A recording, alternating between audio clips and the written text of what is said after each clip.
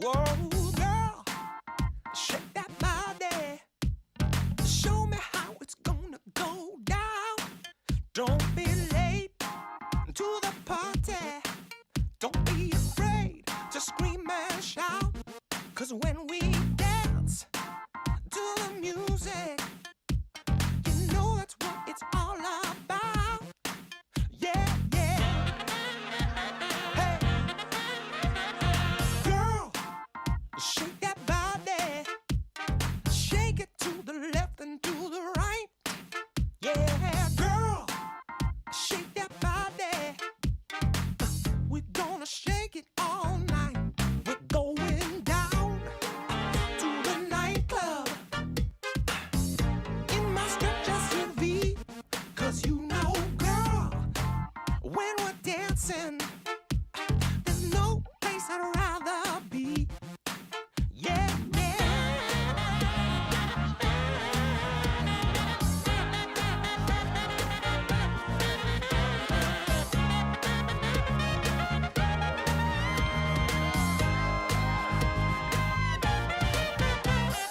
Girl, shake that body. Ooh, girl, shake that body. Yeah. Ooh, ooh, ooh, don't be late to the party. Don't be afraid to scream and shout. 'Cause when we dance, dance to the music, we're gonna know what it's all about. Hey, hey, girl, shake that body. Ooh, girl, shake that body. Oh, girl.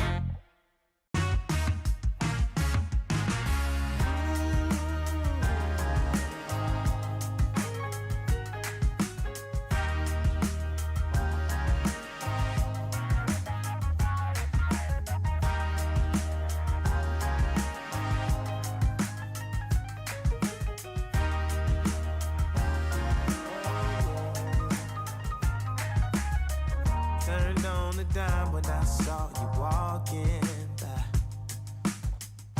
Something about you caught my eye. Yeah. Ain't trying to waste my time, just standing in your line. Gotta take a shot before you pass me by. So you wanna be alone for a minute? Come on, tell me what's on your mind. I wanna know what makes you happy. I wanna know, can I make you mine?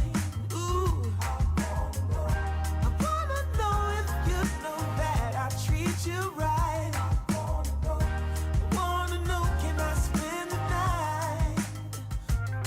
Well, I had my eyes on you for a little while now, but you never noticed 'cause you had a man. Ooh, yeah, and it's plain to see how bad I want you, girl.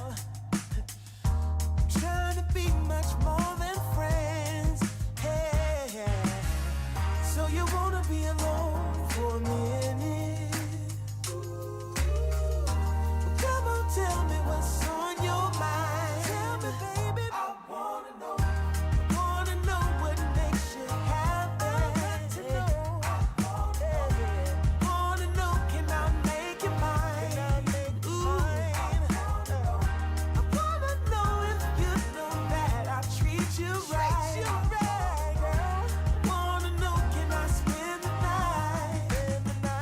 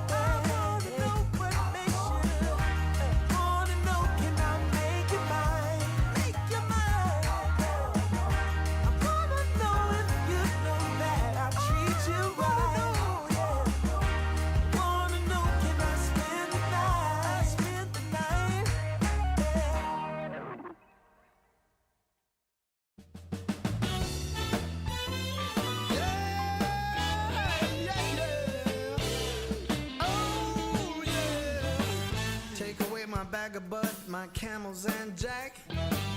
Go ahead and take them all, I don't want them back. Those nasty things mean really nothing to me, 'cause lately it's so plain to see. All I want is you, honey, is so true. Give it to me, baby, all I need is you. Yeah, yeah, yeah. Come on, you can take away my mint Cadillac, take my Harley too, I don't need them back. I got an engine, Lord, it runs so right.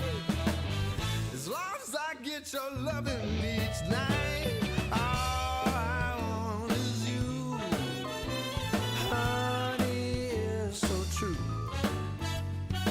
Give it to me, baby, all I need is you. Yeah, yeah, yeah, yeah, yeah. In the morning, well, early in the morning, late in the evening, right around noontime, right about noontime, baby, 24/7. Give it to me, baby, all I need is you. Yeah, yeah, yeah.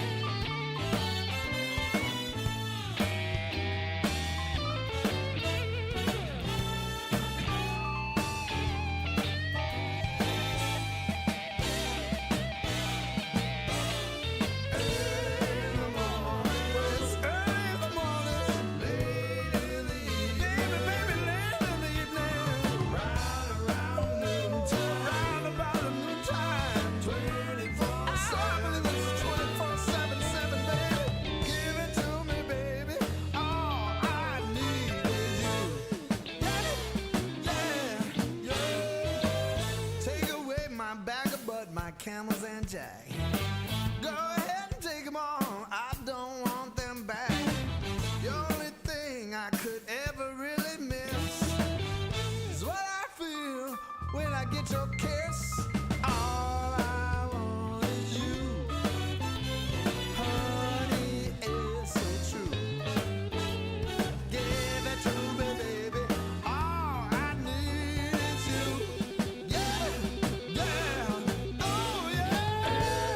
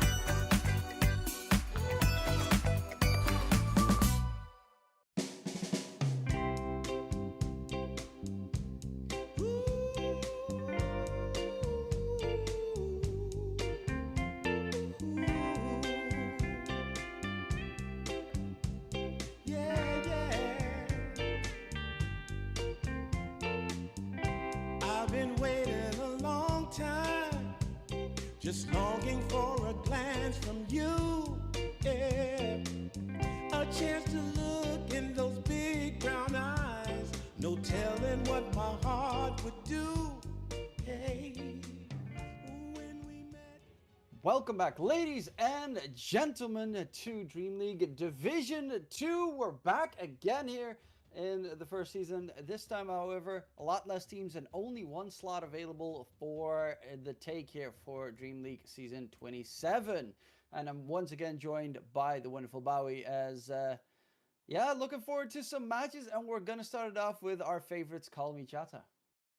Oh yeah, baby! This is gonna be a banger. I can say that we're probably sommeliers when it comes to Komichata. We cast pretty much every game they had in the last, I guess the last Division 2, which was like weeks ago. But yeah, regardless, I think they're a really good team. They were relatively close to qualifying, so I kind of put them as one of my favorites for this one, even though there's only one slot. Yeah, as said, there is only one slot, and there are some really scary teams in here. As we do have, Team Tidebound is obviously a big contender as well. Perito Panzon, I think, will probably have a little bit more of sustained factor compared to the Parker stack that we had previously, as they just kept swapping their safe laner every single game. But here we have the current teams in here, and well, you know, the question is also Team Public. How are they going to be playing? It's a new Puppy stack. With Shad, Xantic, Mangekyu, Jeezy, and Puppy. That's going to be an interesting one. And well, for most of the Eastern European teams, they have played each other so much over the last couple of months. And Most Wanted, Espoiled, Call Me Chat, Team T, 4 Pirates are playing each other in like EPLs all the time as well, CCTs and all those tournaments. So a lot of the Eastern European brawl coming in. But we pretty much only have 2 real out of region teams here with one SA stack and 1 Chinese. Yeah, I mean, it is a very interesting team because, like, at the same time where you look at these teams, you wouldn't necessarily, especially if you don't follow the scene very closely, you wouldn't say that there are like a lot of known players here, but there are a lot of known players, as you said. We have a lot of the best of the best from SA. We have Puppy Stack. We have Chinese teams, and it's hard. It's really hard to predict who's gonna take this one. I feel like we need at least 1 or 2 days of games to kind of get a feel on how the groups are gonna develop. But I am very excited by this match specifically. Yeah, an interesting aspect, of course, is the first place prize with the prize pool involved is always going to be your goal.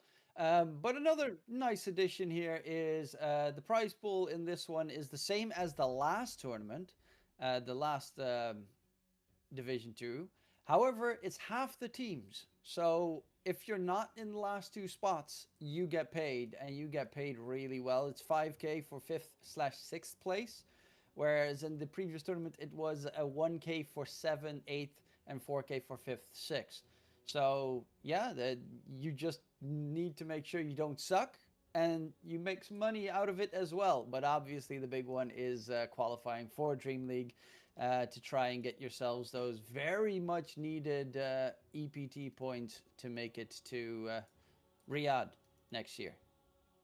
Oh yeah, definitely one of the biggest stops for the best teams of Dota 2. And yeah, I'm very curious to see how things are going to develop here. Komichara, is this the same roster that played the other one, or am I crazy? I Definitely feel 4 of them. I think feel all like of they them are have the a same. player is okay. Maybe I don't remember their 5 being called, not me, but maybe Yeah, he he has has a different in-game name. I think in-game Russian name. Okay, okay. And that's why I never pronounce his name because I bad memory. Yeah, no Uh, problem. but yeah, I think they are the exact same roster as the previous time. They're a very strange roster. They're a very cool roster. They play Void Spirit on literally all 3 cores. That's kind of cool. Rare Gods' is Bounty Hunter is going to get banned every single time, as we know. Woe plays Spectre. That's also weird. I think he also played Arc Warden once. That went horribly wrong. Yes, One of their matches. But of course, we're only talking about one team right now, but they are up against another, and that other team is Most Wanted, which is a mixed stack of Eastern European and Asian players with 423 and Ponlo in that roster.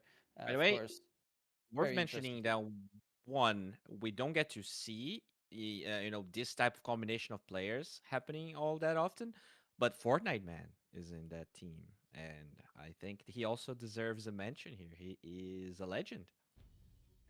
Fortnite Man is a pretty solid player. Play especially when he played in the Passion UA roster. Yeah. Last year, I think it was. That roster, of course, all of them kind of got scooped up by different teams, Yo Wide, Niche, and such. But yeah, gonna be interesting to see how that will go forward as we are getting ourselves ready for the matchup here. Um, the draft is about to start. Has there been any changes really with the meta compared to the previous tournament? Not really, honestly. I've been casting some tournaments, mostly SA though, and I feel like SA is its own bubble and sometimes actually lags behind a little bit when it comes to the European meta. So I wouldn't say they were that big of a change to the meta, to be completely honest. Maybe one hero or two, but overall, I feel like things are things are pretty stale, man. We didn't have a patch for so long. True. And every single time we get a staging notification, and oh yeah, there's something coming, and then yeah, they remove something out of the game itself, or vote on new skins. And you're like, ah, sure. But yeah, the drafting is starting. The bans are coming through, and we see Bounty Hunter removed. So Rare God's never getting to play his specialty here. But I also do like the Naga removal, as we have seen a lot of times that the Naga is so filthy. Yeah, I mean, I actually cast a fair amount of Carry Naga games by the one and only Parker, actually. So he did showcase here is still pretty good in some regions, but in general, that's just a support hero. There's a fair amount of combinations that it's always popular, right? Have your black holes, your vacuums, just overall really good hero. And we might get to see the Husker ban. I feel like that hero is kind of a first phase type hero right now. You can play it 4, you can just brute force it core, even like if you ban the right heroes in the beginning. It plays all 3 lanes now as well. Yeah. I've even seen teams win with a Huskar when they're up against like AA and Dooms, which is the very strange part. Evo first phase. Damn, okay. That's wild. 43, unknown Meeple player. A known horrid micro hero player in general, with all his like and safe lanes and such that he pulls out. DK coming in first pick. Not the biggest fan of that mid DK, but love myself some safe lane DK this patch. Okay, so yeah, I agree with you. I am also not the biggest Dragon Knight fan in the mid lane. I feel like even when I see the hero win, it doesn't feel like it's necessarily because of Dragon Knight. It could have been any other initiating type hero. But now Komichara, they have to make a choice here. What exactly do you want to go for? That Husker is open, but they just grabbed Diaba. I heard that is often first phase ban, so we'll see if they're going to be able to actually play carry. I feel like when you pick it this early, sometimes you're going to have to flex it somewhere else.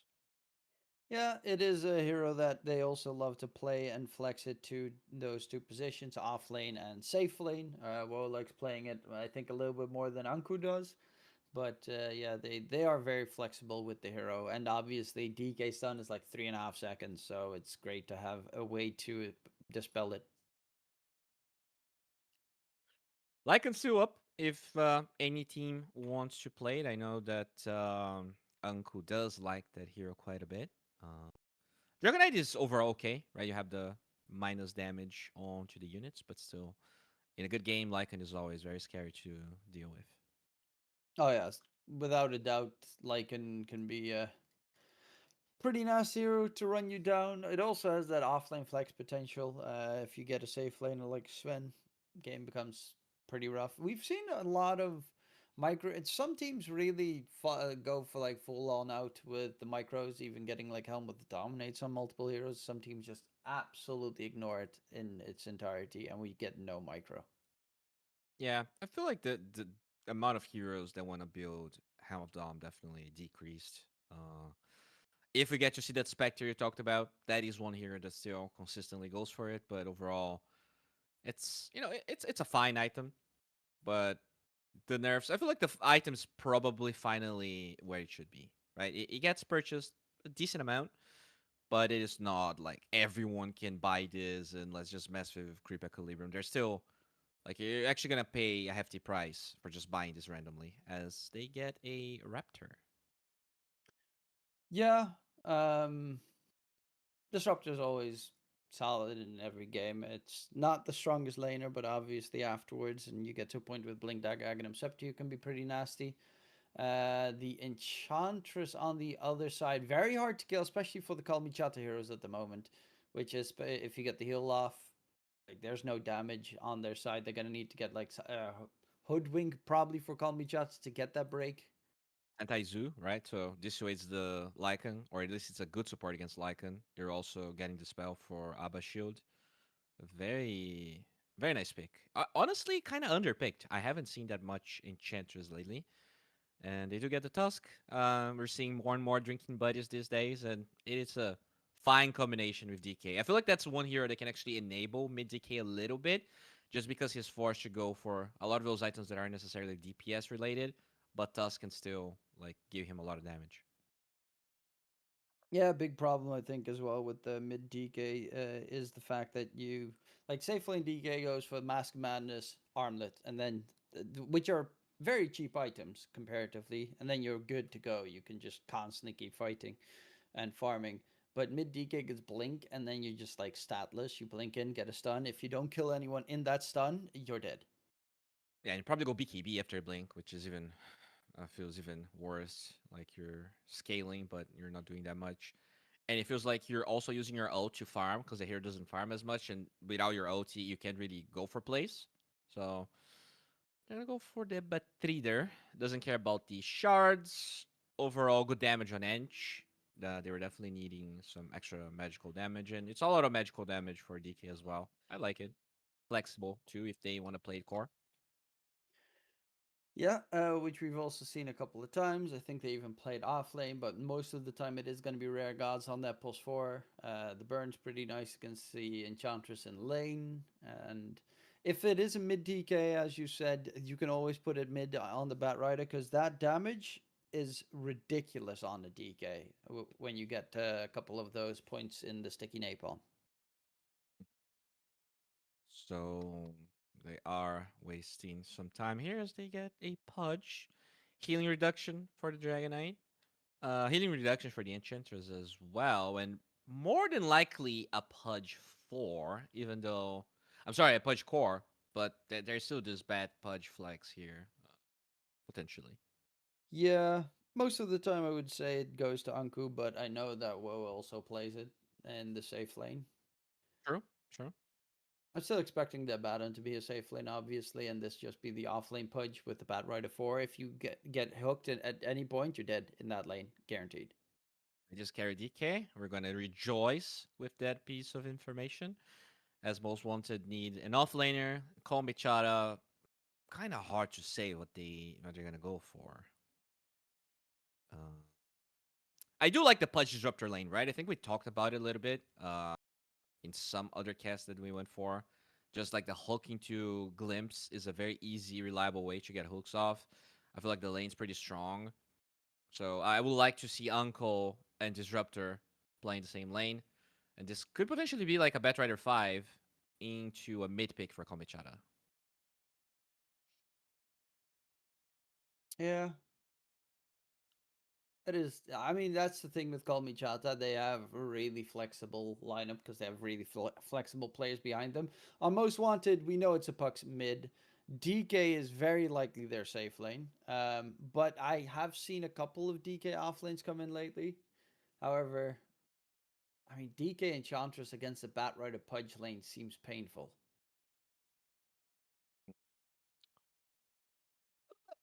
feel like it depends. Uh, I feel like it's not as clear cut. Like Pudge has insane base damage. He actually doesn't mind laning against DK, and you have a lot of burst with Thunderstrike, Hook, Rot. So I don't know. I feel like that lane is playable. You can always go for stacks as well, but they're gonna ban Void Spirit here. Just a usual puck counter. Those two, they feel like there's gonna be a mid pick from Komichara, and I think those two heroes are very good against Puck.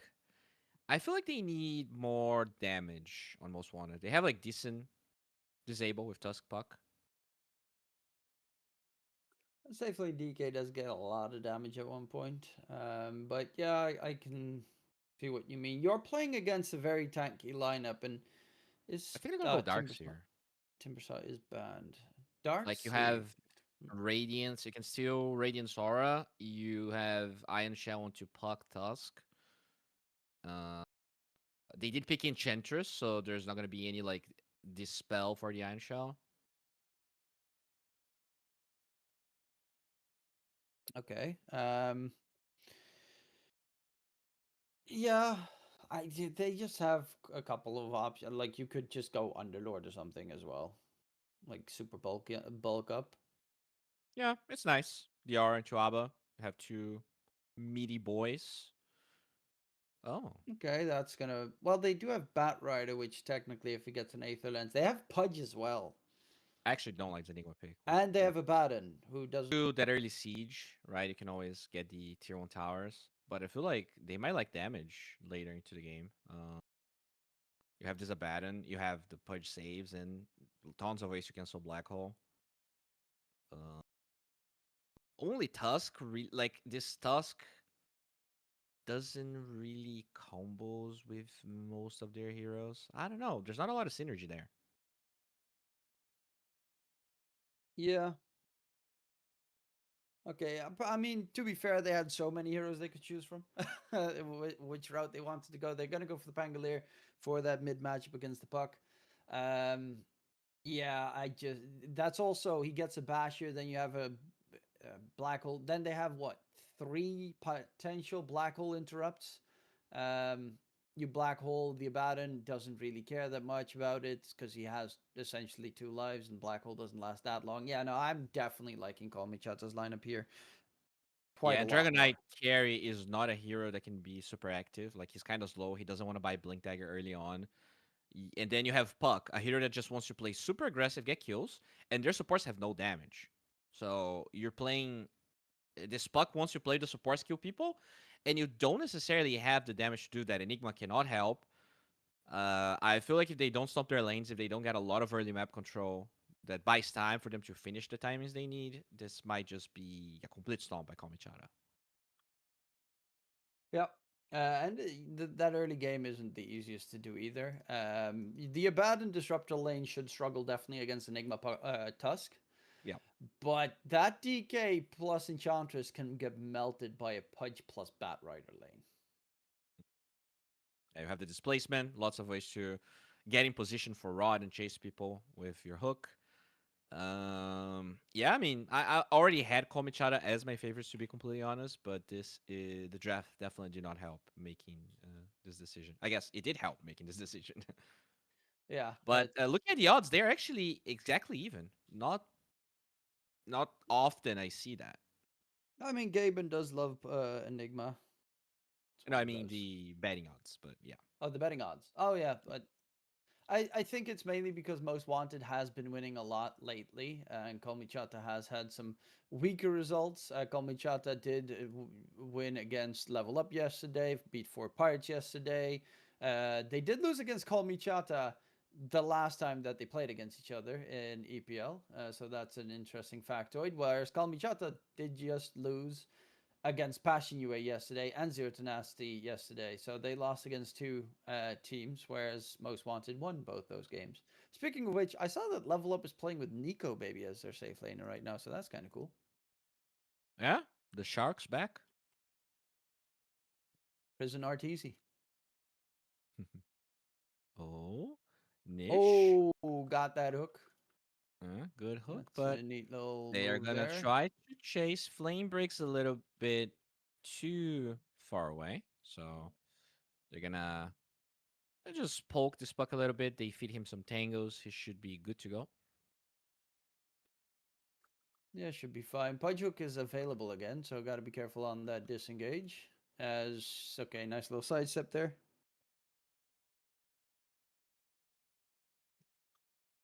And Ryan throwing out a little bit of BM there with the good old classic unlucky. Nonetheless, I do think that that top lane should go in favor of most wanted. Bottom should go in Call Me Chata's favor, and mid will be. I mean, that's normally a 50-50, right? Yeah, this is actually gonna be a pretty bad lane for them because in general, what you do is you get Thunderstrike level 1 on Disruptor to just do the add-ons a bit better. But they did learn Glimpse of 1 for the whole fight that happened in the mid lane. So this Disruptor actually does nothing in this lane. That's a little bit disappointing. And Tusk with tag team is very good at harassing you away. Whereas Anku's already out of mana in that bottom lane. Just having fun hitting them pudge hooks, going for the highlight reels.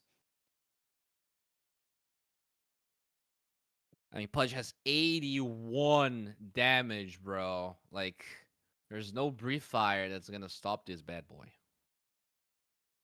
Yeah, did go for the fresh meat facet as a lot of pudges. I mean, only the safe lane goes for the other one, I think. Yeah, But even it's some rare. safe laners still go for the fresh meat facet because it scales so well late game as well. Oh, 4-2-3. Rare Gods wants to maybe go for a bit of a RAS play, but Anku didn't have the hook available. Plus 50 million creeps in the area as well. Yeah, I mean, it's gonna be a pretty easy lane for Pudge. I want to say, like Yeah, he overall, should have no problem in that bottom lane. uh, they also can make some stacks Oh, that I'm assuming. Oh, Rare Gods does get the Flame Break off. Dragon Tail's gonna be used, but he should be still fine. no Pudge level 2, so he doesn't have the good old rot. Oh, gets it though. And now he's level 2, but yeah, the Enchantress is already out of reach and has that attendance wisps available if it need be with the facet. Good use of the level advantage there. Like they knew they were a heading level, so they go for a little bit of a play. They don't get a result, but it's still overall just good lane prowess as the top lane.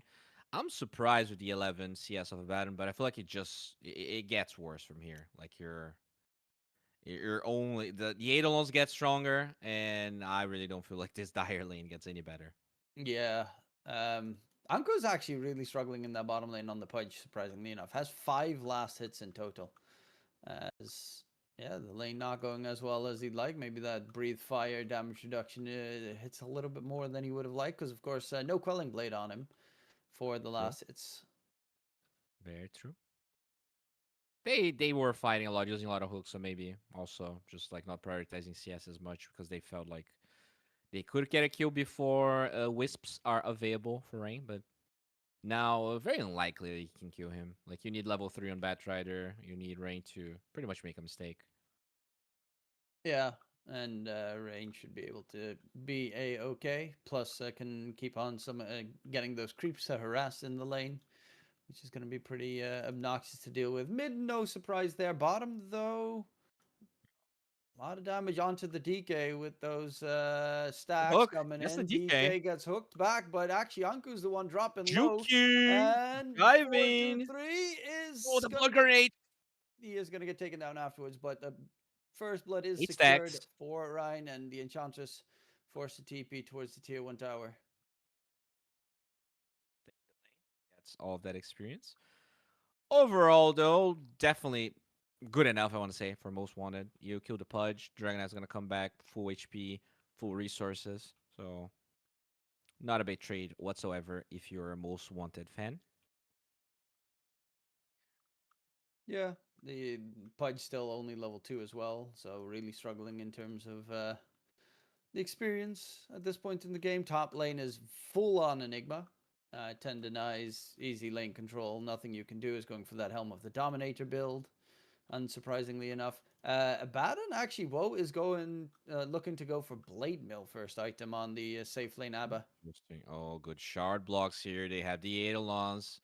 good shield, but still, like this lane only gets forced. And with all of those denies, it means the Disruptor might have a late level 6, which could be a problem here. Killing Puck is very reliant on having Static Storm in the early levels. They don't really have many other ways to control Puck. Yeah, you're not easily gonna get that lasso drag from the Bat Rider. Rolling Thunder is doable. Like if he makes a mistake, you can definitely get that kill secured in the early game. But also like Dismember from Pudge, it's just hard, especially with silences and such from that close range play. Yeah, very likely that it's going to happen. For stacks, not really any stacks in the triangle so far. So teams playing for the lanes at the moment. Yeah, well, the lanes are slightly in favor of the Oh, Radiant on team. to the Oh, DK. They have Rod slow, but Tusk actually snowball. And predicting this then play. Anku dropping low. Pushback from Rare Gods actually pushes the DK away, but the experience does get shared. Rare Gods still with the stacks onto Pond low, chasing Spat Tifa with Rider. the Firefly. 1-for-1 trade coming in between them. Double kill for the Bat Rider in the process, and the Disruptor is being chased away by the level 5 Enchantress.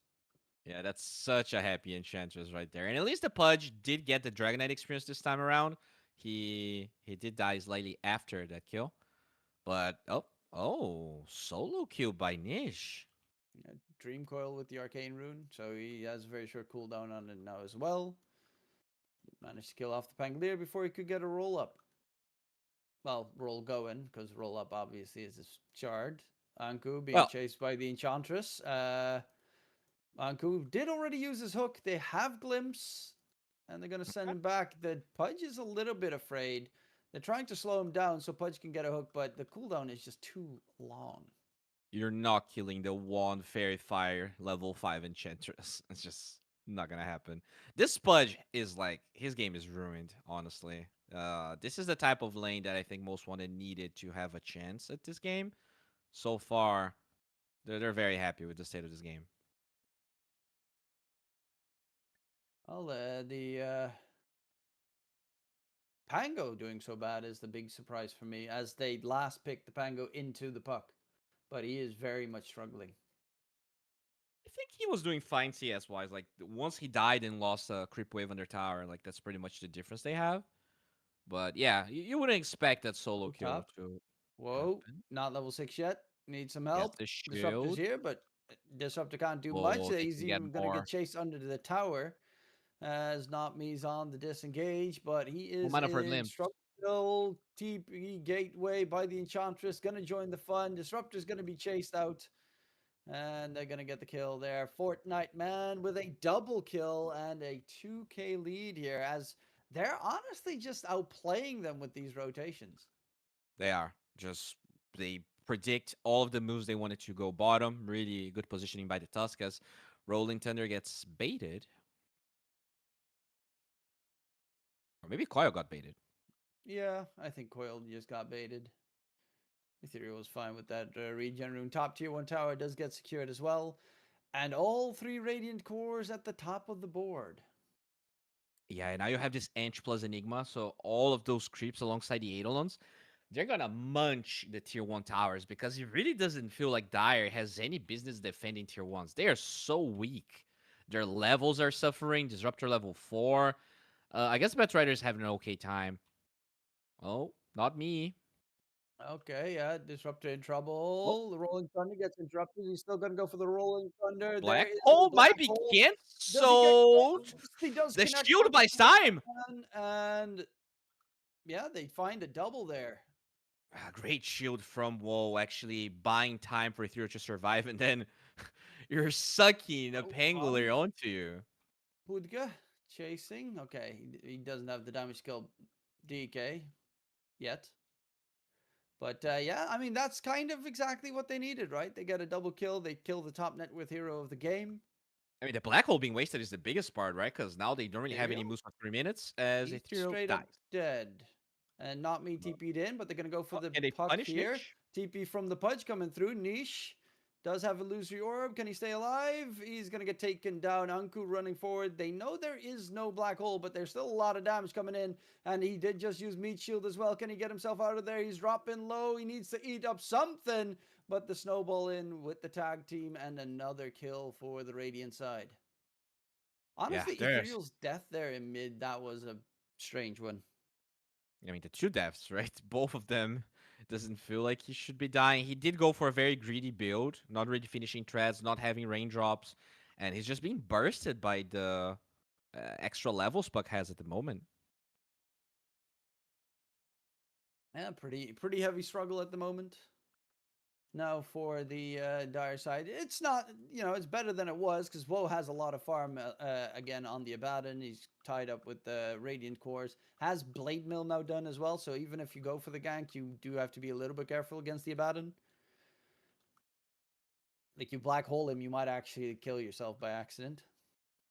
They actually know where Woe is. They scan the area, trying to mess with him right now. Oh, Yeah, he gets does need a little bit blocked. of help soon. Has his borrowed time available, but is going to pop it right now. But yeah, there's no Gonna one ignore him. coming. They're just like, Bo's dead. Gets Yeah. ran down by the creep army. And yeah, I understand that they're struggling a lot on the other heroes, but like this, Rare Gods is just farming at the moment, going for that Bling Dagger. Yeah, he needs it, and this Spudge is too weak to really do that much. You don't have Diffusal Blade done for the Pango, so those are the times that you need to like create pressure somewhere else, so that Woe gets to farm. Ethereal being poked DK here. Mask of Man is done, going for the BKB, not going for the armlet. Disruptor spotted, easy kill on the Disruptor. 423 gets that one. Add into the bank. Fortnite Man drums done after the Helm of the Dominator. The Enigma is huge. Yeah, he is bringing so much more than the Black Hole. Like we were talking about, Black Hole cancel. But if you just buy Zoras and they group up with all of these units and the Enchantress, they're gonna lack damage. Like eventually, I think Dire scales for way more damage than most wanted, but at the moment that is not true. They are lacking. They still don't have Static Storm, by the way. Oh, Puck. Going through Haste towards bottom Rune, with the Haste Rune, going for the Pudge. Does oil spot on him out. one. Pudge in trouble. They They still don't have have level 6 Lasso on though. Disruptor. Pudge gets away. Lasso drag on the DK. 423. Can they finish him off though? He's going to get booped up. They have that snowball save in case it's needed. Glimpse comes out as well. Chasing deeper. Stun onto Ethereal. Swashbuckle comes out. He's going to get a kill onto Ponlo, but taken down immediately thereafter. I think that Lasso was a mistake. Like Puck used everything to go on the Pudge. If he just lassos Puck towards the tier 2 tower there instead of like this DK is not gonna die. You're just lassoing a DK. No one's doing damage to it. I feel like that's a big mistake by Rare Gods. Uncharacteristic mistake even. They Niche do have getting Static forced out. Storm, well not me, but unable to utilize it there.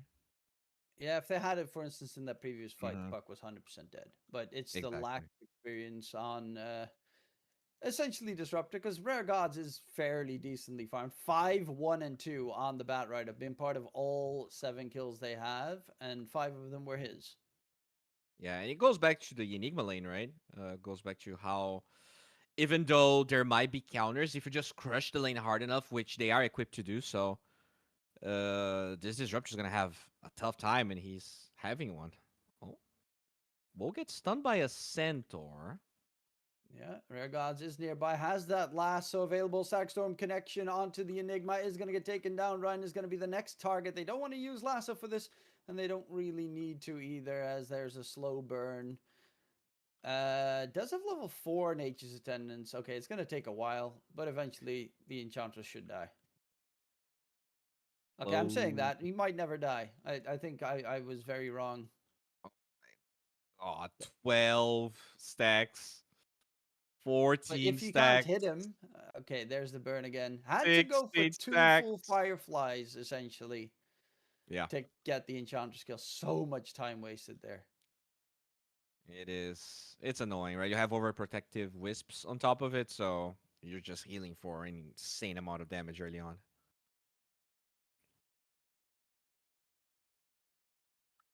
And, well, borrow time did get popped, so 25 seconds still has to be a little bit careful. As everyone's going back to their farming ways, Anku's going for the Ags, unsurprisingly. Ethereal's going for his own Ags, as well. I assume he's going for the Radiant, but hasn't marked up anything just yet. Yeah, I think he is. Like they really need Radiance. They need his Abatus KO right now. He had an okay time considering the Enigma, but it's still he a good Abaddon game means you probably already have Relic, potentially even Radiance right now, as they go for WoW. Does have the OT. Oh, Lasso comes Enigma. in. Fortnite man dropping low. Fortnite man again. A bit too deep, a bit too far, and a bit too dead. Hook not going to be able to connect. Rare God still flying by. Has that blink in a sec. Punlo being chased, trying to slow him down. But quick blink, Blink there out. out from the Bat Rider. There's a Rolling Thunder available for Ethereal as well. Nice silence from Niche. And gets himself the Illusory Orb jump out of there. Aisha is blocked to interrupt any roll chases. But the net worth, it's staying close because Rare Gods is just fat. Dude, he's carrying this game so hard. Like that, the fact he has Blink there, and it's not really known for Most Wanted, is the only reason they killed the Enigma again. And he has so fat. Oh, speaking of fat, Black Hole to save the Tusk. That is Fortnite, man. Okay, while DK is being hunted bottom lane, and DK is very likely dead. Yeah, he's just gonna burn. Yeah. He's dead. And the Pango survives the other fight, so this is terrible This for is Most really Wanted. bad. Just they feel lost, right? Fortnite man dies twice in a row. Feels like he's a little bit impatient. Uses Black Hole terribly. Dies in it allows the DK to die. It's not me. Yeah, they're really Snowball struggling at the creeps. moment. There will be glimpse catch onto the Tusk. And Anku now on a killing spree on that Pudge, slowly creeping up on the net with chart. Ethereal still struggling a little bit behind, but Rare Gods is just so huge. He's almost done with the 4 staff after his Blink Dagger on the +4 bat. Yeah, he's gonna be richer than the Penguin, it feels like. And yeah, Woe is going to go for the Radiance, which you're playing against Blink heroes, so you always kind of want to have a Radiance, and they have a lot of creeps, so the evasion's always nice. Yeah, I mean the Dragon Knight is farming quite a bit, but considering there's Abaddon is joining fights, I mean actually 3 deaths on the DK, right? That's kind of crazy. I forgot he died twice in the laning stage. So still very impressive that WoW is keeping up in net worth, considering DK has been way less active in the game. Well, Fortnite Man is going for the Blink Dagger next, and that is finally a tool that makes the Radiant team. They are okay, scary, but DK. Okay, he has the BKB now on the DK. They have Lasso. They have Pudge ulti. They have Hook. So they have multiple ways with dealing with BKB. I don't know if I like 423's BKB. It's so whirly. They're gonna try. I guess they really want to try and overwhelm Dire here as they get a good Warrior Punch. Yeah, Ethereal is Swashbuckle just going to though. Rolling Thunder and roll in onto the Tusk. They're trying That to keep is him alive. The Lasso Drag comes in and they get a kill. So they did nothing. They just gave a free kill there to the Dire team. so weird. And they go for that play with no Black Hole. This Dragon Knight that's already having like a subpar game, considering he's been free farming the whole game. And now he has a BKB. Like that doesn't even allow him. Like if you could say that okay, he has a BKB, he can farm anywhere, and he just BKB CP away and does the Nightfall. But no, you have 2 BKB piercing abilities already. Like he can be ganked. To interrupt TPs, so yeah. 2 of them are even short cooldown with the Pudge Dismember and the Pudge Hook. Yeah, yeah, they have 3. If you that's. I don't know. We'll see if he. I mean, Dragon Knight can always farm very fast, but I feel like this Abaddon is gonna catch up once the Radiance is ready. Which, by the way, he lost his relic. Oh wow, that is so sad. That is, That yeah, is so incredibly painful. Does a give away the lot of Devil blunders. Observer Ward, but yeah. Yeah, definitely gonna Anku's close reduce to his his Aghanim farming speed. Scepter, Ethereal as well. Batrider's going BKB next, has his 4 staff now done. Oh, niche. Static Storm Connect Field. Yep. Oh, the snowball save. But it's towards the Abaddon, so he's still in huge trouble. Flame Niche gonna break. get the jump away. Rare Gods chasing. Needs the right click. Rare Can he Gods. hit it? Oh, Niche gets Oh, the away. blink out. Oh, he should not have gone away there. Oh, that was huge. I mean, Polo though, clutch save, allowing the puck to stay That was alive. They might such an still. amazing save. Ethereal, they know he's there, Ethereal. and they're going to go in. There's a blink Blink. away from the Enigma. He's running in to get a possible black hole, but he's getting covered here by Ethereal, who now is out of his Rolling Thunder. Needs to be careful because the DK does hurt pretty nicely. Okay. Good hook to get him out of harm's way, as there is no blink chase on the Radiant side. But Tormentor is up. Rare Gods is on division. And Rare Gods, Dream Coil will die, which will mean... Oh, actually gets the TP away. I guess Dream Coil doesn't snap then? Weird. It snaps once he teleports, but yeah, like he takes the damage and snaps, but it doesn't stop him going through. I thought he'd be like dead though from the damage there. Nah, he's a tanky boy. Has 1500 HP, my dude. Not really that tanky, but I mean, he's more HP than the puck. Like he's 400 more HP than a core. yeah. He's the same HP as Enigma. Okay, okay. I mean, in this patch, I'm used to like centaurs with like 3k HP at 20 minutes. Speaking of bad tanky boys, there is an eggs now for Enko. So this DK will struggle. And I mean, this Enchantress, her days are doomed. Things are going to be much easier now if you get your rot on top of her. And they're going to smoke here. Not me actually recovered in levels tremendously. He's 2 levels ahead of Polo, level 11 after just surviving all of those fights. DK also has his Chrysalis now, so the lacking damage they had now has been fixed. Okay, Rare Gods gets the lasso on lasso the drag, puck. Static Storm Static connect Storm. two, and that is huge. There is an Enigma Black Hole play potentially, but they gotta run. They gotta dip. They gotta lose the Enchantress there, as they will lose 3 in the process, and that's right next to Roshan as well. Do they have the damage to kill it though? Have Radiance and Pango, bro. They can easily do this. Yeah, but the thing is, there's always Enigma that you have to be having eyes on in these sort of It's situations. Three Heroes Dad. There's no way. Like, he's gonna throw the game if he goes for this. This is just a huge comeback from Komichara. Now that last, again, Rare Gods, Batrider spots the puck of all heroes as well. Drags him in. Snowball comes from the tusk to try and help. Static Storm right next to them. Not Me now has the Blink Dagger as well, so we'll be able to always get those good catches. Is gonna like Puck needs to get a BKB. There's no other choice. Yeah, that's the thing, right? I feel like Puck should have got the BKB and Dragonite should have been just farming the greediest way possible to make sure that once he joins fights, he was going to be a threat. And what happened is that, yeah, sure, the DK is joining the fights early, but they were fighting in such a poor way, I want to say. It was not elegant. They were just like diving people under tier 2 and forcing fights and just getting punished over and over again.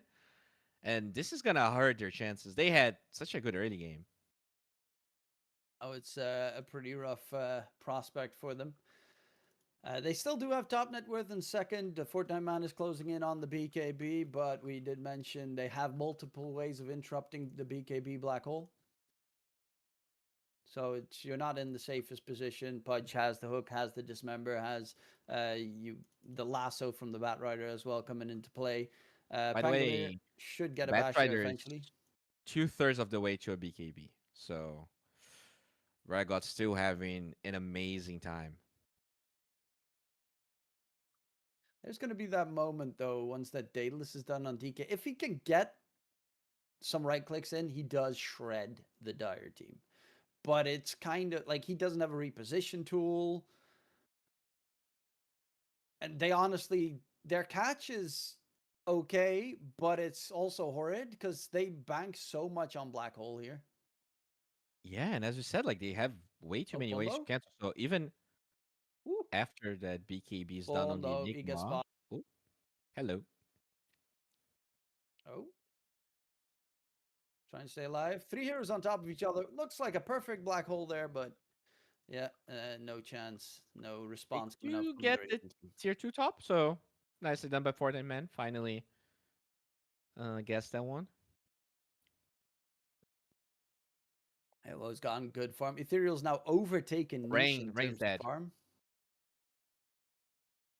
It's a lot less healing this time, but still pretty nasty. And Anku, okay, lasso drag back towards Anku.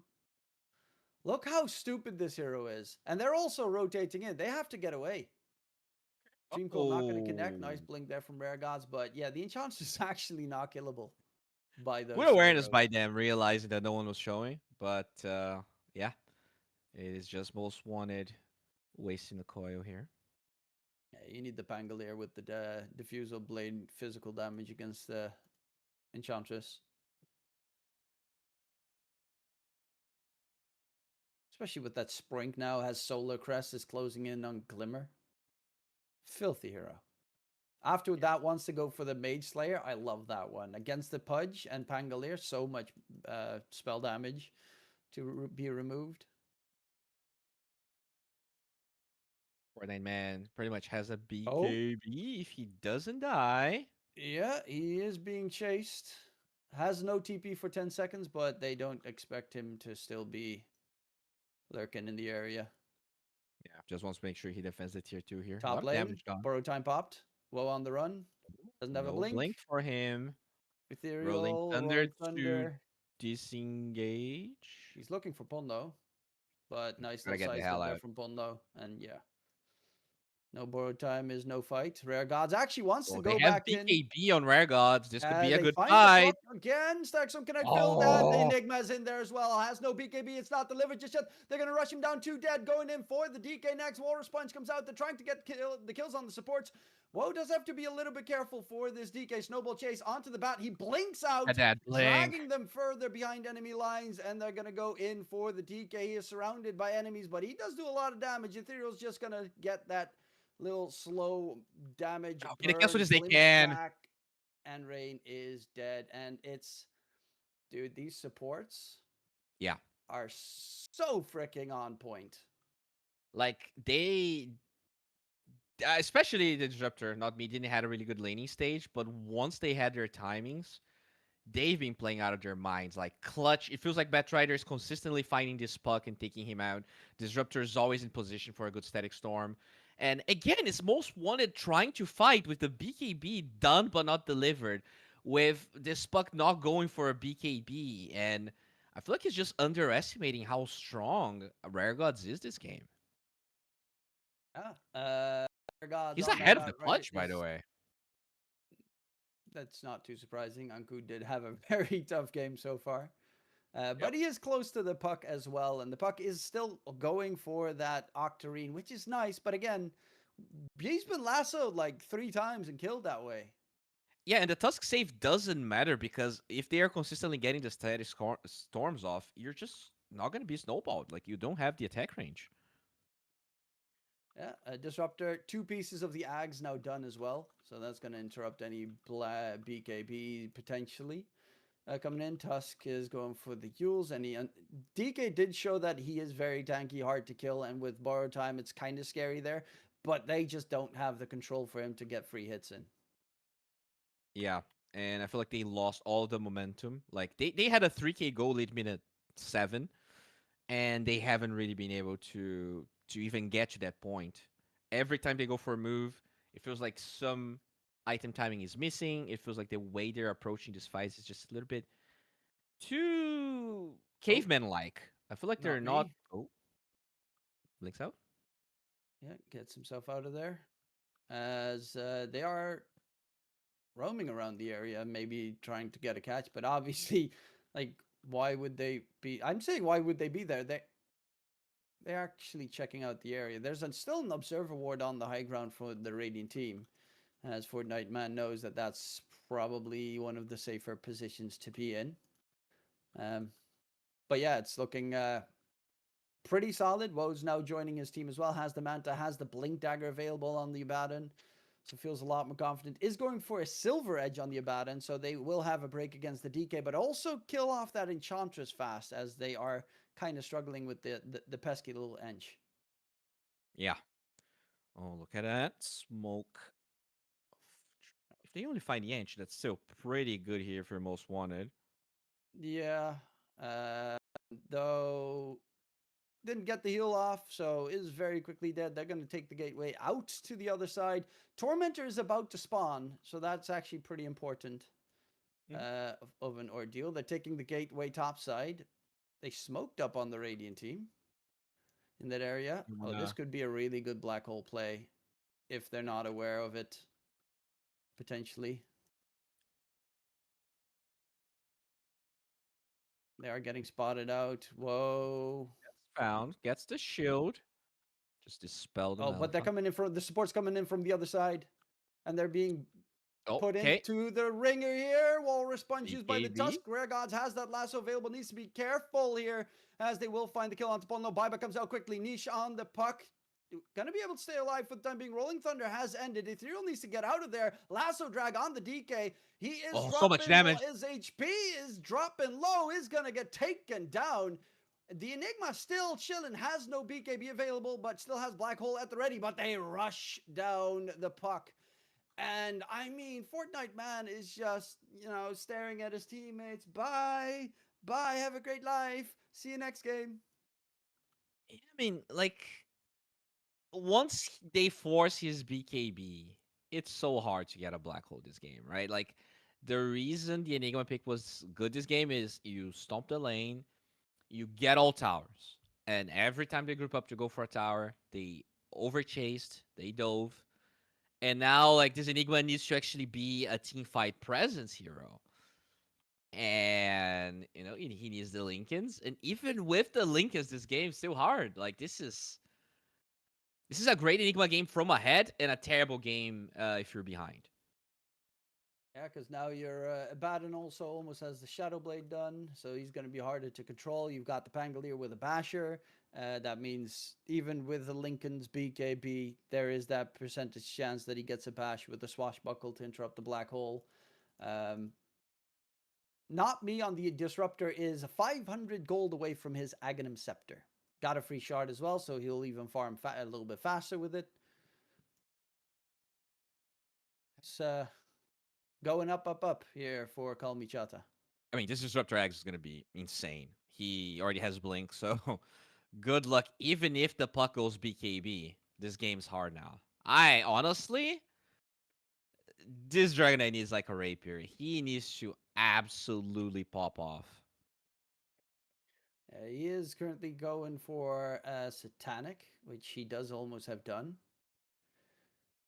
Could definitely help in the fights, but it's like they're killing everyone around him, and then when everyone else is dead, they turn their attention to that. And it's so easy to kite him. Like you have Glimpse, you have Hook, you have Flame Break. He didn't turn off his Radiance, so they saw the creeps walking. They also have a very nice observer ward on the Radiant side there. Okay, they're going for Roche. The Eidolons are going to reveal they are nearby. Yeah, this is a very risky one because that is an area that you want to get that big black hole play going. Not still me. have this Bat Rider though. Spotted. There is no Disruptor in trouble. They do have the Static Storm cost, but it's not going to be too effective. Pudge gets the Nom on the back end. Puck is dead. Burrow Time did get used in the process. Rare God still has Lasso available, and he's going to drag Ponlo in for some fun time. As they find a second kill going in for the Pangolier here. They still have that BKB Black Hole potentially. BKB used by Fortnite Man. Ethereal is not in control here.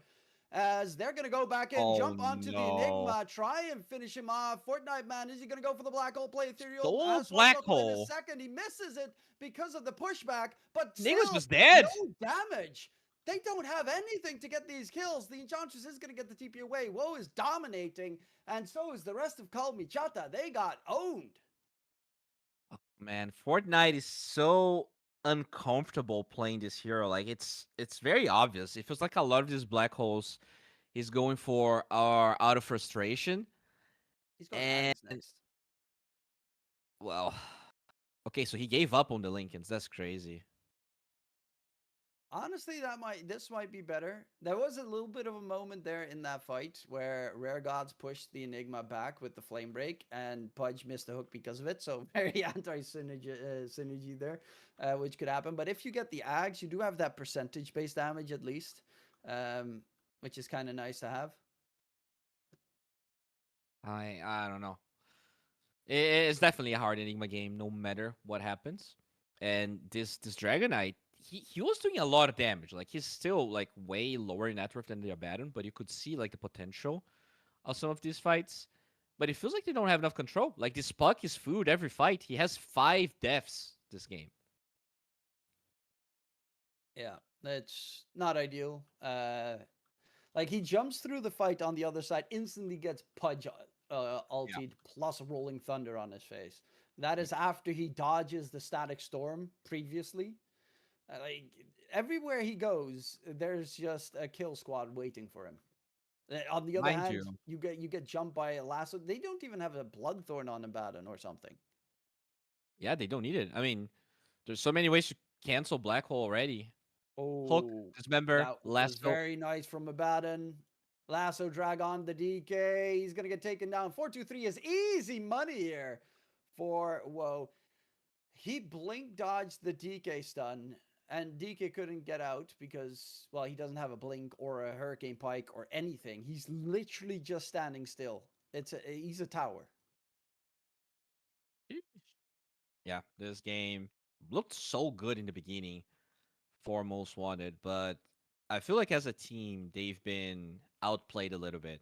I think Like, draft wise as well. I mean, we called it, right? Like, this is a terrible Enigma game. Puck dies in mid once more. Static Storm, Kinetic Field combination. Yep, easy pickings. But yeah, the Enigma pick is just that one is the one that baffles me. I mean, they could have won this game. Like it was supposed to stomp the lane, and they stomped the lane, and they did build the right items to just get the towers. I feel like they just didn't execute well. So maybe you I mean, know. I think it's just Rare Gods. For that man. Hello. Ooh, didn't get the lasso there in time. But yeah, I think it's just Rare Gods. He owned that early game so hard with that super fast blink dagger timing. Like every core of his was struggling, and he comes in with the early blink, drags back the puck for the disruptor to kill. A Fortnite man died twice top lane, very far out of position. That really gave them an opportunity to get back in the game. Ethereal going for the TP out, and he's gone. But he has bots now as well on the Pangolier. Plus, still has that Aegis. Almost on what the Octarine core. Like everything's looking so good. I love their item choices as well. Rare Gods almost has the Aghanim Scepter, which means that you don't actually have to lasso the Enigma, for instance. You can just lasso a creep next to the Enigma. Yeah. And I mean, it's not like he even needs to really care about it that much. As we said, Basher on the Pango, Dismember, Hook, Glimpse, even the Static Storm Ags. There's so many ways to do that as BKB. DK force pop the BKB. He's going to run away. I mean, that's terrible. Like, you might just be able to go high ground now. His Dragon form is also used, so you know about all of this.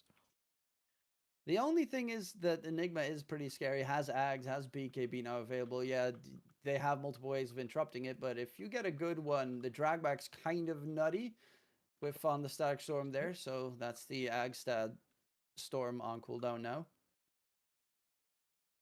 Still, though, you'll have 2 lives on the Pango, 2 lives on the Abaddon because of the refresher. This is still going to be incredibly hard. They have no break for the Abba. They have the banner. Lasso drag, Enchantress gonna get broken, and then it's an easy kill. And with that extra level 25 talent, Curse of Furnace attack speed bonus, stuff hits very fast.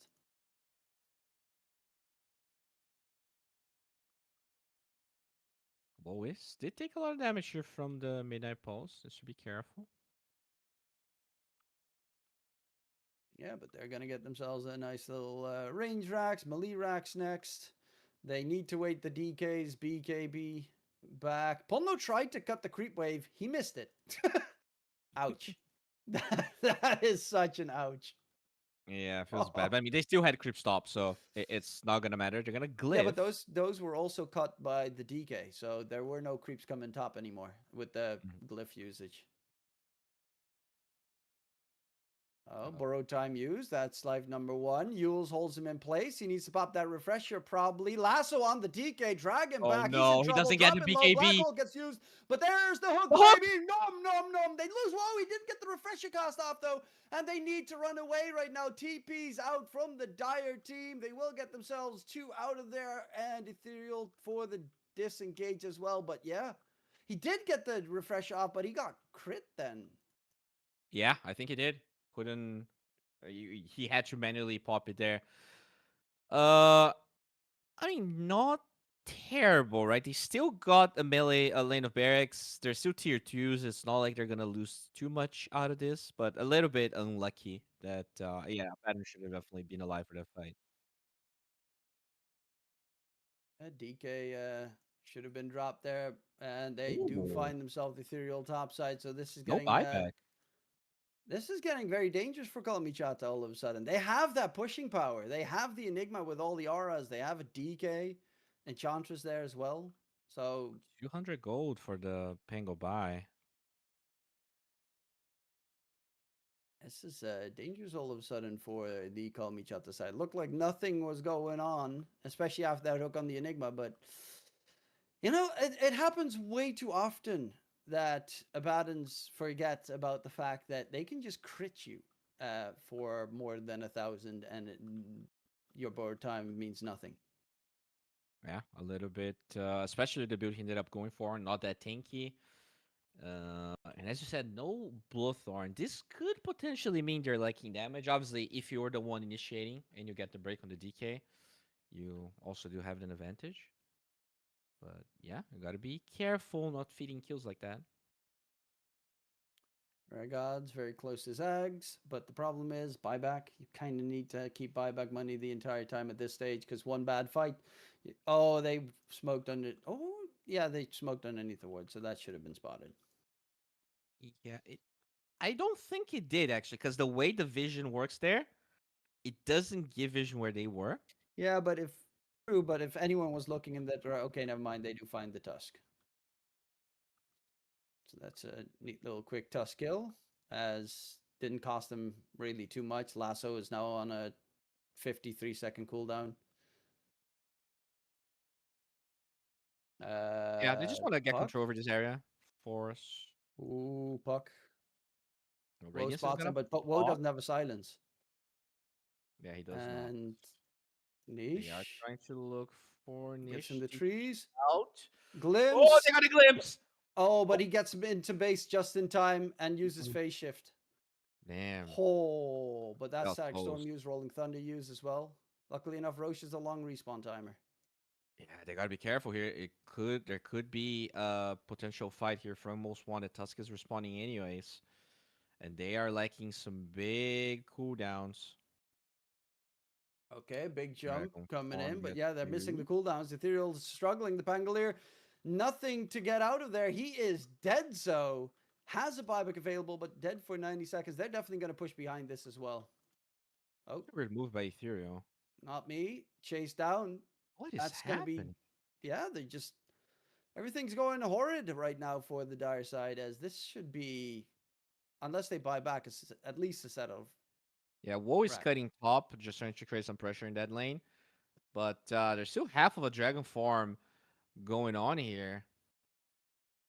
Rolling Thunder is back in one. You have that lasso available. Jump Pudge gets in engaged. onto Pono, just drag back. Anku is going to get the hook in and going for the Really good Enigma hook. here. That's the big target. You want Storm Connect Field gets the catch. No BKB usage from the DK coming out. The Enigma is almost dead. Dead's taken out, but the Pango is stuck. Dieback on Pango. Back immediately. Going in for the DK here. The Baton pops his first life. There is no Elder Dragon form anymore on the DK. Chasing from the puck on the back line. Black Oh, hole Black use Hole. on the Abaddon. He's silenced. No, they can't crit him enough, and they will get themselves the disruptor in the process. Rare God says he have anything left. Fortnite Man dropping low. Everyone bought back for this. They lose the Enigma for the second round, as Anku is going to go for the Nom Nom on the Enchantress. That will be taken care of. Gem is on deck, but yeah, Ethereal getting stuck there in the Rolling Thunder, That is absolutely painful. that is crazy. But at the end of the day, I mean, this is still very good for Most Wanted. They forced a buyback, so they know Pango doesn't have it for the next fight. At the same time, though, Roche is gonna spawn, and there's not gonna be any black holes Oh, unless you Rare get Gods, kills. Bat Rider. That's another kill coming in. Yeah, and it's Hook finds oh, the puck. Niche gets He caught cancel it. here. The Pudge still very tanky at this stage, but is he really? He's gonna get run down. He's dead. No buyback on the Pudge for 120. That's a dieback. They only have left standing. And they're looking for him. They're going to control him. He has borrow time available in a second again, but there's an Elder Dragon form DK running his direction. Gets Blinks the out. blink out. Can he get the TP away? Behind the trees, and he gets out in the nick of time. But this game, everything from Call Me Chata is going absolutely dreadfully wrong. Yeah, it feels like the past 5 minutes have been awful for them. They got the barracks, and then after they lost that fight, which honestly they shouldn't. Like it was so unlucky that they got created. They've been making mistake after mistake, and now this game is literally even. It was a 16K goal lead. Yeah, the game is tied again. Niche on that puck now, top net worth as well. Has the Aghanim Scepter finish with the Shiva's guard, so very nasty puck to deal with. They're going to get themselves a refresher plus Aegis, Banner, and Cheese. So a lot gained here. I don't really think you can do anything to disrupt it with Anku still dead And you know for what? 50. You mentioned the lack of Blowthorn, and I really feel like the Silver Edge was a big mistake on the Abaddon. He bought the Blowthorn now, but there were lots of fights there where I think if he just had Blowthorn, Yeah. they would have won the game. The puck would be dead every single time Yeah, you hit him with the silence. Like that exactly. fight previously as well, where the Pudge catches him, you silence him, he's dead. Oh, jump in, Ponlo. Break There's going to be a the. two-man Lasso That's Dragon one with too. supports. Where's the Can Static they Storm? get quick kills? Lasso to the high ground, snowball in, going in Oh, on the they find on disruptor, me. though. He's going to Blinks blink in out. aggressively, looking for the backline puck. Can he get the catch? Static Ponlo Storm. is dead. Black Oh hole gets used no, onto that's the Abaddon. awful. But this might be enough with the refresher from the Enigma, and they do find the Abaddon. He does not have the money for a buyback available, and Disruptor's also going to be dead, and Rare Gods chase on the high ground. They have nothing on the dire set left. They have the Bat Rider buyback. They didn't, they killed one of the two supports. They were looking for the cores in all of that with the Static Storm kinetic field catch, but they should have just killed the supports there. Yeah, they could have easily two-man Static Storm, and then he Static Storms the ground. Puck still blinks out of it, and they just double black hole this Abaddon that has no buy. Which, to be honest, they weren't aware, but you can probably guess because of the Blowthorn purchase. Yeah, and they're gonna ping tier 4s, and It's over. I don't think I, they can. I don't think they can defend either. I mean, Like, there's a maybe with a double really lasso, good but lasso. I guess yeah. You maybe wait for the disruptor as well, right? If you're gonna go, you can Yeah, buy but 20 seconds, I they, think. they have no fortification. The melee racks aren't being killed. Oh no, they're gonna go first. They're gonna try and Okay. keep. And that is borrowed time gone. Pudge BKB on pops the Pudge. BKB. Lasso onto 2. Where's Try the and get Static them Storm? back. Static Storm is coming in, but they're not grouped up together. He's going to throw it onto only the Enchantress, and they lose the Disruptor. Fortification is up again because the Melirax has just been taken down. Ponlo is almost dead. They call the GG. And it is game 1 for Most Wanted after a horrid throw coming out from Call Me Chata there. Like, I cannot name it anything else but an absolute fumble. Yeah, I mean, you can say the Most Wanted did, benefit and utilize well the mistakes that were made, but as you said, they had full control of this game. They could have played so much better. They could have disengaged. They could have just wait for Roshan, and they kept feeding kills. They bought back. Very unfortunate, but this is what's beautiful about Dota. Sometimes you can know everything, but still just lose the game. Yep. So that was a first game that at least gave us a lot of beautiful highlights and also a couple of lowlights. as most want to take game number 1. But of course, this is the best of 3 series. We're going to go towards a short little break, and we'll be back for game number 2.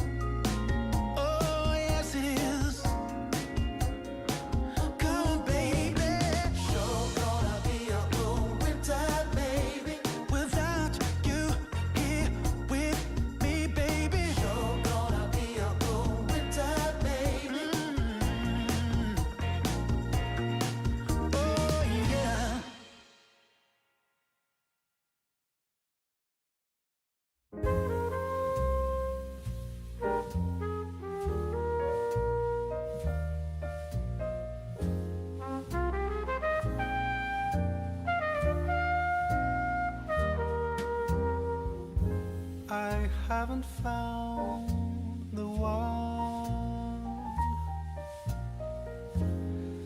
I never knew what others do. I hope and yet again, what do I know then? I believe it's all meant to be. All my dreams are so out of reach. I fool around, but we never know. I fell in love, but a long time ago.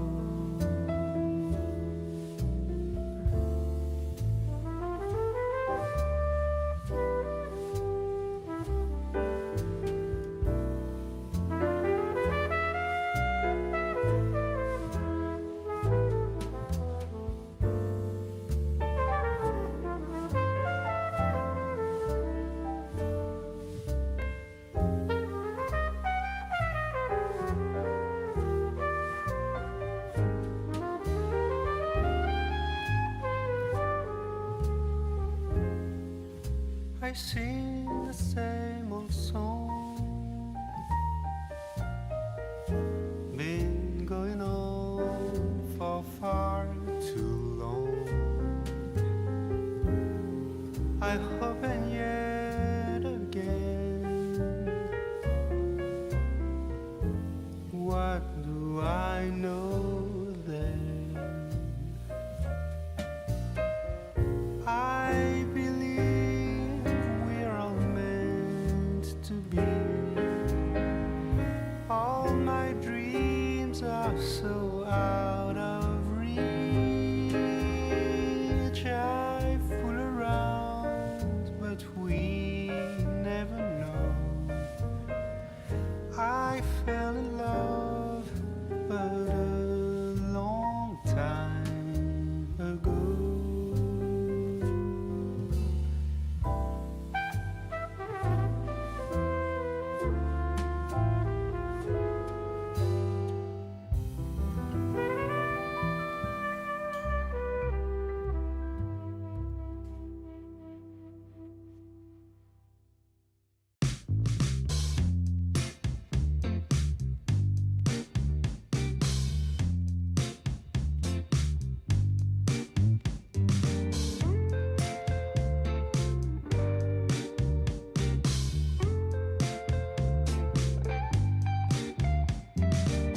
Well, I can tell just by the way that you're smiling that you're still unsure.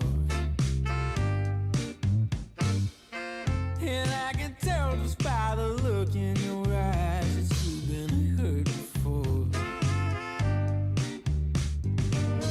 But baby, no one can promise you forever. Right now I only know that we should be together.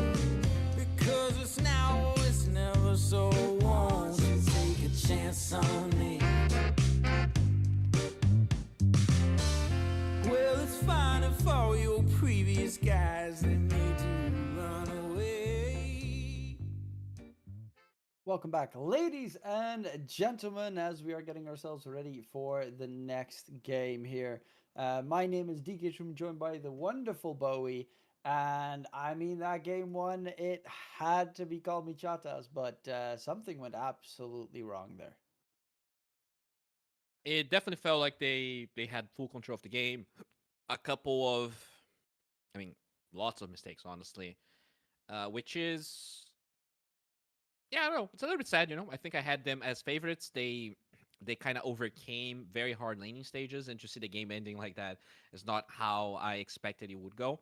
But once wanted, I think they were able to also, you know, there is some merit to them winning that game, because I definitely felt like Fortnite was a little bit tilted for more than half the game. And then when he actually came to it, he did get some really good black holes at the end.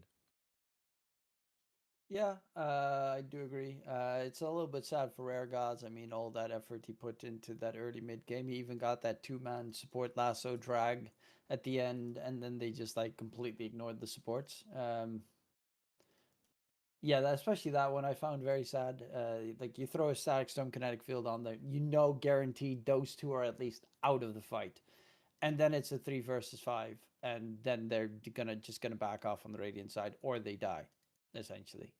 Um, so yeah, I think a little bit of a mistake there trying to catch the puck and then whiffing that completely, and then well, they got completely ran down at that stage in the game. And it also goes to show that so many Abaddons need to understand that just because your ulti pops the moment you hit 400 HP doesn't mean you always hit 400 HP. Yeah, not only that, I really feel like his itemization at the end was not ideal. We talked about it, the Silver Edge. If he just had Bloodthorn, that game was probably over, even if he got created there, because I think the game would have already been over. They would have just overpowered so many of those fights. It's a little bit unfortunate that it didn't end up going the way they wanted. As now we do have very similar, but I guess Shadow Demon first phase is a little bit uncharacteristic as most wanted. They won, so they feel like playing the DK again. Okay, I can see why they would go that route. It worked to a degree. I wasn't a big fan of his item build. I think essentially, and it didn't really do too much. Like if they had Bloodthorn, they'd kill the DK 17 times over with that attack speed. Because that's also the big problem with the Silver Edge. Once they got to the Radiant base on the Kalmichata lineup, there was no push. They had, they were lacking the attack speed buff that the Bloodthorn would give you. So they want to force the Batrider, huh? They're impressed by Rare Gods, and they're gonna give it to him. I actually do like that. Because their response was what? It was Abaddon, right? Uh, Yeah, yeah. I think they picked DK into Abaddon. So I feel like this is completely reasonable. Sure, it's gonna be banned, but I feel like WoW has a really wide hero pool, whereas for Rare Gods or all a lot, it makes a lot of sense to give it. Like he's definitely playing out of his mind with Batrider. Yeah, I think that's a very scary one to deal with. The Rare Gods bat, but obviously they also have the flex for Ethereal in mid, and for Anku in that offlane position with the Bat Rider that they could go for. Um, yeah, it was also a couple of those previous game fights where the Pango just got stuck in classic Pango fashion in like the world's worst positions and just couldn't get out, even with the shield crash. Yeah, there are a couple moments like that, but overall, like considering he got solo killed twice in the mid lane, I still feel like Ethereal played really well. He really came back hard in that game, as they are potentially going for the same lane. Um, assuming that there's a higher chance most wanted wants to play carry DK, and I think they're right. Like we agree, mid DK is pretty garbaggio. Yeah, and if you put mid DK, then you put mid Bat Rider against it, which is going to be Yeah, really hard for the DK to lane into. I agree. We're just going to get a carbon copy of last game, but without the Disruptor and the, well, who else got banned? Abaddon. Abaddon, yeah. Okay. So let me give you a stat right here. Can you guess what is the win rate for core for carry Dragonite? 58? 55. Hmm. Surprisingly, very surprisingly, in high, in competitive Dota past few couple weeks, mid DK has a higher win rate than carry, which is very surprising to me. With even more games, to be completely honest. Okay, that's definitely It's kinda, surprising. yeah, I feel like I watched all of the losses then because Yep, I think it we is get not all of them. the perception I had. Like the only reason I see like a DK be successful is he's up against Puck. That's Yeah. like the max, and then afterwards I just see him blink, DK stun, BKB die.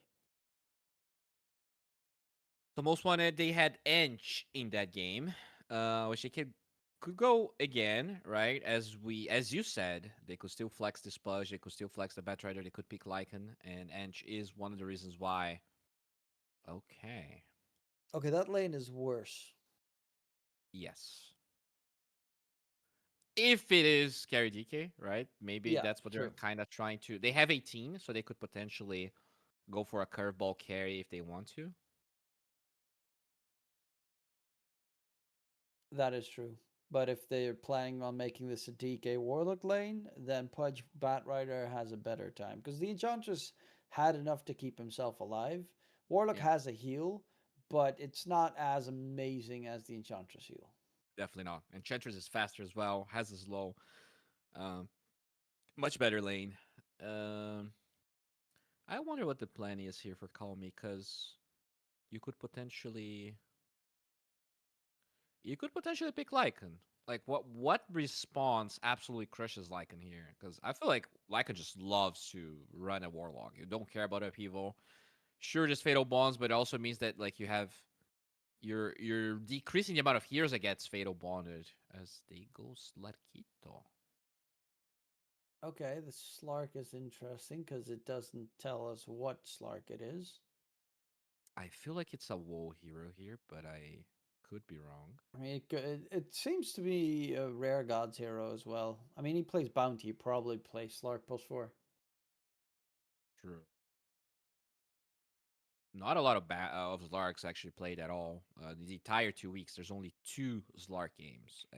Both of them are wins, but very unorthodox hero in competitive at the moment. Yeah, Saxa probably was the one that played it. Yeah, I know he played one. Yeah, I saw it with Yandex, and then it's like the Helm of the Dominator shenanigan thing. Pangolier. So, like, I still don't know what Kalmichata's lineup is supposed to do. Like, who plays what, except for. Well, no, not even the Pangolier is 100% guaranteed. Yeah, it could be like Carry Pudge, Slark 4, could be offlane Pango, mid Pango. Definitely a lot of wiggle room for what they have going there. Could be It is Batrider super greedy 5. if this is a Bat Rider mid, because then you have, like, what, Pudge support, no Slark +4. God, this is so weird what Kalmichata's going for. Enigma again, okay. They have, again, three of the same heroes that have well, two of them have BKB piercing interrupts of the black hole. I mean, this is such a rerun of that game. Like they're just substituting the heroes that It's were to like a pick. So shard. both, uh, yeah, Shard's good here. Can get some heal on top of the black hole units. I wouldn't put Mm. it past them if they just make the Slark safe lane, Bat Rider mid, Pango off lane, Pudge like support, and you get a silencer, and then Enigma's useless or something along those I mean, lines. Enigma's is already useless. I feel like Slark actually gets Yeah. destroyed even harder than a bad dating game Yeah, mode. okay, maybe get something that lane you get Bristle or something. Yeah, I think this is very likely a support Slark now. I don't feel like you can necessarily play carry. Like you can, but I feel like you're shooting yourself in the foot. It's not that good of a matchup into DK, and again, you're gonna have Woe starting the game just crippled. Or go for Bat Rider safe lane. Yeah, I I think they know. might just go Arc Warden like some crazy. Like they have 24. They're gonna go for something crazy. I think. Let's see. Monkey is still available. That's good against Enigma. Yeah, I Monkey might be the honestly, better one. I would love to see the Bat Rider here as the safe lane because it shreds through DK. It laning wise, you don't care about the Ice Shards block or any of that. So it is carry DK. They do go for Quap. I mean, I guess you could flex it, but honestly, I feel like it's just mid DK here for 2-3. Safe lane Um, DK. yes, yeah, safe lane DK. Call me Chata. What do you do? Oh, Go for the Dusa, and yeah, I mean DK safe lane is pretty okay against Dusa because you have stupid damage. But that's like the max it gets. You have okay damage. It's not you have great. another black hole cancel. You don't really have a lot of burst damage, right, for this Dusa. It is going to be very hard to kill the Dusa. Um, very, very hard to kill the Dusa. It's You also a have Bat ways. Rider +5 this time, so it's a Bat Rider Dusa lane. Kind of cool. Yeah.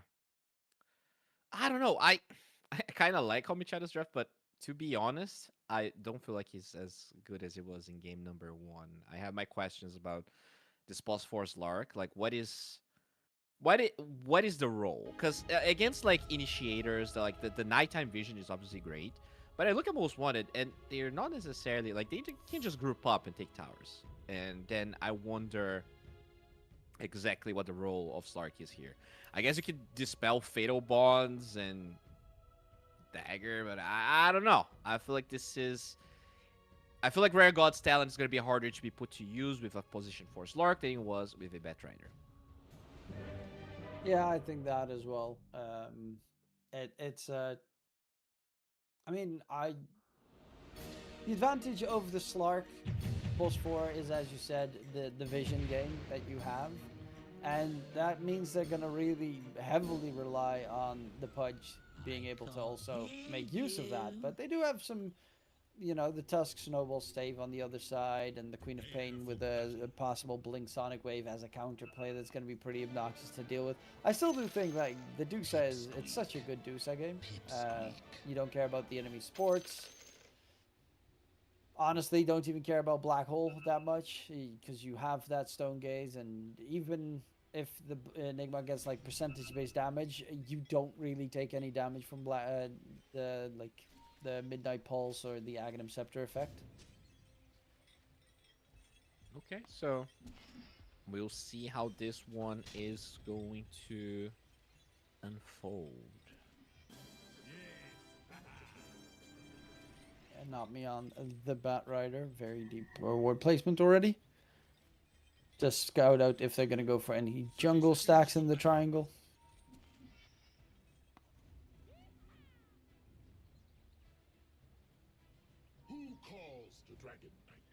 Rare God scouting out the enemy side of the map where they are with that Barracuda regen and nighttime vision. Barracuda. Oh, I really like that word. Barracuda. Just rolls I don't up like and the down. fish. Scary looking thing. I have is that the actual name of the fish? I wasn't Yeah, aware. but Barracuda is kind of what Slark looked like. That's a Barracuda. Is it like a piranha-like fish? It's like a well, it's a small fish, but it's like lengthier. Like, not a piranha's Oh. kind of like fat looking, like a small little blob. Mhm. But it's a longer, stretched out fish. And normally, when there's like one, there's 100, and they are vicious monsters. Like, they have his teeth essentially. That's lovely. Lovely description. Okay. Where do they live? I thought they would be anywhere. Subtropical think it's a South waters America thing. worldwide. Because I have never heard of that. So maybe it's like... They're also in the Caribbean. So, yeah, they're everywhere around the world, it seems. But I think mostly Central America then. Because it's definitely not common here. Or maybe there's like a translation. Let me see what's... Common in the Western Atlantic from the US, Massachusetts to Brazil. Really? Okay, so it does have a different name. It's called bicuda in Brazil. Well, everything has a different name in your native language.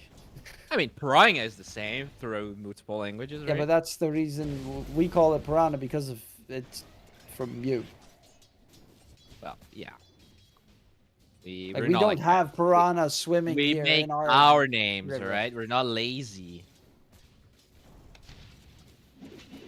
Nonetheless, well, you can see how scary looking that thing is with massive teeth on any pictures. And that is what Slark is supposed to be modeled after. So far, so good. No Dark Pact on Maragod, so he can't really dispel. Fatal Bonds just wants to play away from the lane, so both Pudge and himself don't get Fatal Bonded.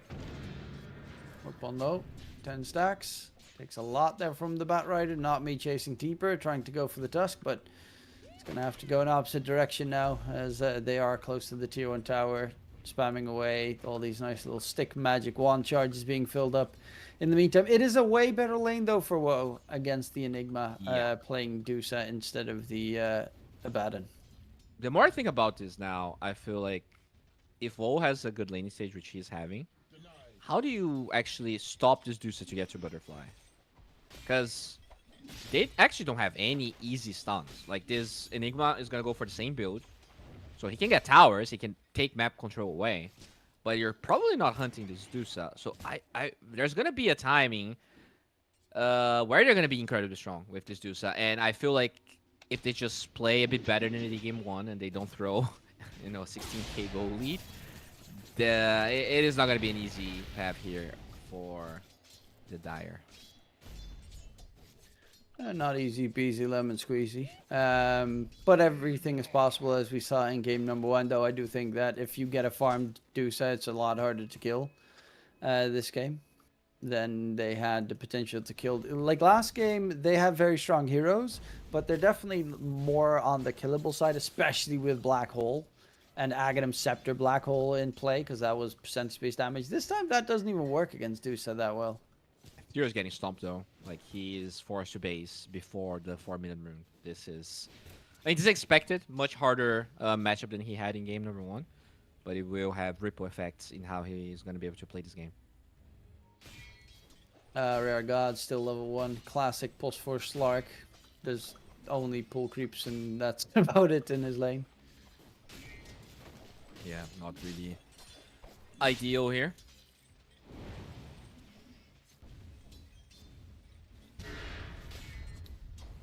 Well, it does give Vanku some free experience time, something that he struggled with last game. He is to also getting that. struggling though. Like, the lanes are going. just as bad as game 1, I think. Yeah, but at 4 minutes in the game, he was level 2 last game. And the Dusa die. Now he's level 4, so that's at least a plus. They do find a kill on 2 ends. Both side lanes find a kill secured, and Niche is destroying that mid lane heavily as well. So Most Wanted looking pretty good. It's not looking very good, DK.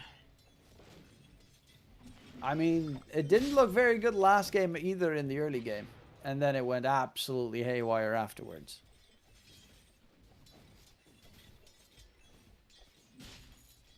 But they did had a little bit of a faster tempo carry on the side. Okay, they get the Dragon Tail on ankle, but no real follow-up for the Putka.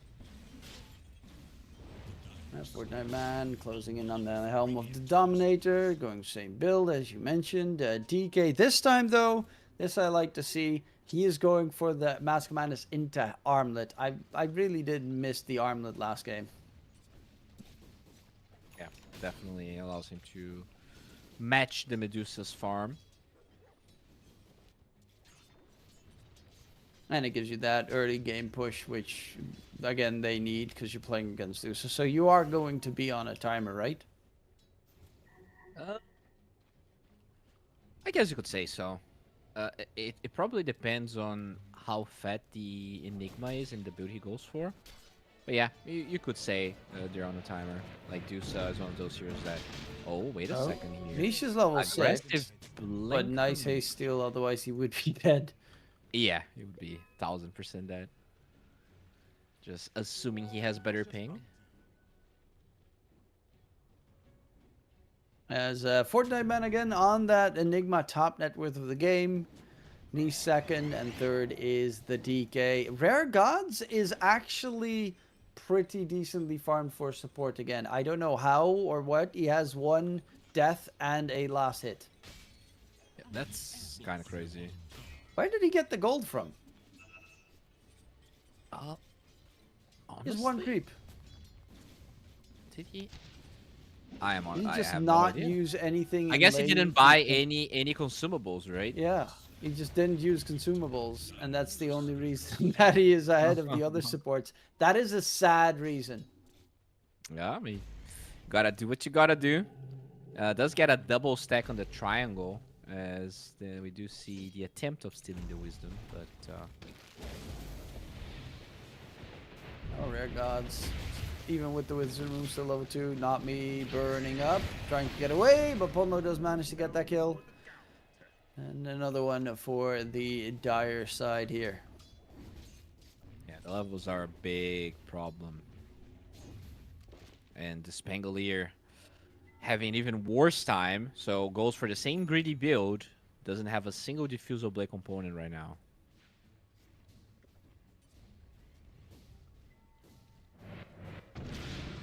Yeah, Stark also going for the Helm of the Dominator build. I mean, it is a nice way to at least keep cutting creep waves and be a nuisance the entire game, which might be very helpful later against this significantly strong early mid-game lineup. Level 6 on Uncle. So they are starting to get some cooldowns here. They could potentially rotate the Pudge or even rotate Ethereal. some more. Not going to get caught there. Missed his swashbuckle, so was in a little bit of harm's way if the Ice Shard's block would have connected. Oh, TP from Pango here looking for the Enigma. Regen Rune gets popped as they're There's a chasing- black hole, throws it out, Okay. and the Enigma is about to get hit. Sonic Wave comes through. Ethereal's about to end his Rolling Thunder, and Not Me dropping down, dropping dead. Rare Gods is in the area though with Woe as well, but the DK TP Dragon through. Tail. Fudge gets the Nom Nom on the Warlock. No Golem drop shenanigans coming in. Dusa Stone Gaze gets himself back underneath the tower, and they'll back off of the 2-for-1 trade in the end in a 5v5 fight. 9 minutes in the game. They really hate Ethereal, right? I feel like I've seen so many Rolling Thunder black holes and just like OTs on Rolling Thunder. Kind of crazy. Like that was a waste of 2 juicy cooldowns, and they defend their tower. They sort of end up ahead in this trade anyways. I feel like they're incredibly happy on the side of Komichala. That was pretty impressive considering they only lost the Bat Rider and just barely only lost the Bat Rider in that fight. Yeah. I also like the fact that Not Me has in his name looking for team 4 as he's playing post 5. I don't want to play the role that I'm currently playing. I'm looking for a team where I can. Let's hope this is old and he forgot, but yeah, it is. It's a bit concerning. Rotations again, bottom, they're going for Woe. He's trying to farm up that nice little juicy ancient stack, but gets ran at. There is no black hole, but they will steal the creeps. Almost missing a couple of uncharacteristic shards this game. Maybe if they get that shard block, there was no stone gaze, you could potentially overwhelm. Well, it's gonna be okay. Yeah, Rare Gods. It's gonna take a while. Oh. Top lane, they're gonna go in on the Pudge. Anku will dismember the DK. DK actually Oh. takes quite a lot of damage in the process, but the Pudge needs to run and he needs to hide. But the The Queen of Frost Pain is Dragon. nearby. They Hello. don't have the Golem drop, but he gets the TP away. No DK stun available there in. I think he actually, because he used Mask of Madness, it wasn't cool. It was silent, so he couldn't even stun. That is very unfortunate. You waste another Sonic Wave. This Deuce is still farming. Pudge survives. And, well, you have Frost Dragon. So that... I guess... Do I like Frost Dragon? I guess attack speed low is decent against Dusa, somewhat. But the healing part is terrible. It's only good against the Pudge. Yeah. But it's nice against Pudge, but it does nothing against Dusa, essentially. Yeah, it's not like the minus armor does that much either, but I can't help. I feel like we would probably farm it faster. And from the Green Dragon, it also makes all your spells physical, which is kind of nice most of the time.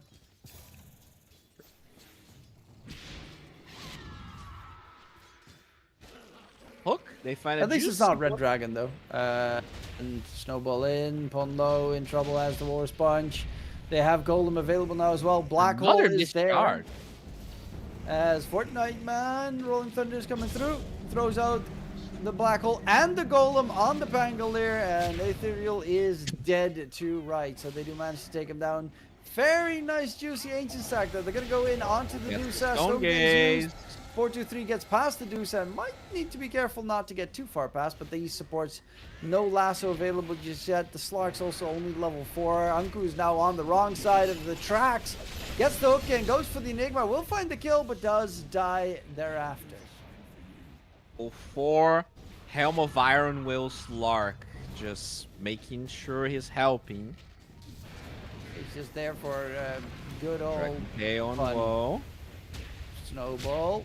There is no mana for Ice Shards now with the tag team. Not me, Batrider dropping low. Whoa, out of mana, but does have an 18 magic wand charge available in case it's needed, and a big fight win there for Most Wanted. They win the fight. They don't get the Ancient, so at least there's a consolation prize for Dusa. But it's pretty impressive that they, without Sonic Wave, were able to win that fight. You also wasted Golem and Black Hole on the Rolling Thunder, but that time at least they did get the Ethereal kill. Well, 2K lead on the Dire side is pretty nice, but the problem is WoW is second in terms of net worth, so the Deuce has not been slowed down in farm whatsoever. Fortnite man going for the Helm of the Overlord this game instead of just the Helm of the Dominator drums. So we're looking to do more, a little bit more with the creep wave cutting and maybe even more aggressive pushing behind it as well. Yeah, pretty interesting decision. Not really playing for a black hole at all this game. Just wants to get an aura. Probably the mud golem is, the big golem is the best one. I mean, essentially, his black holes are gonna just be to catch the Pangolier, I guess. Yeah, pretty much. And then the golem drop on top of the Pangolier, and might as well Sonic Wave, Walrus Punch. It is a lot of investment on the lowest net worth core though. This Pango, like this is a 14-minute diffusal blade. Oh, Rare Gods. Yeah, he's Dark Pact, Healing Lotus, has Helm of Iron Will. There is Pondo nearby. Smoke breaks. They do spot it out. A nice little hook there onto the Big boy. underneath the tower. And they don't have the golem drop for another 5 seconds. Sonic Wave comes out in response. Anku is dead. Stone Gaze used by Woe. But there's the golem. Comes out just a split second too late as Niche needs to disengage. Has that invis room, will be just fine. Going back in onto Ethereal here. A little bit spooky. But they will find the DK, which is a big kill. yeah. Curious angle he ended up going for. Totally alone. Expected his team to be able to follow up, but the golem just coming a little bit too late. And now they do have lasso, so this Batrider definitely having a worse time than game 1. It is a position 5, but lasso is another component for these fights that was lacking. Well, they are currently on the Dire side on the pretty much on a roll here. Anku's still trying to get his Aghanim Scepter done. Ethereal does have the Diffusal, which is going to be pretty nice to have, but I'm really happy that 423 did go for that armlet this game with the Mask of Madness. It just feels so much more survivable in these fights than the straight BKB after Mask of Madness. Yeah, for sure. Like, it's a bad BKB game in general. Like Lasso, Stone Gaze, Dismember. Hook. Yeah. Pretty terrible game. Rare Gods steals a shield rune. And gets saved immediately afterwards by Anku. Don't know if that was necessarily meant to be the case, but it works. They will deward the triangle. Don't try to occupy that area. The Dusa is just farming somewhere else, though. So, again, Dusa not being challenged whatsoever. He's going Diffusal, the Diffusal Dusa build that we've seen before. But they already have a Pango with the Diffusal. I don't think he's... is that a Dispel thing? Maybe he wants to take away, like, Malefice, Dagger's Low. But you already have Manta. Eh. Yeah, I mean, they have a lot of shit, though. That is true. They do have very nasty tools, but... You know, it is a lot of Butterfly is so nice. Like, Butterfly is not that good this game. Like, the only damage is DKs. Yeah, but DK is also the only one that you have to fear at a certain point. And DK doesn't like building MKB. Like, you can survive Sonic Wave easily as a Dusa, because you just have that much more HP comparatively with the mana pool. What else can you do with that? Scotty. I think if you go Sky, you have to go Axe though, like this early at least. Yeah, probably. Hurricane Pike? Pike's good. But I guess he's assuming a support's gonna get a Force Staff. Not sure who though, because Slark doesn't want to buy Force Staff, and Batrider has other plans. He did Rush Drums. Oh, they're gonna find Wall. They immediately get the Stone Gazes. Malefice. Gets out of there and gets out of harm's way. But they're going to go for that tier 2 tower without Stone Gaze available. There's no reason why they should stop. They've got the Enigma with that Helm of the Overlord. DKL the Get Dragon found, Form Blink used. on cooldown. Oh, he's actually Late mail. going in. Quap, pounced on. They do drop him low, and they do drop him dead. Chase in onto the Slark. Golem drop, bit unnecessary, but they do find a counter frag at kill at least. That's the dream scenario. You kill the Quap, you force everyone mid. They didn't do 1 damage to the tier 2 tower. So that's the dream. You take away all of the attention. Dusa keeps farming. And you kill the Squap. Like, Pango definitely needed to be a part of that fight. Finally starting to recover. Pondo going in, but there's 2 supports Oh. here chasing Rang is after dead. the Radiant team, and yeah, Rain falls with Pondo being chased down by the bat at the moment, and Damage. Snowball's on cooldown. Pondo dropping low, but now without Firefly, he needs to be careful of that 1 second for Snowball. creep. And he's coming in as he's gone, well. Take him with him for a spin. There is that Firefly in a second. Wall response comes out. Not me. Is going to get taken down in the end as no moves from anyone on the Radiant side to help their plus 5. They wanted to finish the eggs on Pudge. He's very close. Dusa, obviously, just wants to keep farming. Did commit for the Diffusal Blade, so it is going to be his build this game. Slark, in the meantime, is almost done with the shard. Oh, courier snipe action there at the enemy's base as the Helm of the Dominator, so we'll be able to keep cutting creep waves and pushing with it. Honestly, it's like the greedy supports that they have. They have a Bat Rider Slark support duo, but they are significantly ahead of their counterparts. Yeah, I mean, it's an even game, right? It's not like they are farmed and they're hindering everyone else. So, yeah, there's a lot of scaling. Not only Dusa should be a better matchup against DK, but these supports are going to scale tremendously more. And the Bat Rider's still a long way before he gets his blink. They're going to go for a shard, free shard for the Warlock. Always nice if you don't have upheaval leveled yet, but you get the upheaval buff. Nice for me. Gonna be a happy lad. Enigma going for Crimson. Very good this game. Definitely. This is definitely the one thing that will make Deuce's life harder. You might need to like not commit once Crimson gets used. Wait for the effect to re-engage. No, Snowball Chase. Snowball. Spots out how low Bat Rider is. Sonic Wave onto 2. Lasso immediately gets broken. Pondo though going for the TP out. Does not get the TP away before the root does connect, but Rolling Thunder has been used for it. For one, some ult is being used. Nothing that changes the status quo. Oh, Dusa. Diffusal Maelstrom. What is this build? What? That is so greedy, as it gives you nothing in terms of survivability. Is he good? I mean, it's definitely going to be an Aghanim Scepter game with those Yeah. items. For sure, for sure. That is one of the options he could have gone for. I mean, if he gets Daedalus next, that would be even better. Would be one of the most options. Gotta get a Blightstone as well. Yeah, Deso, you know, if you're going Ags anyway. Get all the debuffs. All the orbs. I remember. I mean, you've got Orb of Frost, Orb of Blight, Orb of Venom, Orb of Corrosion. Oh, I just meant Lotus like Orb. orb. What? It was orb walking. What was the name? Wait a second here. 423. It's gonna be leashed by the Slark. yeah, his mana's drained thanks to the Dusa. He's dropping low. Aegis is gone. Oh, black hole! Black hole got wasted. Fortnite Man made Loopsy Daisy, as that will be a dead DK.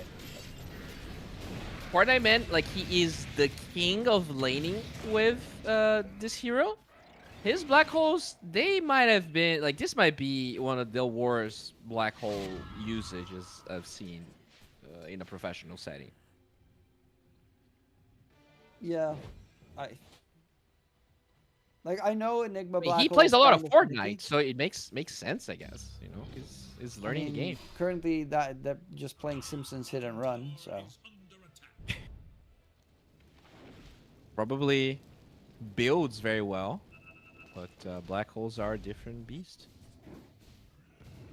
yeah, he's going for the Blink Dagger next. Yeah, Enigma Black Hole is kind of annoying because when you want to cancel it, a lot of the time you want to place it, and then you are like, no, I don't want to place it there, cancel, and then you're already casting, and you're like, Yeah, especially if you're playing with ping. Like playing with ping, Enigma used to be my most played hero, and when I started playing NA, you know, when NA was still a server, I just stopped playing it because it was so, like the amount of black holes you can waste just by animation canceling is pretty high. I would assume his ping is good here though, right? Because it's European servers.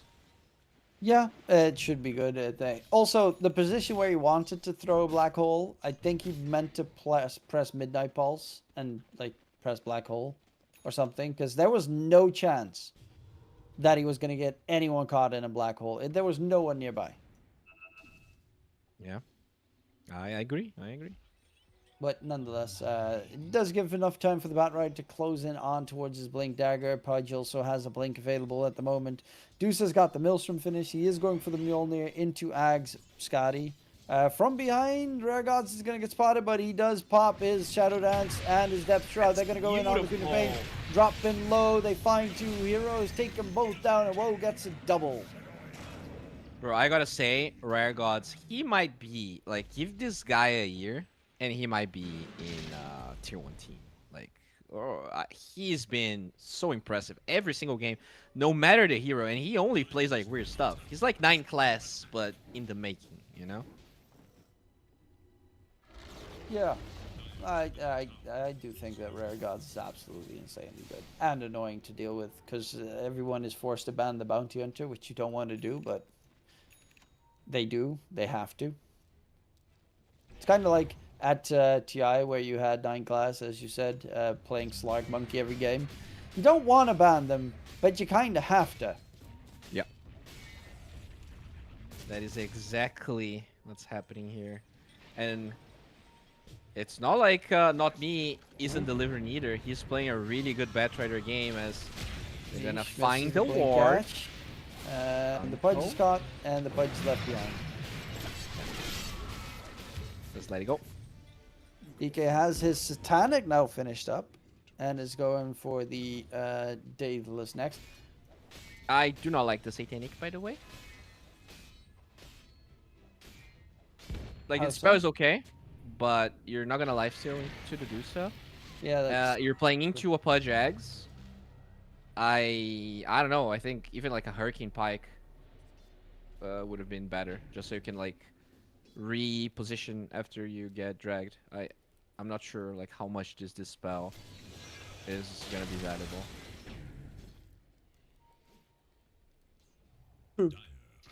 Rare Gods in the meantime on that slide going for the nice little Orchid play.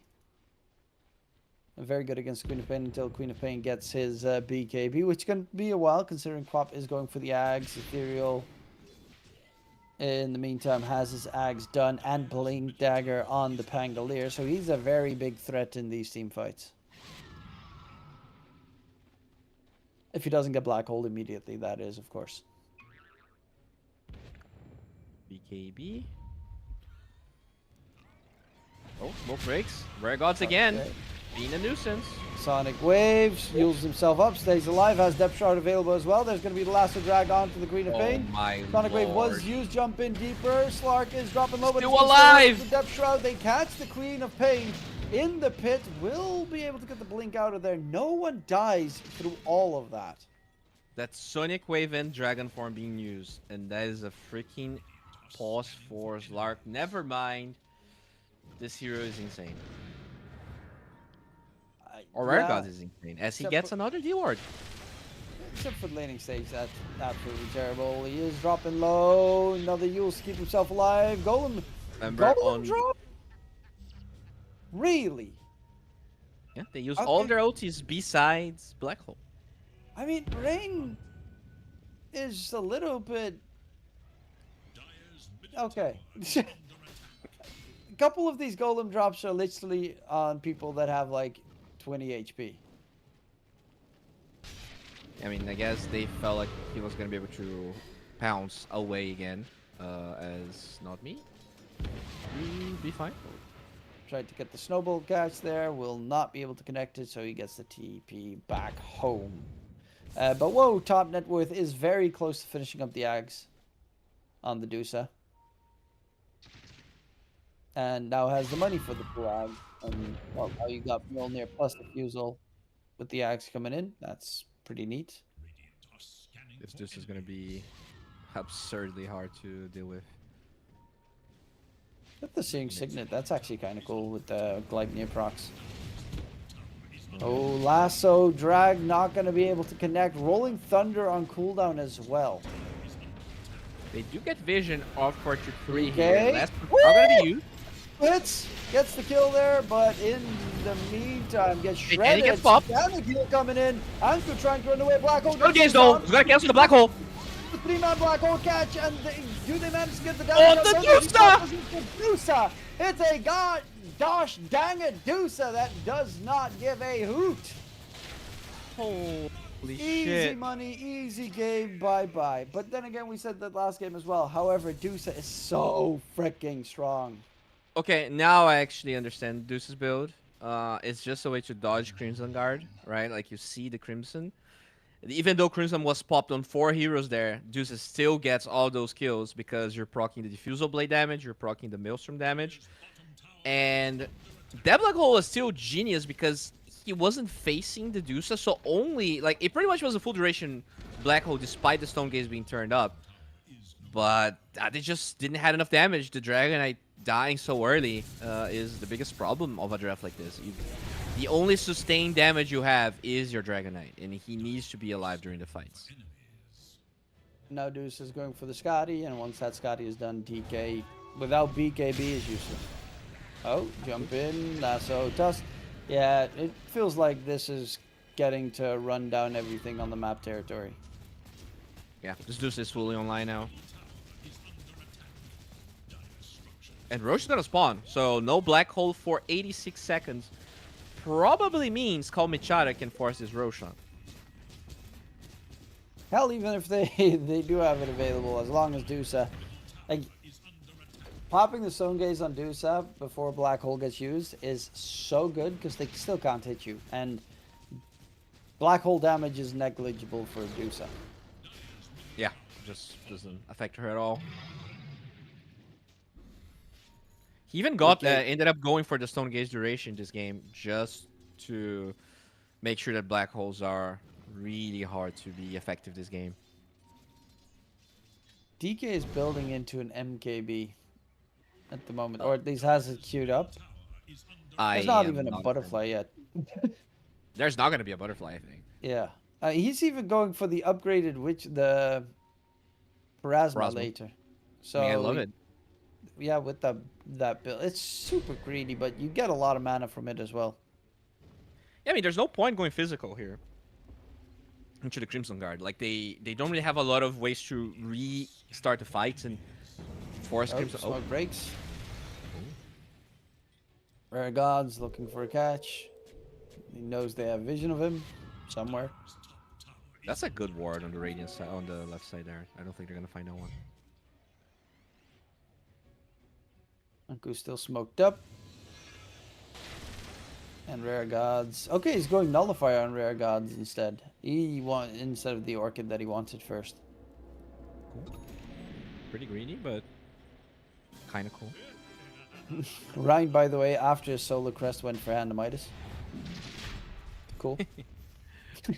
Yeah, I guess they understand this game is gonna go pretty late, as they will smoke. Black Hole is back up. They didn't really force Roche as fast as they could have. Dark Race and smoke. Okay, Lark but is this dead. time he's Oh, they dead. Sonic Wave for that. Yeah, it's, you know, every single time they use an ulti the moment someone's dead. You have it too much. Black Okay, hole on Black Medusa, Hole. Damage to kill him The off. hook's there.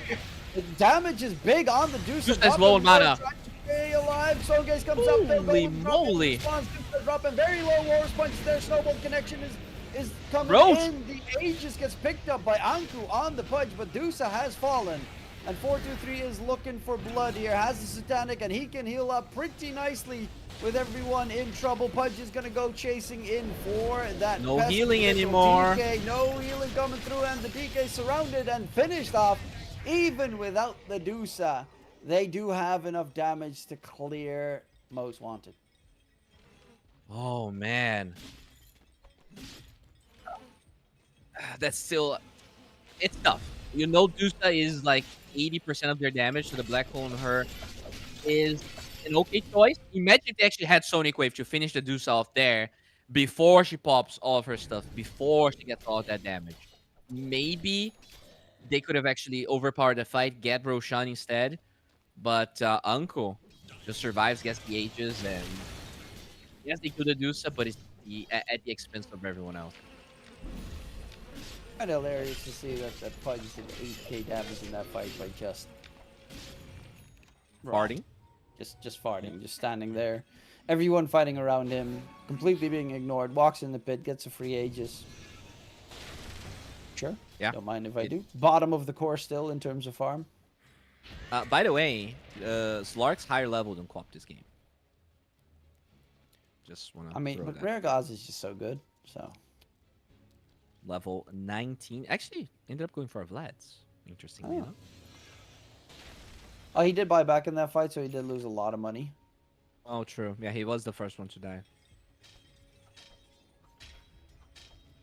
And they also don't have Aegis on the Dusa, which means it's not like this 13k gold advantage means no. as much as, yeah, he, oh, Find the bats, Nullifier. and they will kill off the bats. They are engaging though. Yeah, they're Rolling looking for Thunder this. finds especially the- Enigma. He's gonna get caught out. Sonic Wave gets thrown up. Rare Gods dropping pretty low, Oh, but there look he is. at those Dusa, hits. and- Yeah, that's easy money. Easy money for the Dusa. Scotty as well. DK doesn't have anything really. They are gonna go for Anku, but that's the Aegis loss, so he has a second life. Woe's out of mana. This is actually pretty dangerous for the Dusa. Can they keep him alive? Yes, they can. Woe gets a triple kill, and there are creeps walking in top. There are creeps walking in mid. That should be 2 sets of racks, maybe even game. Yeah, I think this is game. It's just, I mean, that was a great fight. They knew Black Hole was on cooldown. They find Enigma first just to make sure that, you know, if the fight drags along, Black Hole gets used eventually. I think Dragon Knight's build this game was much better, but the matchup was actually worse. So, you know, as well as he played, if it got to this late of a game, and it's not even that late, it's just almost unplayable. You get kited, you get outranged. There's so many things you need to itemize for. You can get lifesteal, as we already said. Well, they do manage to get themselves 2 sets of racks, it seems. This is not even going to... Okay, that is going to slow them down with the Crimson Guard usage. Still tier 2 tower bottom lane anyway, so they can't get megas regardless. But Dusa, close to level 25. We'll get that, very likely get that 40 int talent, and then it's just got so much HP at that point. Parasma, Witchblade's almost done as well. So that turning into Parasma, gonna increase your mana pool even more. and also 20% more spell damage taken when you have a Mjolnir build. It's pretty good. Yeah, just easy peasy. Batrider with an eggs now, so double black hole. I'm sorry, another way to cancel the black hole, even if there's. I mean, there's no Leakins, but even if there was, it bypasses that. Oh, they are running in. There's an amplified damage rune on the So they Dusa. find 43 the- is dead. Golem drop, try and keep the DK alive, but he's He has gonna no get hooked BKB. back. Rolling Thunder in, he's dead. He's just rooted. Fortnite Man, second one dead, and that should be G's. Wait, coming over. in Like, there's no momentarily. buyback on both those heroes. Yeah, he has no blink, he has no force staff, he has nothing. His supports have no blink, have no force staff, have no glimmer. Like, imagine if you just Hurricane Bikes with Logron there. Yeah, then he's Like, gone. and Then out of maybe reach. you get a black hole. Maybe you just buy time. Like, that Satanic does not allow him to man up. Like, you're not gonna life steal off of the Dusa. That's an amplified damage Dusa, by the way, so good luck. Oh, that is should be Megas momentarily. Poe level 25 as well, so he's got 3k 8 mana, which counts for even more HP.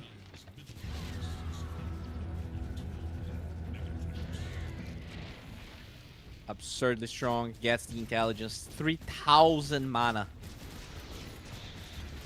Still keeping the Shearing Signet Good as luck. well.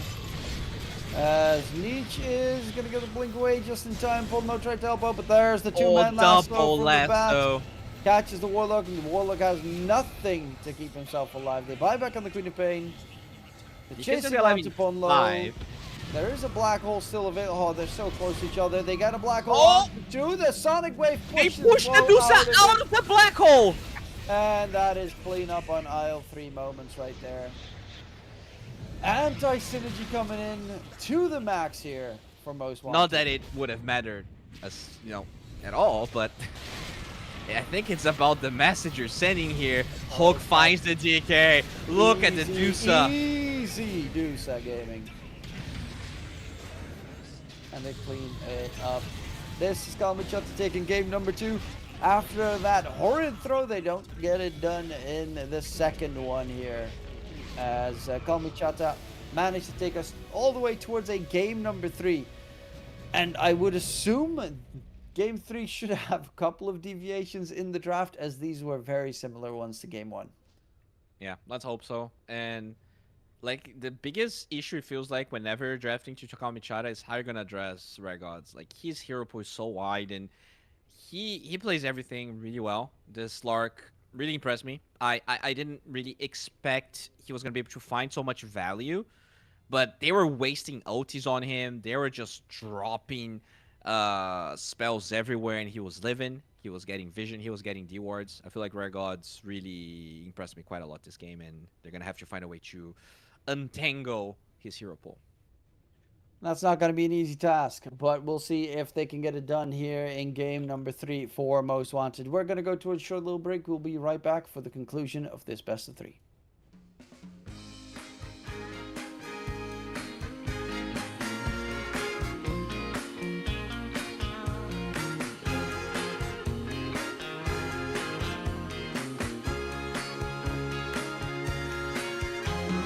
I want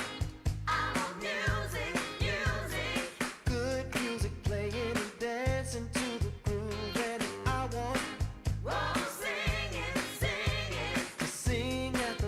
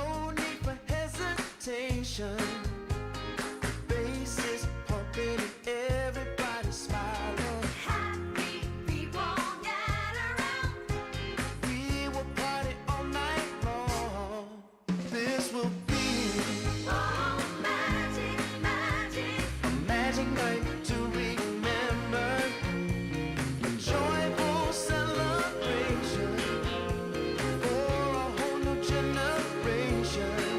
This will be a magic night to have together. No more limitation. United as one nation. This will be a magic night to remember. Joyful celebration for a whole new generation. This will be a magic night to have together. No more limitation. We united as one nation. Sure gonna be a cold winter, baby, without you loving around. I will be waiting until you come back home. Sure gonna be a cold winter, baby, without you here with me. Don't keep me waiting, I need your company. Ooh, I know I did you wrong. I'm hoping it won't be too long. Oh, come back. Tuesday, you took my heart and then you ran away. Now it's been 16 hours and 7 days. And now the hardest part is begging, baby, begging, baby. People say it's just a waste of time and you don't care. But I'm holding on and hoping that will be another chance for what we had, what we had. Never gonna be another way. No more windy days. Come back, I'm gonna find a way. Yeah, back to me. Sure gonna be a cold winter, baby, without your loving around. Baby, I will be waiting until you come back home. Sure gonna be a cold winter, baby, without you here with me. Baby, don't keep me waiting. Don't you set me free. Baby, pick up the phone. Baby, pick up the phone. I don't want to be alone. When are you coming home? Please, come on back to me.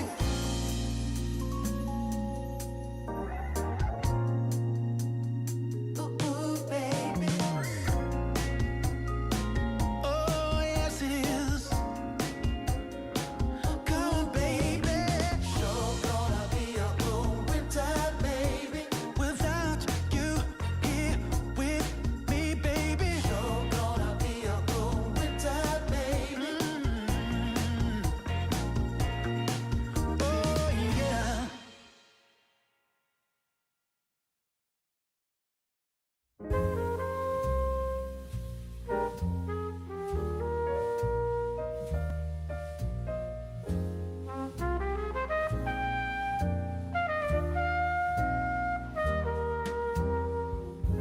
I haven't found the one.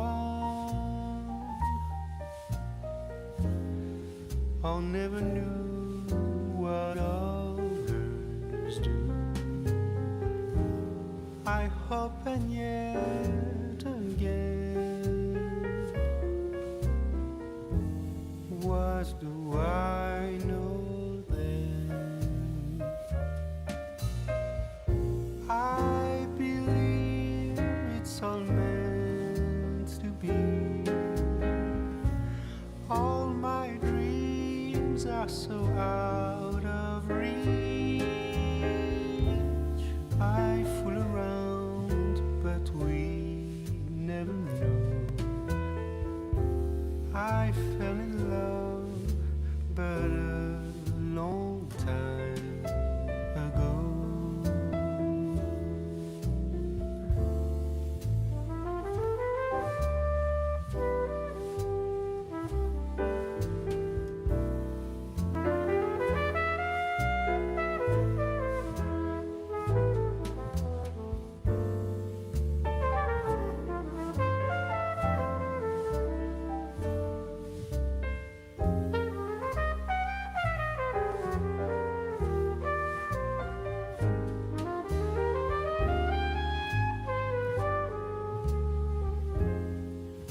I sing the same old song, been going on for far too long. I hope and yet again, what do I know then? I believe we're all meant to be. All my dreams are so out of reach. I fool around, but we never know. I fell in love, but a long time ago.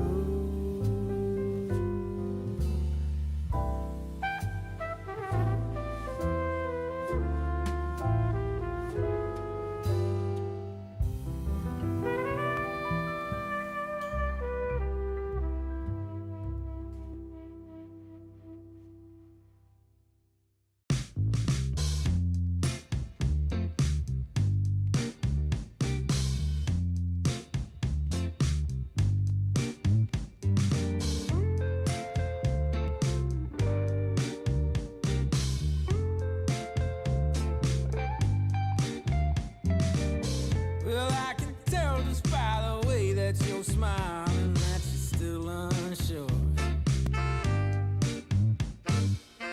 And I can tell just by the look in your eyes that you've been hurt before. But baby, no one can promise you forever. Right now I only know that we should be together. Because it's now or it's never, so won't you take a chance on me? Well, it's fine if all your previous guys, they made you run away. You can bet you'd only have one regret, and that's if you did stay. Welcome back, ladies and gentlemen, as we are getting ourselves ready for the final match here between Call Me Chata and Most Wanted.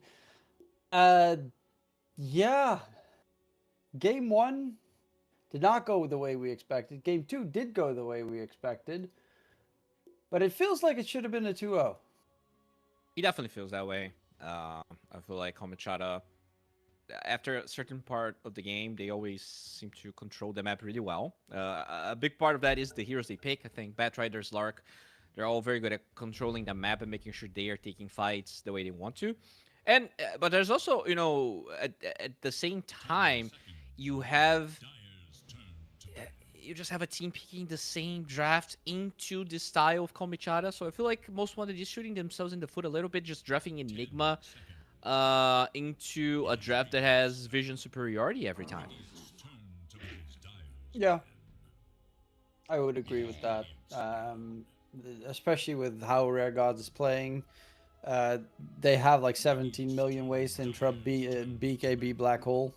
And so, laning wise, Fortnite Man is insanely good on the Enigma.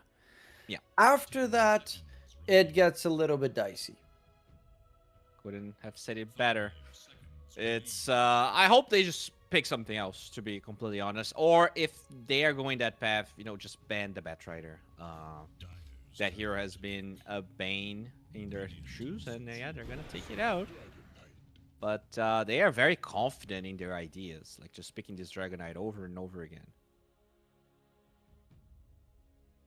Yeah, you know, maybe this time they'll flex it around. Last game they played that Frost Dragon, which I still that was weird. Um, Yeah.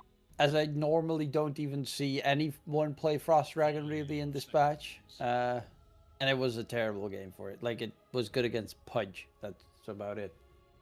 Yeah, like you probably don't want to choose your facet based on the enemy +3, and is honestly I even feel like the fire drag would have been better. Like you're doing like extra damage to do so. Like I don't know.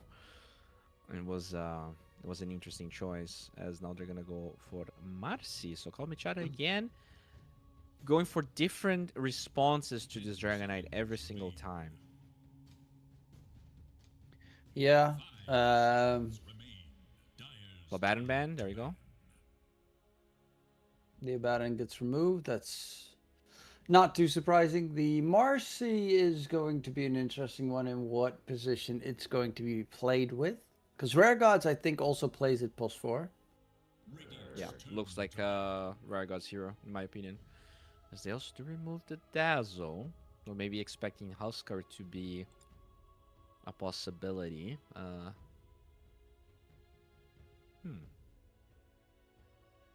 Okay.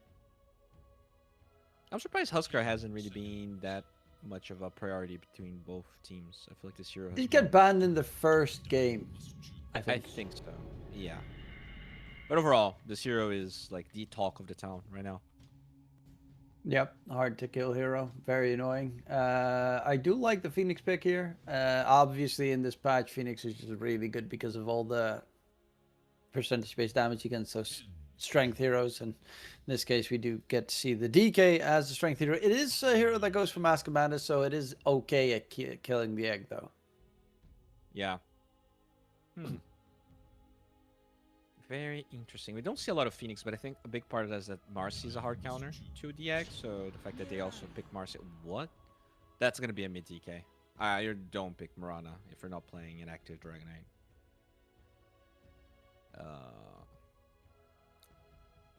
And with that being said, I'm not even sure if I like Mirana as a hero. I have not seen this hero for so long. I've seen it a In couple fact, of it was times. not picked in competitive the past 2 weeks. Absolutely ignored. It was picked in the qualifiers for all these tournaments. It's not like it's not considered as data Yeah. because I think it only Okay. counts for tournaments. Yeah. It is I mean, the stun, if you land it, it's absolutely fantastic once you hit the late game portion of like 25 minutes in where you get the triple arrows. That's always nasty to deal with. And obviously, Invis, global Invis is always and great. it's right. It's a support that can kill the egg, sort of like Yep. a soft snapfire in that sense. It's also, in this case, very likely going to be the +5 with the Hoodwink +4. So, laning wise as well, you with that facet now you get like I think 60% blind or something when you hit them with the storm. But now here's the That- thing: nice. can you justify Mirana over Snapfire like in any shape or form here? Because like it's arguably just as good or better against Phoenix. Overall, just a better hero. I'm surprised about the Mirana. Right, if Depends on Snapfire's really how banned, they want to play the rest of their lineup. I obviously Snapfire is like super level at the moment, but it could also just be preference. maybe it's core Mirana. Maybe it's mid Mirana. I don't know. That would even be more psychotic. Well, Komichara, they need control. Like their draft has like decent burst, decent team fight, but it needs some sort of like puck hero that can kill the Mirana, kill the Hoodwink. If those are supports, they're very squishy, and you do have the catch with puck to kill them. Sure, there's a Dragonite, but well, if it ain't broken, don't fix it. Good old Pango coming in here for Call Me Chata. Yeah, has lost the laning stage 2 games in a row. They have an insane amount of attack speed low, right? Fire Spirits and Pango passive. It's like minus 250 or like some absurd value when you add them together. And Rolling Probably Thunder is the always great as well for chasing Hoodwink in the trees and keeping the egg alive. okay. So you need a support here. Disruptor not available. Shadow Demon not available. Do you Slark? Is the question. I don't It think could so. I mean, it's not the technically- worst because Mirana and Hoodwink. Like, Yeah, like you you can get actually rid of dodge a lot of stuns. those stuns with Dark Packs. Oh. Not big fan, but okay. A lot more Skywrath mages have been picked. Obviously, I love it if you're up against like a Puck or a Storm or something along those lines where the silence feels super value. That's not the case here. And they don't have any stuns to get the OT off. Like, I guess Marcy has one, but overall, very mediocre ways to set up Skywrath Mage. Maybe they're going like Void or something as their carry. Oh, Oof. thank Yeah, you. they have barely any control here, and you can dodge the roll with the center stampede. And they have so many super long stuns on Most Wanted. Insanely long stuns. Yeah, this might be the weakest Call Me Child draft so far. Just really weird heroes. I'm not entirely sure what the Phoenix is supposed to do. I'm not entirely sure what the Skywrath Mage is supposed to do. I'm not even sure if I want Marcy to be carry or offlane, because they need damage, but they also need control. So I guess I prefer Marcy carry, and they need like an offlaner that brings them some semblance of control, but they already banned Deuce. So maybe they're going to ban Deuce and not an offlaner on Most Wanted. They just want to make sure that Deuce is not an option.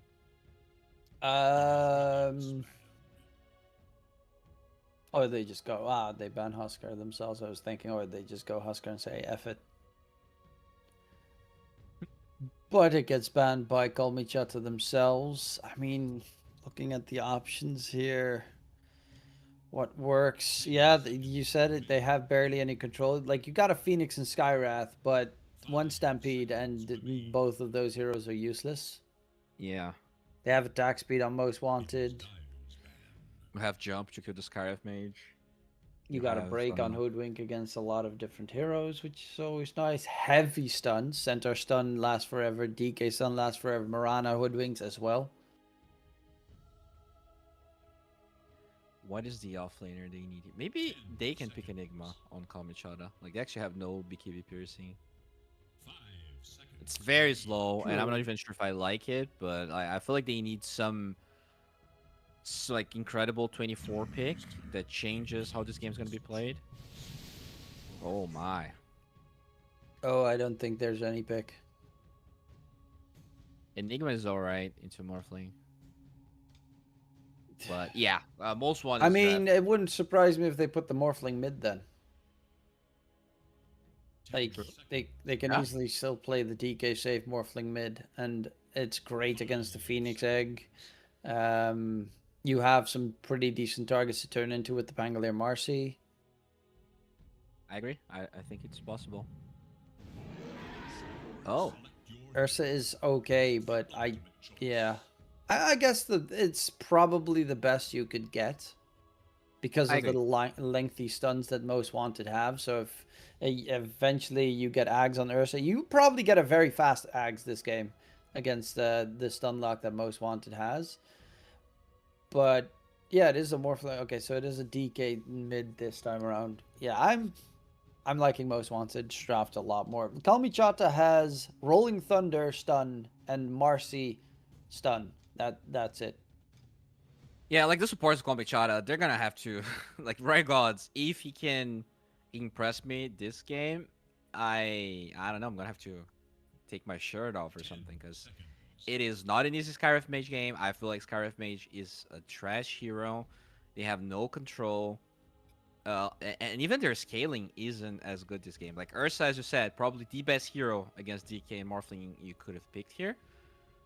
But like if you can't 100-0 a hero in the later fights, I don't know how we're ever. They have if they get Hurricane Pikes on DK and Morphling, Mirana has Leap, Hoodwink has like the trees annoyingly, and Centaur can run. They can just run circles. Center eventually gets Ags as well, so then you just grab the Morphling on your back and run through the fight. And the rest of the heroes for yeah. Komichara, they're all commitment, right? You OT on Scarif Mage, you don't have anything. You OT on Marcy, you don't have anything. Same for the Phoenix. So uh, it's tough. Like this Ursa, Woe's gonna have to pop off as well. So good luck to him. This is not an easy game. Yeah, especially if they lose the laning stage as they have done at both games so far. They do come back afterwards, like between minute 10 and 15, they do recover nicely with good rotations most of the time. But this feels very much like a game if you get behind. If Centaur gets a good lane where he gets a decent timing on his Helm of the Dominator, if he goes that route, obviously. Centaurs in this patch get super fast. Yeah, and you can also get a lot of items. Even the save on that center eventually might become a problem. We'll see, man. This is... And they had other picks, right? Like, they could have picked Slark. Honestly, I even feel like Slark would have been a better pick than Scarif Mage this game. Yeah, because at least Slark has some control. Yeah, and he's really good against Moonlight. Shadow, right? You get to predict they're coming. Pounce is actually pretty good against Mirana, so like as a 1-to-1, you can fight into the Mirana easily. But, well, they cannot pick anything anymore, as they're gonna go for the Smokeroo. Well, the one good advantage that they might have is they do have silence against Morphling, so if 423 gets the timing off before he gets the Manta, or he uses Manta and then gets silence, they do have, like, ways to make sure that he at least dies. It's not ideal, but I'm trying to find a glimmer of hope. Now, that this is also a draft that could really, if you get an early game advantage, run over the Dire team. Especially if you have with the Marcy off lane and Ursa safe lane. Like, they have a lot of damage with level 6s coming in. Yeah, they have slow cores as well. Morphling takes some time to get online. Dragonite, I mean, this Dragonite is set up for success, though. I feel like a lot of the games where we see mid Dragonite, there's not a lot of damage in between supports, or even just like another stun. And Dragon Tail Arrow, very reliable way to get early kills.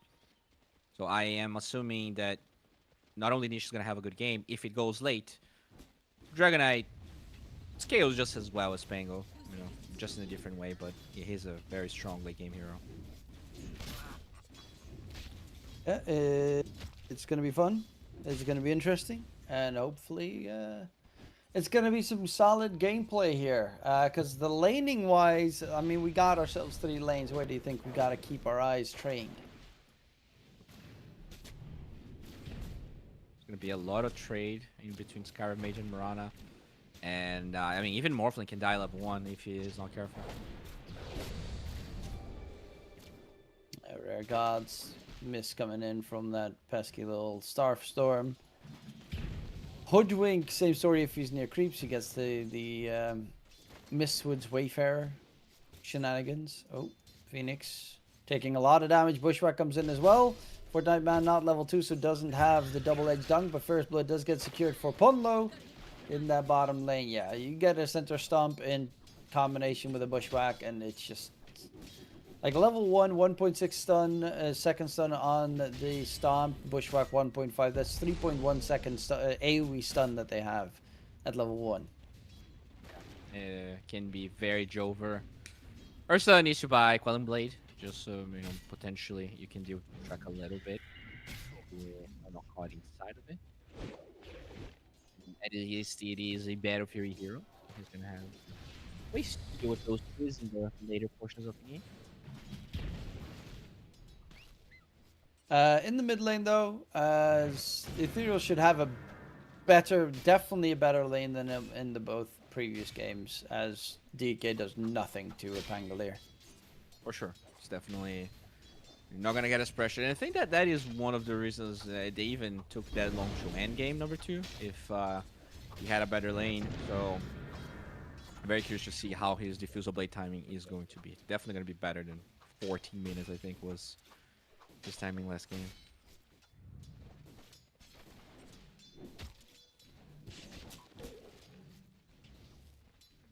and any nope. No, nice little bushwhack there from Punlo onto Woe. As the Lotus is about to spawn, Fortnite Man is going for the fight, has the stomp, but needs to be careful. Does he have the damage? Double edge. Whoa. No, the bounce doesn't come through, but the Phoenix has a lot of creeps chasing him, has the Icarus dive, and the healing salve should be fine to recover. Lots of creeps as well, so Center's gonna lose a lot of experience. All these creeps is gonna be killed. Very unfortunate death for him. Yeah, but he does come back full HP, full mana. Gonna send the Helm of the Iron Will a little bit later. Didn't get it before I went for the TP. But that's gonna be very impactful to keep him alive in the lane as... Yeah, that mid lane, it's just even trades. Top lane, unless you catch him really off guard, both of them shouldn't die because they have leap and they have waveform. Well, actually, I mean, level 4, you might be able to kill this Morphling, right? You silence from fog into yeah, his low exactly. jump. If he he's can not actually paying explode. attention. He's actually playing with a lot of HP, considering it's this early on. We see a lot of Morphlings with like 500 HP. He has 1,000. Have you ever played against the other facet, the strength facet's safe lane Morphling? Safe lane? Not really. Have you? I have played against it once, and it was not fun. Because he just has everything on strength, does like 130 damage. His attack speed's horrible, but 130 right-click damage with 2k HP at like 6 minutes in the game. And you're standing there like, what? What am I supposed to do? I can't kill him. Oh. Oh, but then you are a strength Morphling.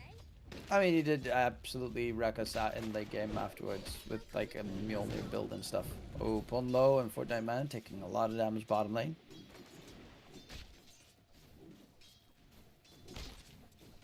I'm actually curious on what the stats are for that.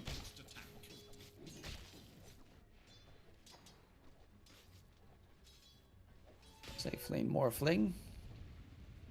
Huh. Actually has 4 times it's been chosen on Dota 2 Pro Tracker. Safe lane Morphling with the flow facet, and it has a 50% win rate.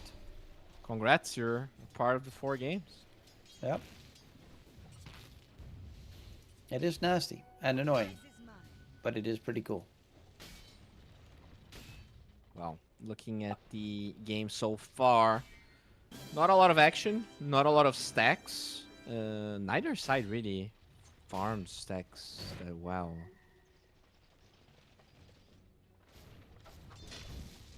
Ethereal in towards mid, getting ready for the rune spawning. Rotation from Rare Gods as well. Rune is going to be bottom. Picked up by the Phoenix. Rolling Thunder onto Niche DK. He is pretty tanky, and it seems he might go with the Phoenix here.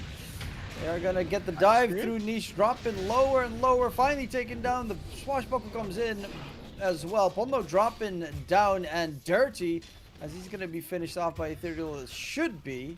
They do lose 2 Radiant Heroes in the process, though. Both supports do get taken down, so it's a 2-for-2 trade. But obviously, with the DK Elder Dragon form dying, it's a pretty solid win. Yeah, I mean, that's great. Pango is a part of all of that. Already has a Blade of Alakri. This is going to be an extremely fast Diffusal Blade, and something that actually Morphling struggles against. Like, now that, you know, Attribute Shift uses mana. It's been a while, but mana drain is a soft counter to Morphling, especially this early on. Yeah, Morphlings also tend to not go for high points in attribute shift. They tend to stick to 2 and then put everything in waveform, and then afterwards, yeah, he's at 2 points in waveform, 2 points in attribute shift, and already put something in all attributes.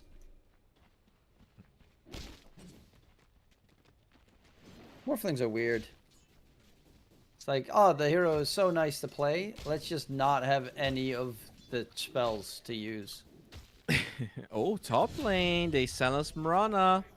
That's going to be another one. Rare Gods trying to increase Skyrith Mage's win rate right here. No 4-2-3. He's taking the gateway towards bottom. Ursa did just get level 6 in time for a possible rotation gank, and because of that, 423 is going to take the gateway back to Marcy ulti on top. DK trying to run out of there, but getting yeeted right back into that Rolling Thunder. Rare Gods gets the kill secured, and that early game this time around is working in favor of Call Me Chata. This Dragon Knight's cooked. Like, he was having a pretty good time. Dies twice. His Blink Dagger still 1400 gold away, whereas the Pangolier is going to have like a 10-minute defusal. 423 took another gateway bottom. He just wasted so much mana on gateways. He's looking for the Ursa. Spots him now in the lane. His courier's flying out. He is actually just going to walk into... Has a point of Ursa. morph that he's saving. Okay. Bushwhack connection. And Ursa did not want to pop his enrage. Now he got stunned twice, right? It was center stun into center stun. Yeah, but he could have dodged the first center stun. True. Or at least enraged it so that he didn't die. Oh, silence onto the centaur. Phoenix actually waveformed on by 423, dropping low, taken out. Fortnite Man gets that kill. As Fortnite Man trying to sidestep it, but will be killed off in the end. But it's still a lot of kills here in the bottom lane for Most Wanted and the Tier 1 tower. Yeah, really good rotation. Marcy didn't have OT, so Uncle couldn't help.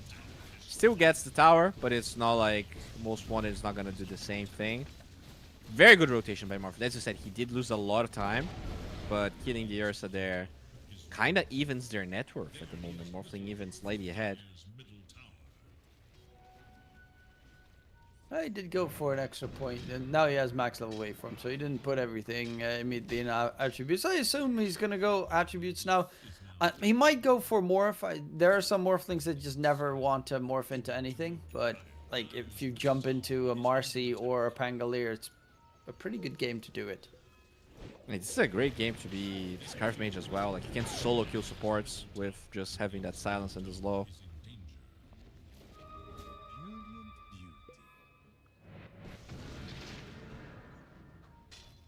Well, they are rotating towards mid now on the Radiant side. Looking for the Tier 1 tower. They have the catapult wave behind them as well. DK, no Blink Dagger, 200 gold off the mark. Diffusal's also done on the Pangolier, so a fight here would be very dangerous as Rain throws out the arrow, quickly walks it off on the opposite direction.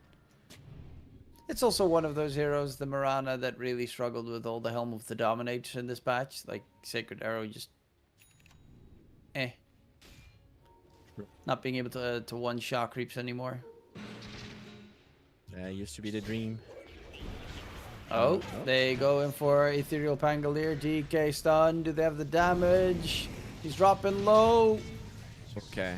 So he thought he was gonna die anyway, so he cancels Rolling Thunder. Might have been the right choice, honestly. Yeah, it was close. He might have been able to get out. Maybe just barely.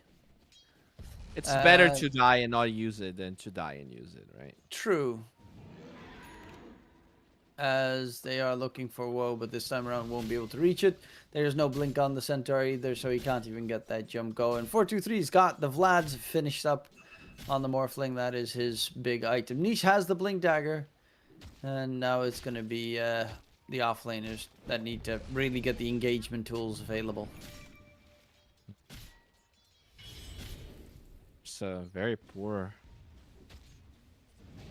Had a pretty decent start to the game, but these two, I mean, that one death and just the fact that he is walking around aimlessly, not helping with finishing that Battle Fury. Yeah, Woe struggling, definitely. Punlo in the meantime, very decently farmed on that Hoodwink. Rare Gods, same story on the opposing side, has already made some pretty good rotations. 4, 2, and 1 on the Skywrath Mage. Been part of 5 of their 6 kills. You have a little bit of Pausaroo, some Kale coming from 423. Yeah, did you hear on Enigma Galaxy, Ghost was let go? Oh, really? Yeah, I saw a post yesterday. Huh. Huh. I wonder who they're gonna pick up. Is Miracle coming back? Maybe. Maybe Arteezy. Huh? You never know. Damn. That would be. That would be Deep. wild. Yeah. Is that team gonna win anything? Probably not. But it will be cool because then you have Smil and Miracle and Yeah. Arteezy again together. So I I mean, mean, Mind Control was playing for them, right? I'm not sure if it was a standing.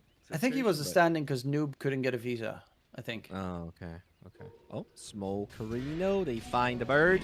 Nix gets sniped down, and there they run, and yeah, Rolling Thunder. Okay, he does catch up to the DK, and Niche is gonna get taken down. 4 more. Can they get the jump onto the Rolling Thunder? Marcy will get it. Ooh, we tried to get the bushwhack play, but missed the mark a little bit there, and they find a second.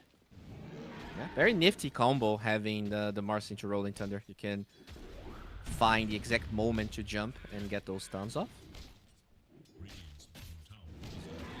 If only you had the other facet though on the Marcy where you could yeet the Rolling Thunder on enemies. That would be cool. Yeah, that's fun.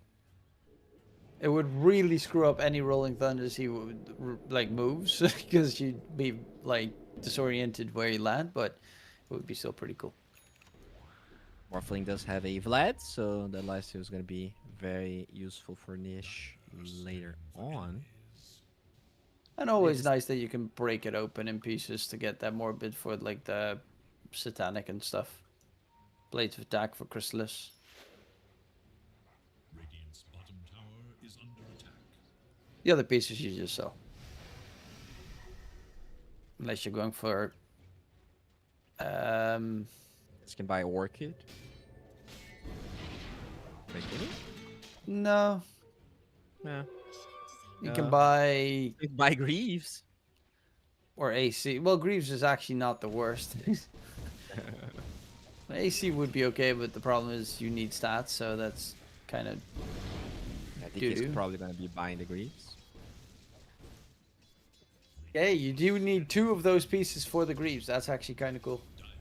You know what? There should be a hero in this game with like an innate or a facet where you can give someone your item so they can sell it, but it sells for like even cheaper than the hero would sell it. Oh, hello? let's give oh, Rain on the run. Center Stampede used to keep him alive. Fire Spirits damage should be enough. Infused raindrops don't get popped on Fire Spirits. What? Yeah. I mean, the instances are not that high. TP out from... Wait, what? Yeah, Niche taken down. Ethereal gets the Rolling Thunder going. Chasing in after Ponlo. A little bit deep. Don't want to go underneath the tower there. And we'll have to back it off. But they did manage to kill off the DK in towards that mid position. Centaur is going for the Pipes, fine. no blink Hoodwink just yet. again. Hoodwink gets controlled up, and they find more kills here on the Call Me Chatta side of things. We'll lose Ethereal to Roche. Wow. What?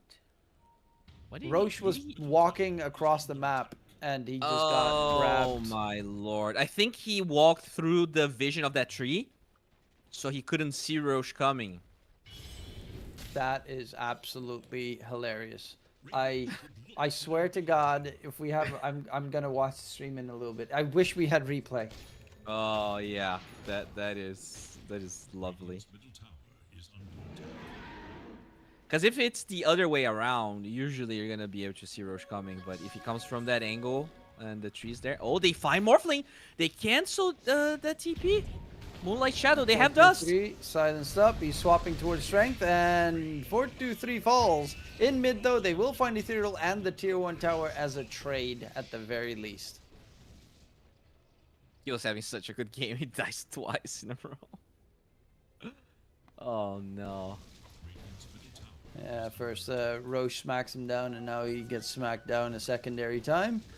Top lane, Centaur. He's got pipe done, so they have a lot more sustain on the dire side. Radiant currently, they are starting to get a little bit of physical damage, mainly are just magic Yeah, from these First, supports. and Pango need to get more items. Where's the TP? I guess he wants to stack the triangle. DK is going Hurricane Pike after the Blink Dagger. So, on one hand, you have 4-2-3 who goes for no mobility, and mid DK goes for 2 mobility items immediately. Yeah. I mean, it's all right, but again, we go back to all right. Why are you buying these items on DK? Are you actually gonna scale if you're forced to buy all like? And you're probably gonna get BKB later. I'm not sure you actually get away with Pike or Kid on mid DK when you have 4 deaths, 17 minutes in. Yeah, still second in net worth on that DK with 4 deaths. That's great. So, not really punished too much with that deficit. In about 2 minutes, Tormentor is going to spawn. Both these teams are pretty good at taking Tormentors and Roches.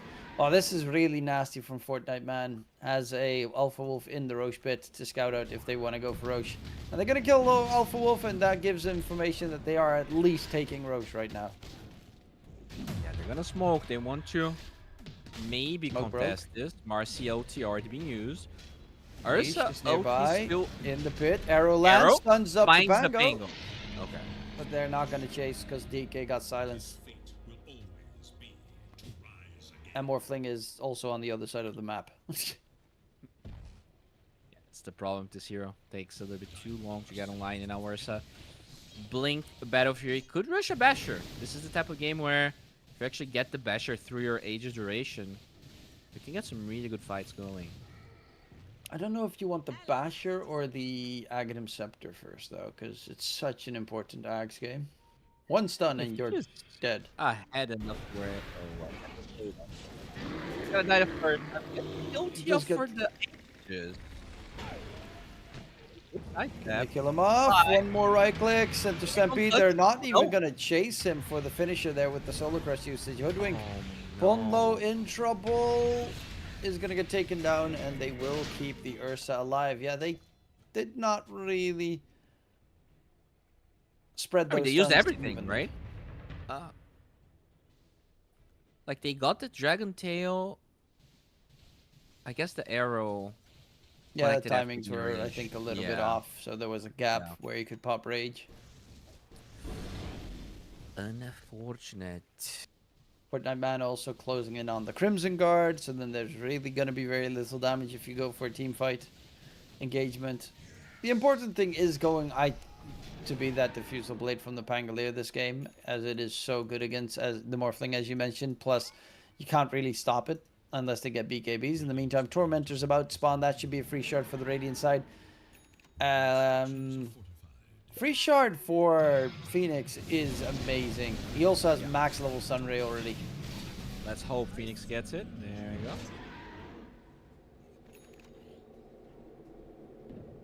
go. He is under ward. They are all under ward vision taking the gateway. Or actually only Pangolier because the rest were Skellies.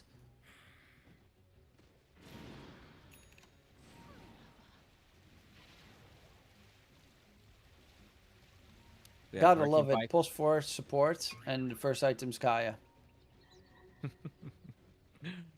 Yeah, it's rare gods for you. Again, 4, 2, and 6. It feels like every game he's outperforming everyone else, and he's just outperforming our expectations of this hero, to be honest. Yeah. The Skywrath is holding its own. Most of the time he's just able to catch the enemies off guard. Niche does have the Hurricane Pike now on the DK though. Force Staff almost done on the Hoodwink. Morphling's going for... Okay, Dragonlance, not the Force Staff part just yet. But even the Mirana's going for a Force Staff. So they're getting so many ways to counter all these Radiant moves. Jump in onto Niche. DK dropping low. Mystic Flares there. Center Stampede. He outruns the Rolling Thunder for now. Imperial catches up. And now DK is going to stay alive with the Mirana Invis used as well. And yeah, just Stampede out of there, and they have no way to lock you down. They force everyone back. They force tons of Otis. And now this Ursa is ready to fight because he did finish his Basher. So still have a minute and a half of Ages. You could potentially get a pick off. Yeah, especially with the Centaur ulti on cooldown. Would be your best bet to get a good fight. Speaking of which, Fortnite Man in mid, there are a lot of enemies nearby, and they're gonna get the jump in. He got smashed. Yeah, he fakes the stomp because he expects the rage play, but Probably should have just stopped there and try and disengage. Yeah. It was probably that anyways, but really good engage again. Basher already paying off. This Ursa wall is having a great series.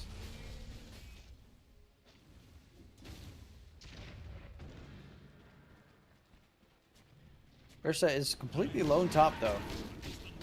Are they able to do anything to get the guys? There's a tier 1 TP nearby, but he is so close to them. Gateway By the way, though, just taken. Gabe, okay. Yeah, they know Ursa's coming. Gaben still feels like 4K lead means Komichara is not ahead enough. It's a 40-60. It is still a scary game. Like, Ursa's great, but they have so many good kiting tools on the Dire side. Especially with, you know, them eventually having four staffs on the Dire side. Yeah, and the siege is terrible, right? Like, how many fights do you have to win with this Ursa to actually get towers? Everyone is garbage with towers. Yeah, buildings can't really get broken that easily. At all, actually. Like, you're gonna have to use Marcy with this creep and ulti if you want to do anything in terms of building damage, and that's perfect for Most Wanted. They can just chill, take it late. Ursa shows himself. Doesn't have the Aegis anymore, but he is going for that Aghanim Scepter and Shard to get as much of the enrage going as possible. Yeah, really good Eggs game, as you said. And they're gonna smoke here. Looking. Well, the run's gonna show smoke break. Smoke. Oh, look at the Ursa. Bushwhack. And they lost Morphling immediately. 3 dead on the Dire. 2 dead. More Fortnite Man still trying to disengage. Phoenix Egg gets dropped. Oh, Niche no. is dusted as well. Will try and Hurricane Pike himself to safer territories, but is shut down. And yeah, without any response there, 423 got blown up. Didn't even get any attributes shifted whatsoever.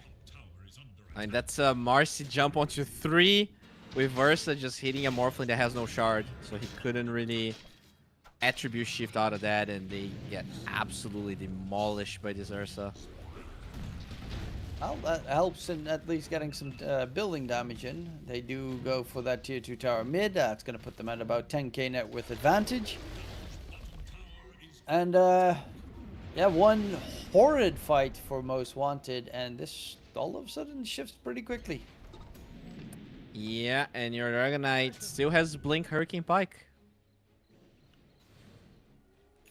Yeah, going for the Bloodthorn next. I honestly feel like he's gonna be forced into a BKB. I'm not sure he. Oh, did he buy any compo? He might. Oh my god. Rare Gods has Meteor Hammer. Oh. That's. He tried That's to your cast siege? Meteor Hammer on the Miranda there. But yeah, that's the siege that they want. That's pretty cool. I love that. You have 0 chance of ever hitting an enemy with it, essentially. But Yeah. good siege. It's not And even that can actually expensive either. Push waves like- a little bit better, right? We talked about it. It's 750 gold more than a Gaia, so. Mm-hmm.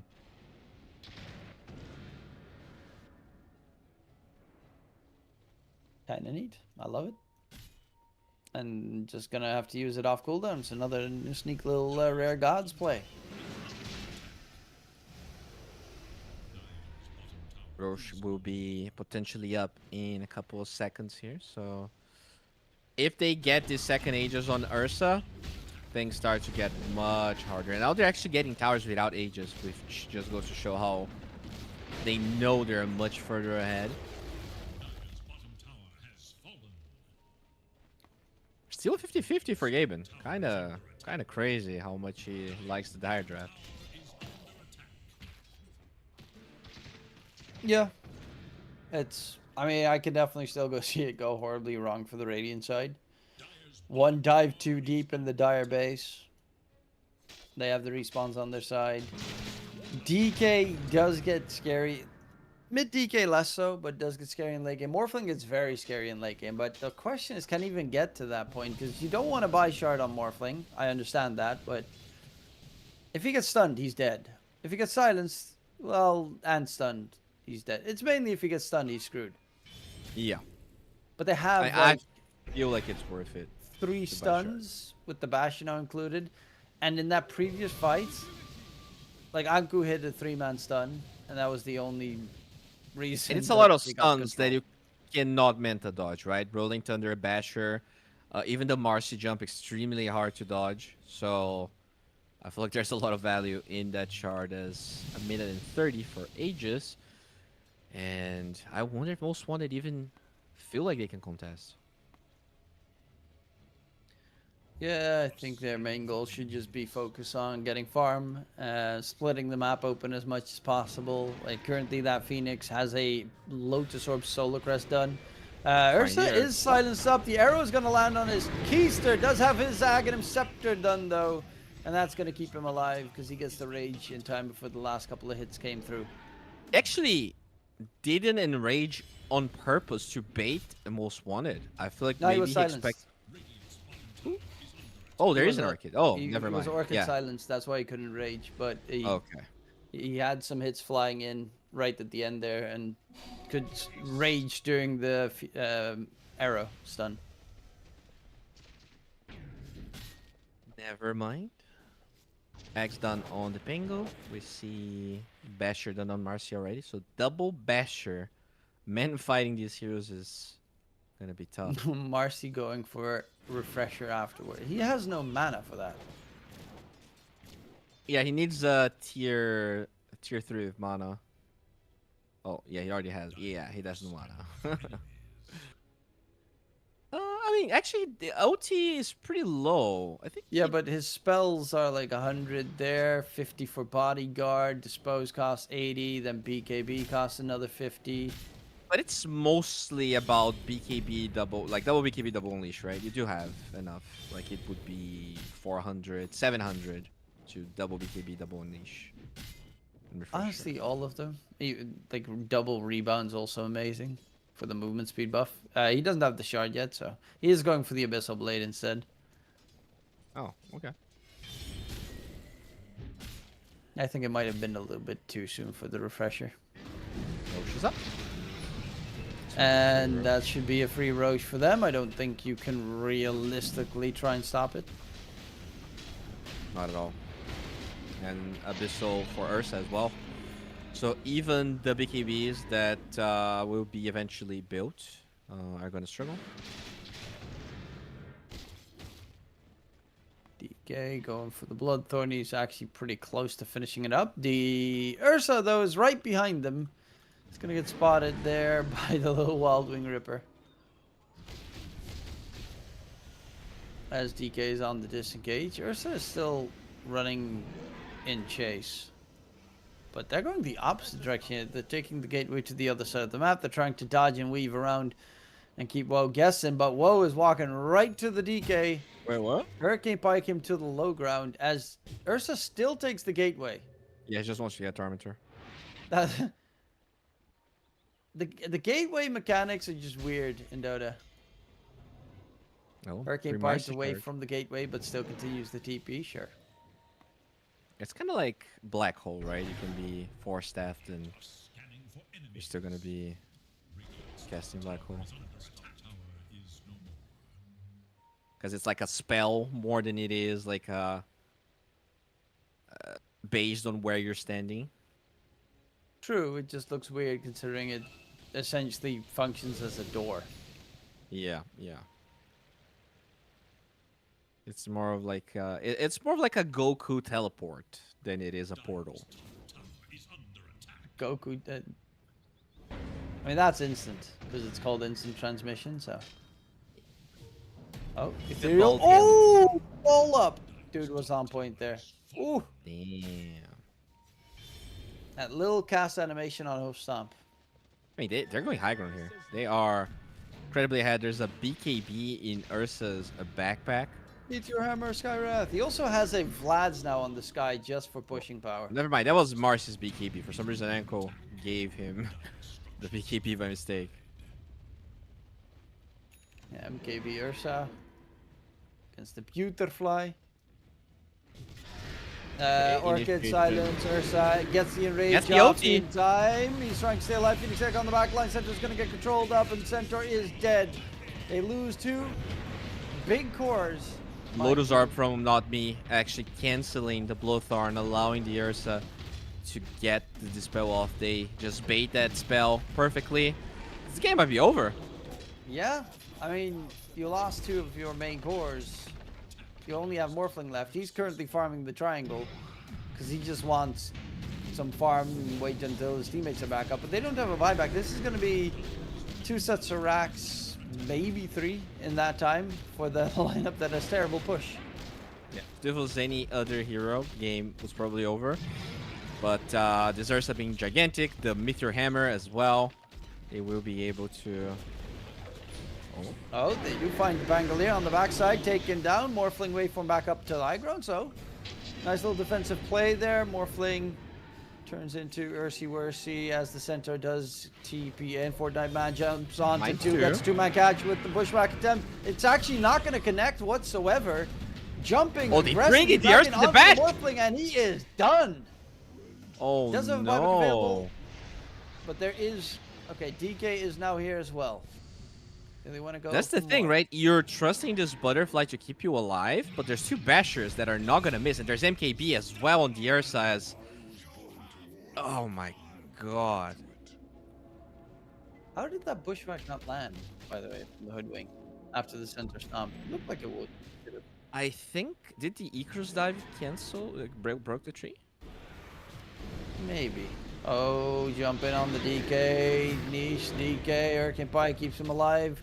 They don't want to buy back on the Morphling. I mean, even with the Morphling, I don't know necessarily if you can do too much here. They're still in Aegis, right? So ideally you want to wait the Aegis out to take the engagement, but it means you're probably going to get Megas.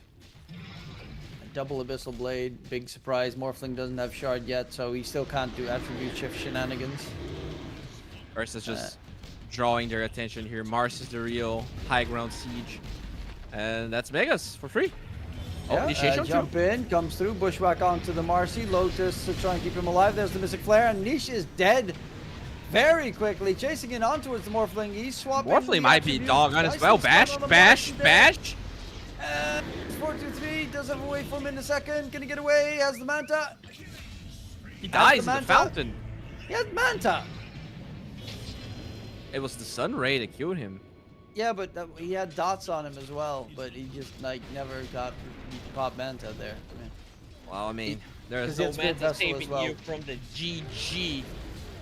And yeah, I mean, besides that weird little game 1, Komichara, at least in my opinion, seems to like lane-wise they are not playing as well.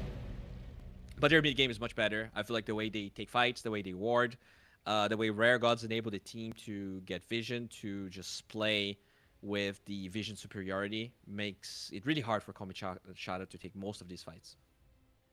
Yeah, I do agree. I think Komichara, game 1, you know, it was a fat and juicy throw that they had in that game, but they did a recoup in the series and showed that they're a very capable and scary team to deal with. But of course, there are more games to be played in the next couple of days. I'm quickly going to check on this channel in about 30 minutes. We will have ourselves Team T versus Team Public. So we're going to go towards a short little break and get that game ready for you. We'll see you after the break.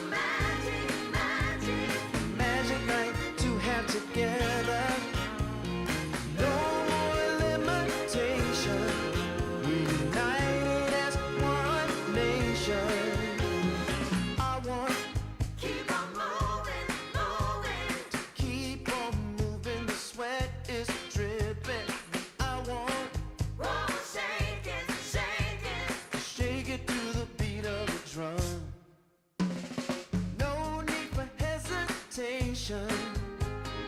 Bass is pumping and everybody's smiling. Happy people gather round. We will party all night long. This will be Oh, magic, magic. a magic night to remember. A joyful celebration for a whole new generation. This will be Oh, magic, magic. a magic night to have together. No more limitation. We're united as one nation. This will be Oh, magic, magic. a magic night to remember. Joyful celebration for a whole new generation. This will be Oh, magic, magic. a magic night to have together. No more limitation. We're united as one nation. Sure gonna be a cold winter, baby, without you loving around. I will be waiting until you come back home. Sure gonna be a cold winter, baby, without you here with me. So don't keep me waiting. I need your company. Ooh, I know I did you wrong. I'm hoping it won't be too long. Oh, come back. Tuesday, you took my heart and then you ran away.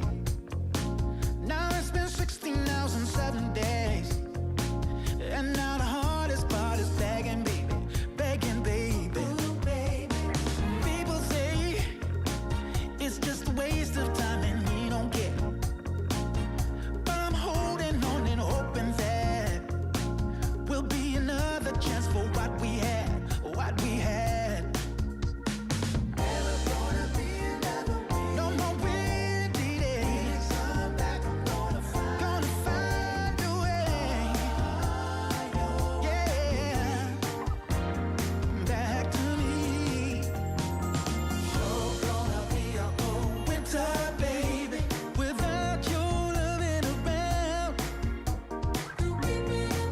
Baby, I will be waiting until you come back home. Sure gonna be a cold winter, baby, without you here with me. So baby, don't keep me waiting. Don't you set me free. Baby, pick up the phone. Baby, pick up the phone. Don't leave me all alone. I don't want to be alone. When are you coming home? Please, come on back to me.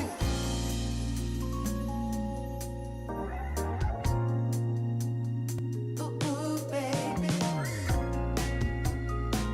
Oh, yes it is. Come on, baby. Sure gonna be a cold winter, baby, without you here with me, baby. Sure gonna be a cold winter, baby.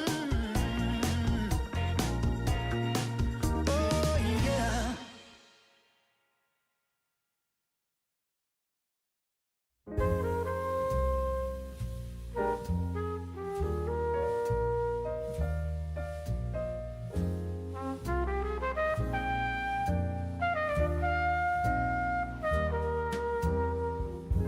I haven't found the one.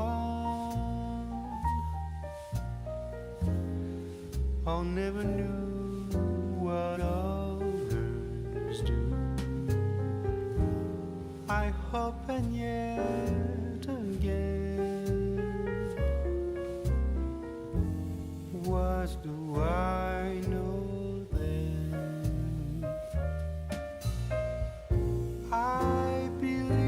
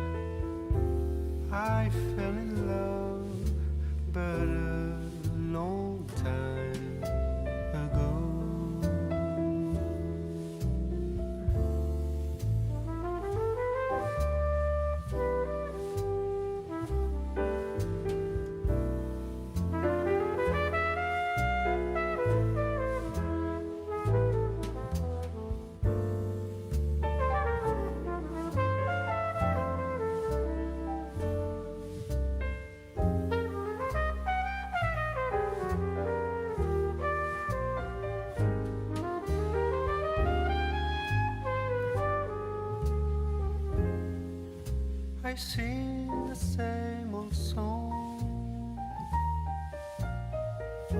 Been going on for far too long. I hope and yet again. What do I know then? I believe we're all meant to be. All my dreams are so out of reach. I fool around, but we never know. I fell in love, but a long time ago.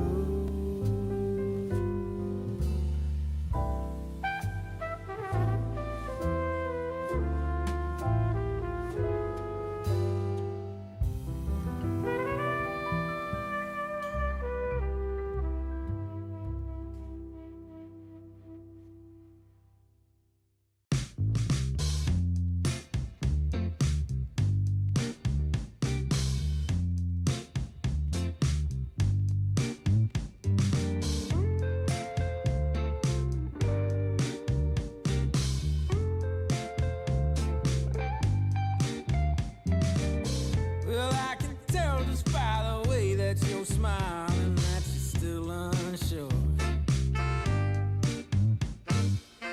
And I can tell just by the look in your eyes that you've been hurt before. But baby, no one can promise you forever. Right now I only know that we should be together. Because it's now or it's never, so won't you take a chance on me? Well, it's fine if all your previous guys, they made you run away. You can bet you'd only have one regret, and that's if you didn't stay. Walk my way. 'Cause baby, no one can promise you tomorrow. But today you take away all of my sorrows. You know I'd beg and I'd borrow for you, so won't you take a chance on me? Right from the moment we met, I knew that I couldn't let my fear get the best of me. And every moment since then has proven time and again that we're exactly where we're supposed to be. Yeah. Oh, won't you take a chance on me? Ooh, oh, won't you take a chance on me?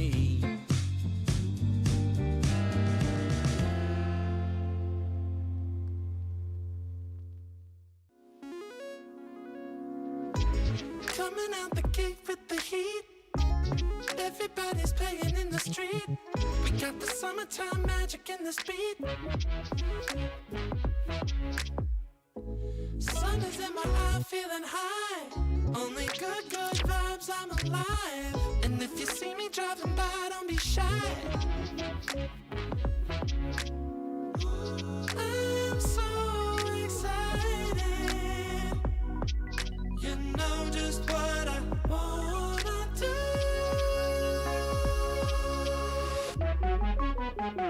I'm glowing on up, I'm glowing on up, I'm glowing on up. I'm glowing on up, I'm glowing on up, I'm glowing on up. Don't it feel like summer? I'm glowing on up, I'm glowing on up, I'm glowing on up.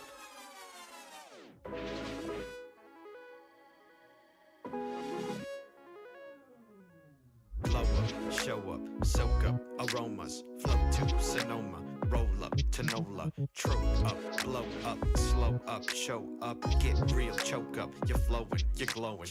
Astral samosa, you're landing on Europa. Your horns blowing, you're chosen. All the deep cuts you know it. I got the pre-glow and the post-glow. Inspiration knows no boundaries where it flows. Your fingertips to the globes tilt to the universe on stilts. Hold on and chill. I'm so excited. You know just what I wanna do.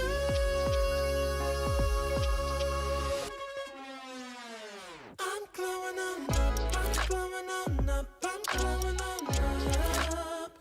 I'm glowing on up, I'm glowing on up, I'm glowing on up. Don't it feel like summer? I'm glowing on up, I'm glowing on up, I'm glowing on up. I'm glowing on up, I'm glowing on up, I'm glowing on up. I'm glowing on up, I'm glowing on up, I'm glowing on up. Don't it feel like summer? I'm glowing on up, I'm glowing on up, I'm glowing on up.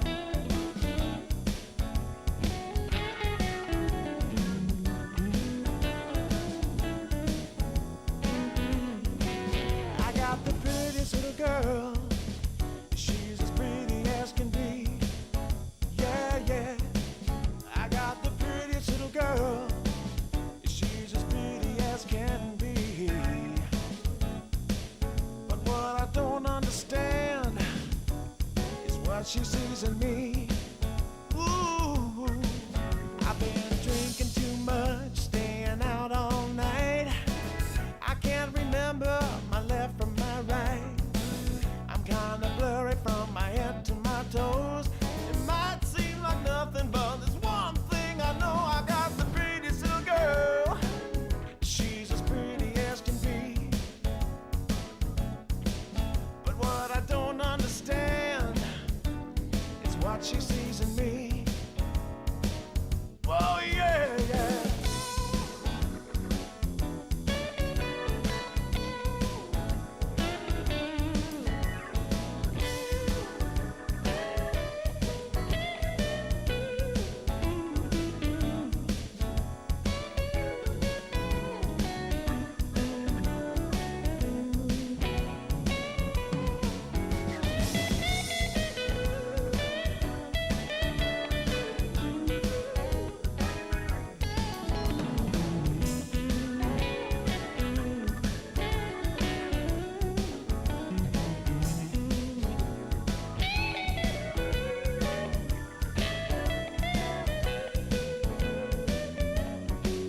I've been in and out of trouble for much too long.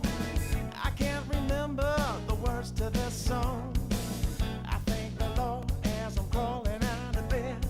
It's another day that I'm not dead. I got the prettiest little girl. You know she looks so fine. I don't know what she sees in me, but I sure am glad she's mine. Whoa, no.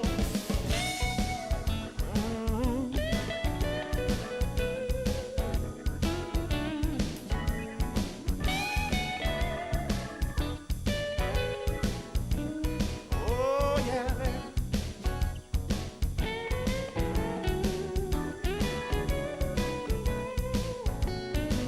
Oh, yeah, yeah.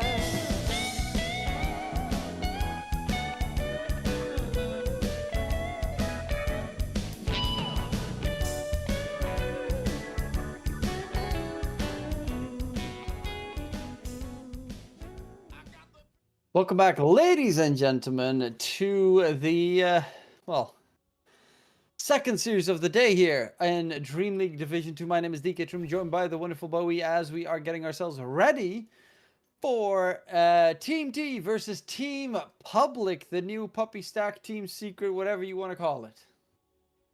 Oh yeah, public. I like that their image has a restroom, so maybe that's what they're trying to allude to.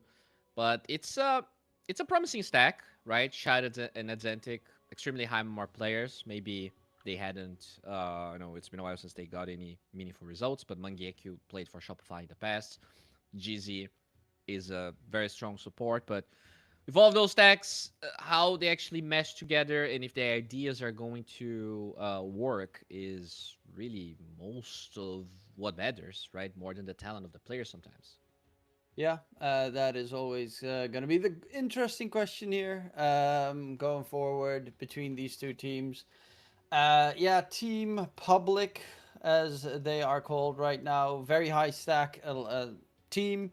Even Puppies rank around 150 at the moment, but they're going to be playing against a team that has been playing as a team for a while. I think only X and Knee has joined the lineup recently or recently-ish.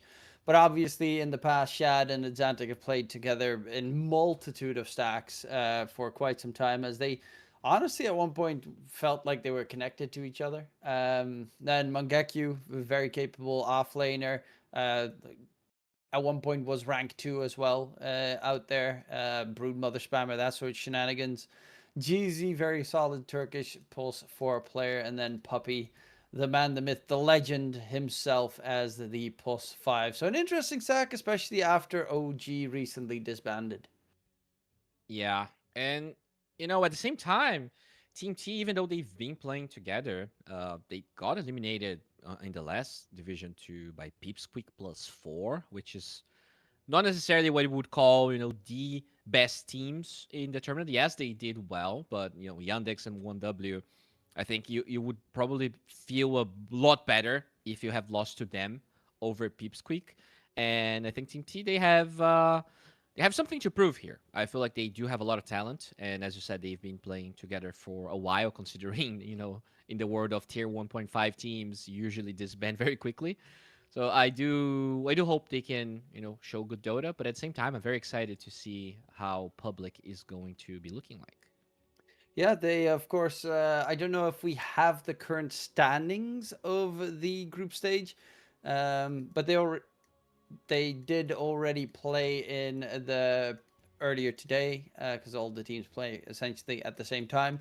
Their team Taibang did beat Team Public, but it was a 2-0, 2-1, so they did definitely show their stuff. I think Team T they played against um they played against Four Pirates. They 2-0'd the Four Pirates. That was actually in a pretty obvious fashion where they took them down. But taking a game off of a Tidebound, which on paper would immediately be put as like the big scary team here at the tournament for obvious reasons, is going to be an interesting prospect for this series. Yeah, for sure. I definitely feel like it shows some promise, especially because Tidebound, they've been screaming, playing together for a while. Public, they are just now getting to know each other. So hopefully this tournament gives them time to figure out their ideas and get to the top four. But obviously, even if you are in the top six, you're still gonna be able to at least have a chance to get a one invite to DreamLeague. Yeah, because obviously the prize pool is nice, but getting that invite to Dream League is going to be very important. I actually have not checked something very specifically, which I'm going to check right now. And that is, gotta open it up. How does the playoffs look? Okay, so you do get slotted. Bottom two teams get eliminated in the group stage. They get no money, but top six in the group stage at least get money. The top four go upper bracket. The number 5 and 6 slot then go to the lower bracket at the start. So yeah, there's definitely something to play for here in the group stage. Sometimes group stages are a little bit like, do you get any real big value? But there are eliminations already at the start. Oh yeah, you get eliminated, and if you don't get top four, you only have one chance. Uh, as I was looking here through Adzentic's Dota buff, and it's been a while. Like it's been 5 months out of the competitive scene, and Yeah. I wonder how much this is going to matter. If he's playing pubs recently, we don't really get. He to is see a lot of still that. very high rank. He is like rank 50 at the moment, so he Yeah, but must. if you didn't play at all and then you come back, right? Yeah, maybe you lose 20 games, so that's not gonna take away a lot of your rank, but you still might be significantly weaker I than you mean, were. with the way people are currently ranking up, if you're gone for like 5 months, you're down like 100 ranks. It's Well, insane how quickly people swap ranks at the moment. Like they're 17, 18k MMR players all over the place. gonna have to see. He's gonna have to show that in the field, in the game, in the server, as we do have some problems here. I'm not sure. They are waiting to have the selection working, but we should be starting soon. And do you have any favorites here? Do you think it's just Team T clearly has the advantage? I mean, Team T has the odds in their favor, but honestly, I'm going Team Public. It is a little bit of a mixed stack, but the fact like Mangekyu is a nasty player because he plays that Brood off lane, the Lycan off lane. I mean, in the last series, he played Brood and Lycan off lane as well, and it's that big surprise factor from it. Team T, they are pretty good. I do like their players. They have won the last 6 series that they played, including the EPL finals against Komichata. But they're definitely a team that can be broken. They recently picked up XNE. There are some miscommunication errors sometimes. I do rate their Pulse 5 Kaori very highly, though. I think he's absolutely amazing of a player to have. But, he's up against Puppy. Big boy Puppy in the game. That's going to be fun to see. I'm also curious to see what Puppy's even going to play. Dota is a game of youngsters, all right? It's very rare to see someone as old as Puppy still putting up a fight, and I think he's done a commendable job staying at the top of the Dota 2 ladder. But yeah, I mean, Kaori played for lots of big names, played for Navi, played for OG, played for Quest when they were doing really well. So I do definitely agree with you. I think he might be the maybe not smarter, but definitely the more skillful support. And I feel like in the past, it was way more about your ideas and more than the execution as a support. But it feels like the floor for supports has increased dramatically.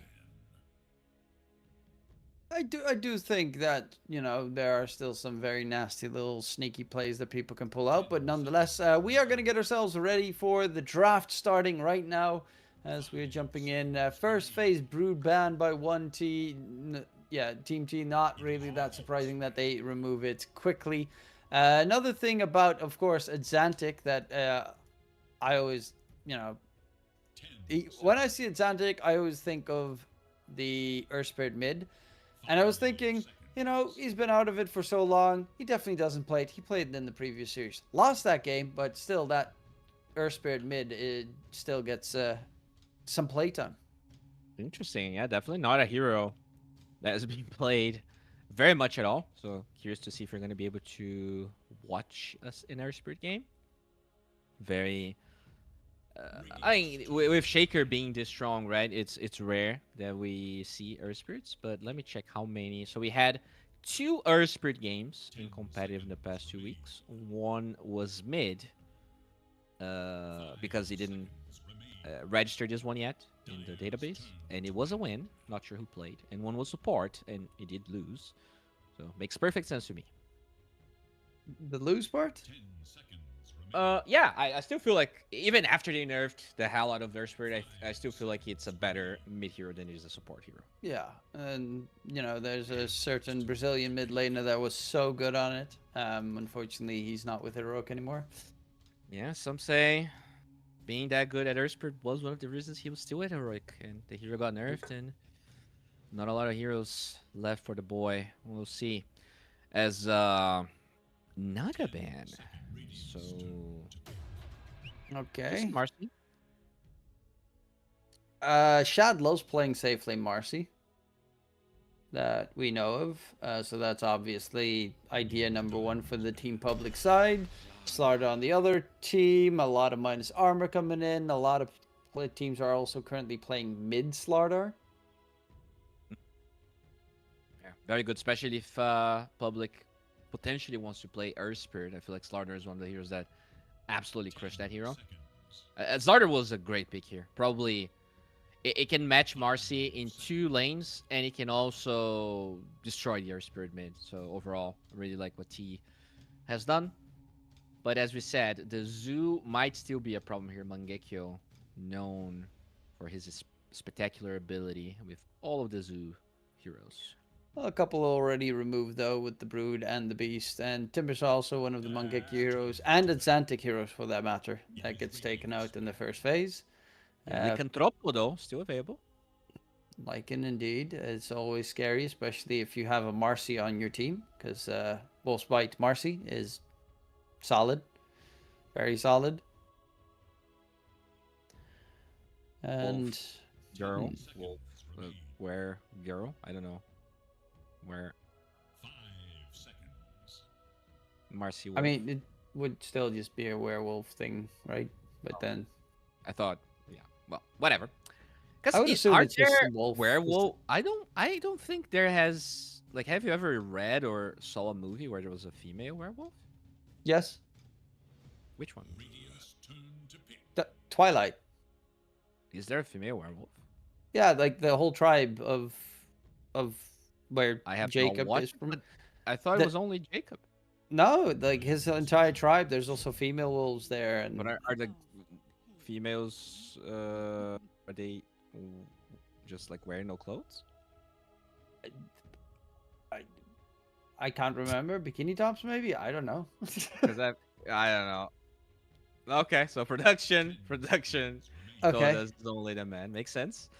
As we do get a sort of topless hero, Quap potentially flexing that mid and carry role. No, there's definitely female wolves because I looked it up. There's definitely female wolves in Twilight because I read the book, I saw the movies. I I remember her read very. one book, I think. 10 seconds. I read the books before I saw the movies, and then I saw the movies, and then I completely forgot about the fact that I read the books, and I hated the entire ending of the entire show. It was horrid to watch. I've never finished it. I watched like 2 movies because my girlfriend at the time wanted me to watch them. But I think what made them bearable was just like the music was alright. Music was very good, actually. Yeah. Yeah. Yeah, no, it's not a great movie. Nonetheless, we do have a couple of picks in the meantime. DK Hoodwink. DK is a possible mid or safe lane hero that they can go for. Against the Queen of Pain, it's I guess they just want to survive in that mid lane matchup against the Queen of Pain if they go for the mid DK pick. But if they go for like a Marcy Hoodwink support duo, that's also pretty nasty to deal with. Yeah, I would rather have DK as a carry, I think. It probably lanes okay against Slaughter. And sure, DK can tank that lane. Sure, he can buy Blink. Sure, he can be a threat to Quap. But there are other heroes that I think do the same thing and are probably better at Xantic heroes. So we'll see what they're going to be picking here on 18. As they Should be grab a plus 4 for 1J. Yeah. Very uncharacteristic hero, but very good against melee carries. Potentially just toss the DK away, chase him down, get some kills. Usually DK doesn't struggle in the lane, but against repositioning heroes, he is notoriously bad. Especially if you don't go for like a Hurricane Pike or Blink Dagger build at all. It's also, you're playing against 3 Blink heroes on Team T. Obviously, Queen has Blink, but Slaughter and Tiny both build into very early Blink. So that means Hoodwink, for instance, is going to be hunted 24/7. Yeah, definitely a little bit scary for the Squirrel. ST can probably pick your 5 here. So, what do they lack? Warlock's available. They go Ench Puppy. Kaori. Up, yep. Never mind. Yeah. Just had a brain fart. Ench is So- okay. They do have a break against Ench, which is kind of nice, but they might want to have some extra damage to kill off the Ench, as we saw in the previous series, how hard it is to kill the bastard if you don't have specific counters. I mean, it's a spell to hoodwink shit. It's a safeguard against Lycan here, because we did talk about the zoo. There's a fair chance they could force that to Mangekyo. It is a safe place to pick Lycan, ban some Radiance matchups, or even like PL, some sort of illusion hero that could be really good against what they have. Mm-hmm. Yeah, it's also, you're at the point of like, do you just go pick Dusa and ban Anti-Mage? Yeah, it could go that path. Just give Mangekyo Marcy. I mean, it's a Marcy fine. 5, DK mid, Marcy 5 with Dusa safe lane, and you got like... Nice. Could still be Marcy 3 and it's fine, right? Oh, Mars? What? Okay, that changes things. Is that Xantic Batrider then? Bat sucks against Quap though in lane, so I would assume not. 'Cause he just maybe throws his- Mangekyo Bat? I think Pulse 4 I don't think Bat. it would. I think it's safe Pulse lane. 4 Bat on 18. I feel like that's awful. I think You're it's just wasting the Pulse best 5 slot for- Bat. Like they're playing Marcy safe lane, Bat 5, and then Hoodwink for DK mid, and they're last picking Mangekyo off lane. Okay, well, I hate that because now all the other Mangekyo heroes get banned, and you're gonna pick him like some standard normal hero that you'll be able to pick anyways. Yeah, true, but Batrider is very nice to have against a double melee lane. together I mean, with Marcy, obviously, as well. So it's okay. I agree. But there you go. They're gonna take away some of those Mangekyo heroes, Lycan and potentially. I think Visage is a non-hero, so is there anything left? Terrorblade Meepo? No. offlane. I don't know. 10 seconds. Meepo offlane. Let's go. Just go wild. 5 seconds. Yeah, I don't Honestly, think I there's. don't know what you take away. Axe? Is Axe even good here? Centaur? Snapfire. Yeah, they're covering their bases. Like they feel like this Batrider could be core. I think it's a good Centaur game.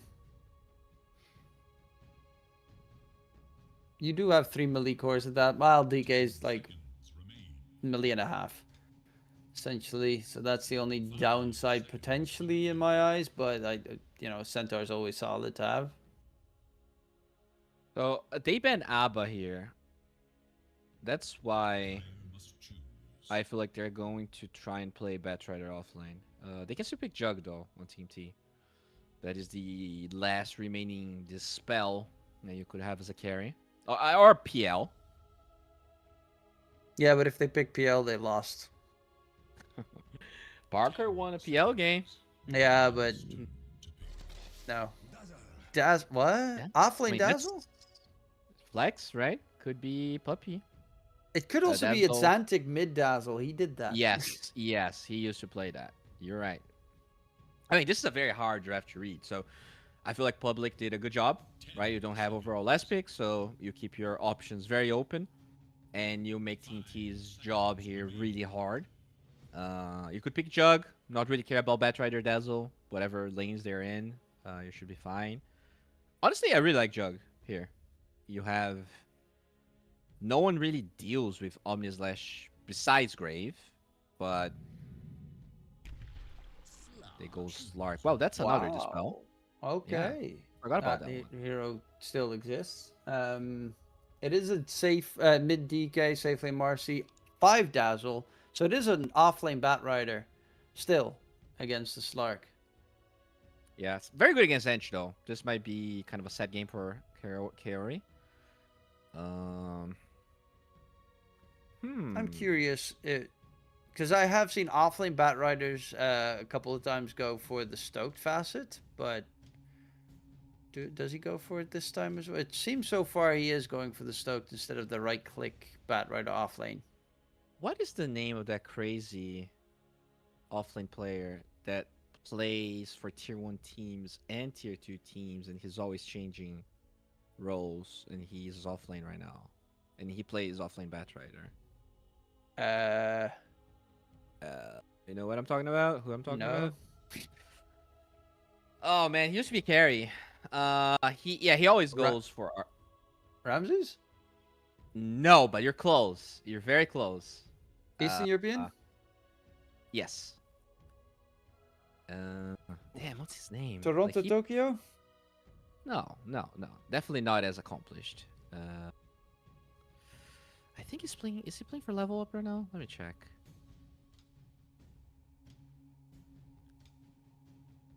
He's the guy that like quit a team because he said that people were like they were not really invested enough and they were not training. 10 were called to battle. I'm not gonna remember his name. I have Whatever. no idea. I'll find his name at some point. Don't worry. Yeah, I'll get a text at 3 a.m. in the morning. Oh my god, it was ... Yeah,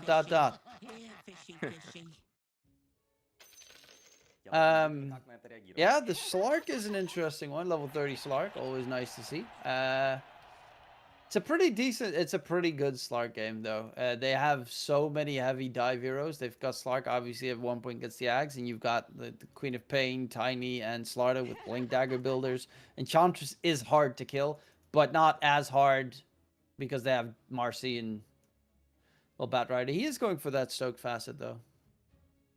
I've seen some Batriders go for like the Dagon with the Stoked. That was horrid to watch. Absolutely horrid. So the player I'm talking about, his name is, what was that the Dream League where because of COVID no one could join? Dude, that's like 2021. I I think it's start of 2022. don't know. Oh my god, I can't find it. All right, I'm done. I am done. I'll sorry, toxic teammate. Uh-oh. Uh-oh. Atlantic, I'm not mid. You have free lane. Wow. Kaori. Wow. Gotta keep that pub mentality in the pubs, guys. Atlantic finally returning to professional play, and you're gonna treat him like that? Slightly disappointed. His I know. joking. He's only a yoke, my friend. Just fun. No hate. Well, the Bat Rider off lane. I'm curious to see how he's going to do on Mangekyu, because you're playing against Slark, so you don't really do much against him. Might also be the reason why he went for that facet, the Stoked, because you're not going to stack sticky napalm stacks on him anyway. Yeah, I mean, does make sense. You do lose the siege part though, which I think is a big part of why core Bet Rider can be good. Yeah, not that they buy Shard, but it's understandable. As smoke rotations coming around. I mean, I'm still looking at both these teams, by the way. Who do you think is going to take game one? I think I like the Slark draft a bit better, but to be completely honest, I have not seen carry Slark in a long time. And in my mind, even though technically Slark should be good against DK, I feel like DK is just a better hero. By like a fair amount of... Yeah, but it is a mid DK, so... True. That is true. Yeah, that's also kind of where I'm at. I'm like... I like the Slark. I think it's pretty good this game. It counts a lot, but... And they don't have, like, the best control on... They have good control on the die, don't get me wrong. Like, a good Lasso Dragon stuff, but it's Slark, you know? I guess Basher is going to be pretty important on Shad if he gets a good timing on it. So, pause arenas, but we should be back.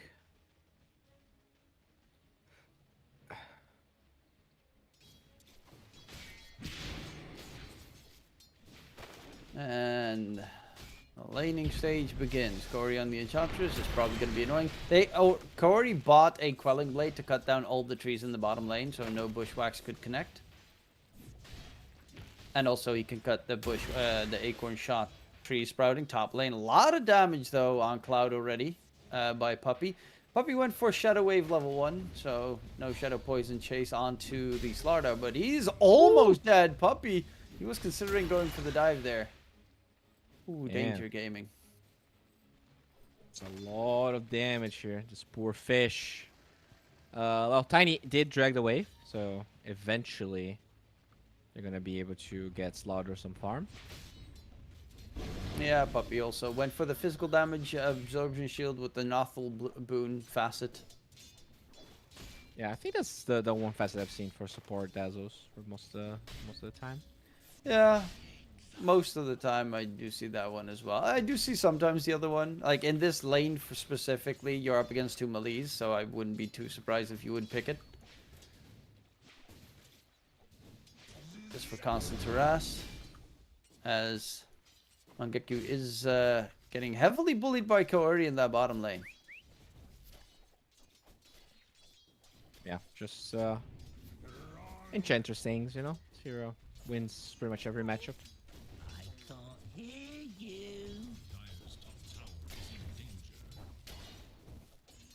Mangekyu actually is struggling a fair amount in CS here. Like this lane, especially because he started with lane break and he is not even learning sticky, so doesn't want to give away free one charges, I guess is what. But he's like struggling tremendously in CS because of it.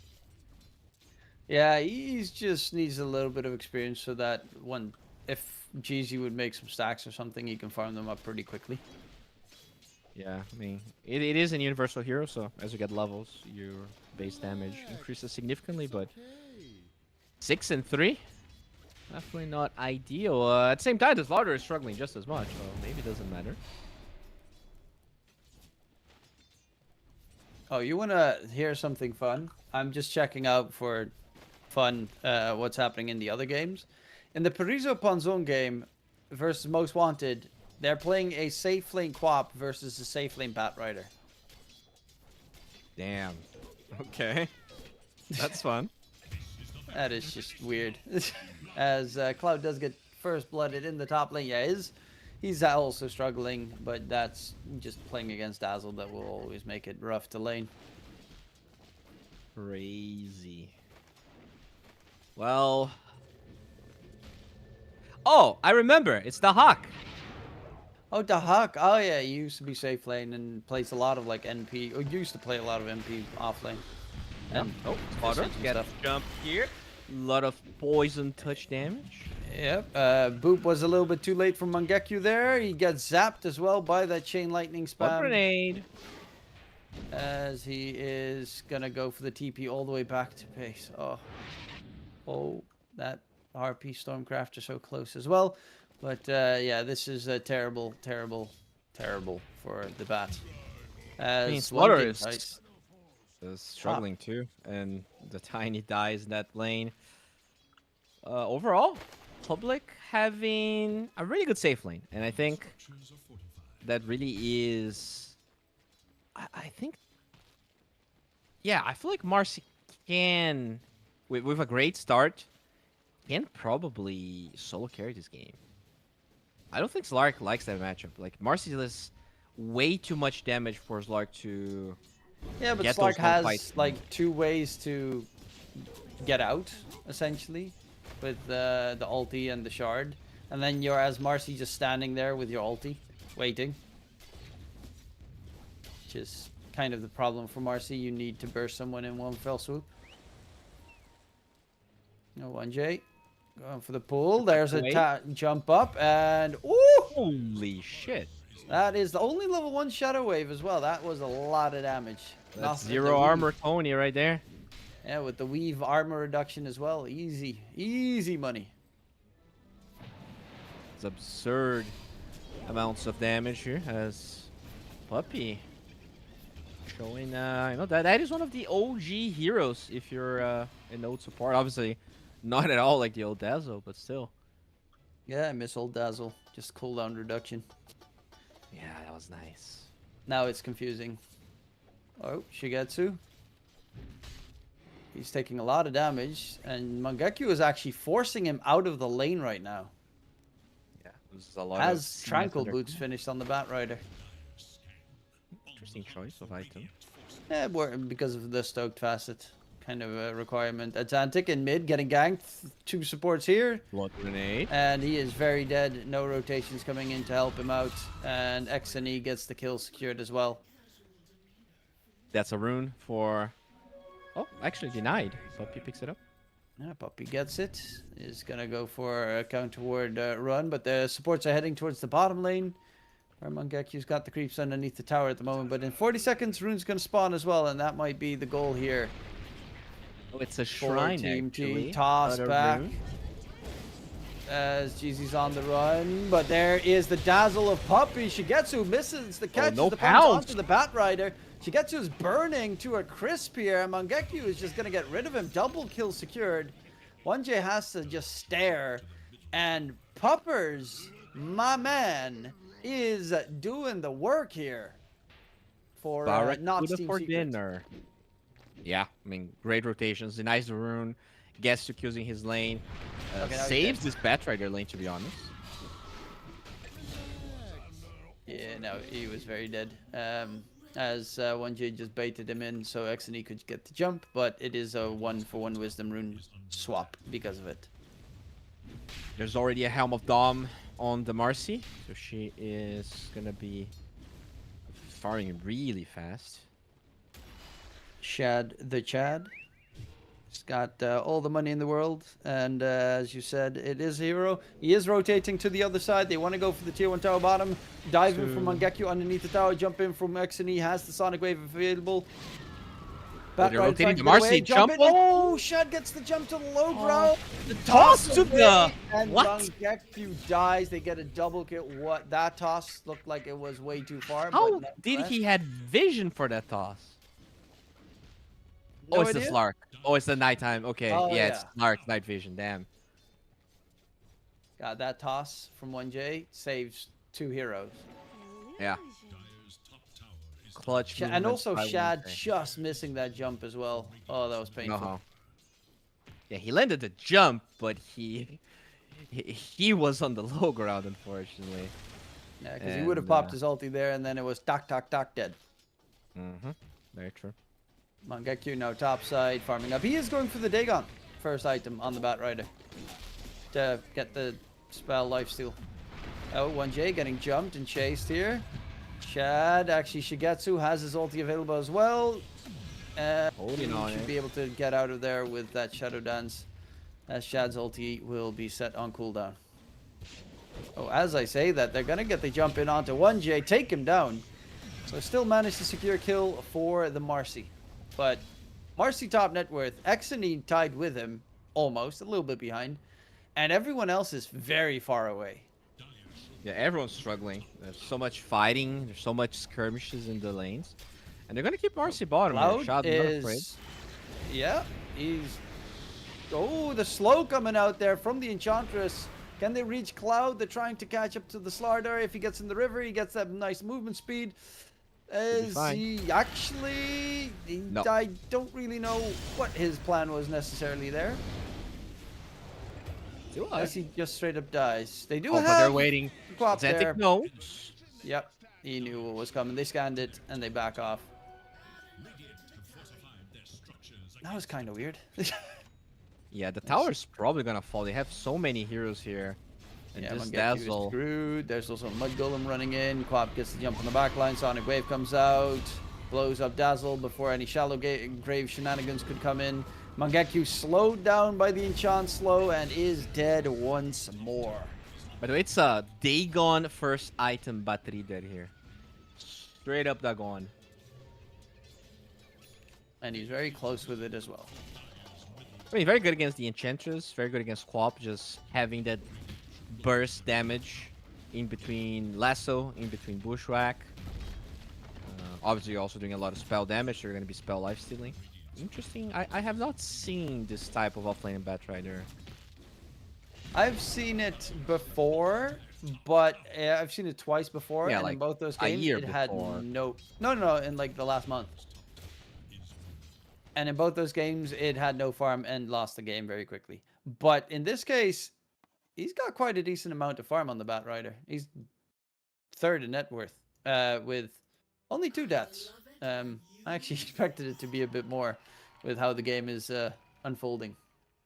Yeah, I mean, it was that puppy rotation, right? The Batrider got the double kill in that 5 bottom. So he recovered a lot. After that, they did get the tower bottom as well, thanks to Shad. And, I mean, he is incredibly strong. Just going to go for the BKB rush. No basher or damage item in between. Sometimes we see armlet against a fair amount of minus armor. Yeah, looking not too shabby here. Currently, the BKB on Marcy is going to be very important, but Exony is very scary on the Quap. Is going for that Blade Mill, and Santic is really struggling to keep pace in this game on that DK. Like, you're playing a DK mid, and you've done a total of not even 300 damage to the enemy tier 1 tower. Did your best. Yeah, I mean, they ganked him at that time. The lane, I think, should be a little bit closer than it was, to be completely honest. But, you know, maybe it goes back to what I said. You're 5 months away from competitive. Sure, you're playing pubs, but it is not necessarily the same game. And not necessarily the same level of commitment, right? Yeah, it might be a little bit rusty, but definitely still has the skill behind him considering his current rank. I do hope that the Queen of Pain will return momentarily, as not too fantastic with these DCs. Hey, what is the actual country? Oh, that is the flag of Estonia? I didn't know it had black. I don't live in Europe, all right? Don't mock me. How many flags have black in them? Quite a lot. 5% of flags only. That's like there what 200 countries. Well, depending on if it's flags for only countries or if also flags for like No, for countries, obviously. cities. I mean, So every Libya- city has a flag as well. So They don't even count Estonia as black, actually, in this list. Ooh, Sigma. A lot of African countries actually have black. Libya. Well, Libya Iraq is- has black. The bottom part, I think. Wait, no. I- How I- many country flags? I should have been more specific. Kenya. Oh, Germany. Yeah, that's true. All right, maybe I'm dumb. Maybe I'm dumb. Yeah. Happens. There's a very big chance I'm just dumb, DK. I Have you ever can, thought I can about see that? that being correct. Yeah. Puppy making some stacks here so that the Bat Rider can catch up, and Santic hiding in the trees knowing that the Tiny was nearby. As he doesn't want to get jumped at. Puppy is now here, so he could go for the Nothel projection shenanigans, but they need going more if for they want to go for play. They Shigetsu want to go here. for Shigetsu bottom. Sharpshooter is going to connect, but he's going to be able to slither on out of there. Let's have. Or That- not. Oh, as Shad gets holy the shit! jump in, and What a Shad jump! really wants that blood. Will get the kill, and Shad be a beautiful on that catch. Holy moly, that was insane. Absolutely shitting on Shigetsu here. Gets that kill. 6,000 net worth. Playing super aggro. Like, a part of 5 out of the 8 kills they have. And he's going for that BKB. Well, he's getting the Ogre Axe. He could technically go for the Aghanim Scepter first if he wants to. Mid lane, Atlantic. They do have Grave available. Holding on to it. Shallow Grave. Should get the heal behind it. Corey dropping low, but there is no... Oh, Sharpshooter misses. Jump in. Quap goes deep. Wait, Sonic what? Wave thrown out. Exony, if he dies, that's dead. a lot of gold. The heal comes out. The Xantic is going to get toss. taken down by the toss, but that is going to be kill number 3. As they did also lose the Slardar solo top to Mangekyu. And the Quap dying there is everything here for Team Public, because that was top net worth. And now that Bat Rider is the same, is about to overtake the Quap, who was at like a 1,500 gold ahead. That's way too greedy from the Quap. Jumping at tier 2 like that, knowing Dazzle has heals. Oh, this is going to be costly. Dyer's bottom tower is in DK is closing in on his Blink Dagger. Shigetsu is so poor. That's also one of the big problems with Slark, is it's a very terrible farming hero. Yeah. And it doesn't, like, the only items that the Slarks tend to build that boosts it are Midas, which is not a good item in this patch. About that's about it. I don't, like, Helm of the Dominator if you're pulse 4. He's going Orchidea. Oh no, he's going Maid's Lair. Yeah, Well, he's got the Fusel. He's going Mage Slayer next. I guess he wants to be able to survive the magic damage from the Bat Rider. yeah, I mean, it's alright, I guess. Not very good against either Marcy or DK later on, though. True. And considering Quap is going, well, he went for the Blade Mill into Kaya build, it's not going to be like a super aggressive Quap plays carry situation. Slardar is even poorer than the Slark at the moment. Yeah, that's Larder's having a tough day. They And have that's 2 why- core heroes that are terrible at farming, which is not great. They have 3 core heroes that are terrible. Honestly, Quap's not a great farmer either. Like, eventually, when you get Ags, you farm okay. But, like, this Quap actually can die. Like, there's Blink on DK, the Bat Rider Lasso. I feel like everyone on the Radiant side struggles, so they need to go for moves. Oh, they just smoked right on top of that Observer Yes, ward. They have. They have a Slark as well, but he's not in that area to clear out wards. And they're going to back off, know what's coming, and with Shad right behind them as well. He's going for the Aghanim Scepter early. That's really problematic for Quap. The AoE silence. I think with his Blink Dagger debut, they will scout the Blink Dagger, so They don't want to go for that target. It's They're antic. Are baiting they the gonna go? DK Yeah. here. They're trying to get the jump in on DK. There's the Quap going in. DK stun thrown out. Bushwhack. Bushwhack time. Connection onto Queen of Pain. Queen of Pain is dead. There's the big heal bomb as well. They're going to chase in for more. Zantic, they need to keep the dots going, but he's going to be able to chase forever as 1J is going to be killed. Number 2. The Slark will be able to get away, but they found. Oh, they found great the double. Enchantress as well. Kaori being solo killed by Shad. Oh, money, baby. Money! As he is very close to being done with that Aghanim Scepter. That was a beautiful TP from Marcy. Sees the Enchantress alone. Knows that he can get that kill. Absolutely beautiful. Yeah, and currently Atlantic has even overtaken the Queen of Pain. Sharpshooter just willy-nilly getting thrown out to try and break that shield room. Oh, top lane, Cloud being chased by Mangekyu. But he's going to be able to slither on out. 4 points of Guardian Sprint will allow him to live. And the river, pretty neat. 1J, pretty much in trouble. There's a jump in from Shad, but XNE is here. Has the Sonic Wave available. Shad needs to be a little bit careful On it. as well because of who might rotate in. But the DK is here. DK stun in onto the Queen of Pain. The Hex comes up on top as well. Can they finish him off? Yes, they can. Take him down. The bounces are there, and Shad is unstoppable with the Ags now delivered to the Marcy.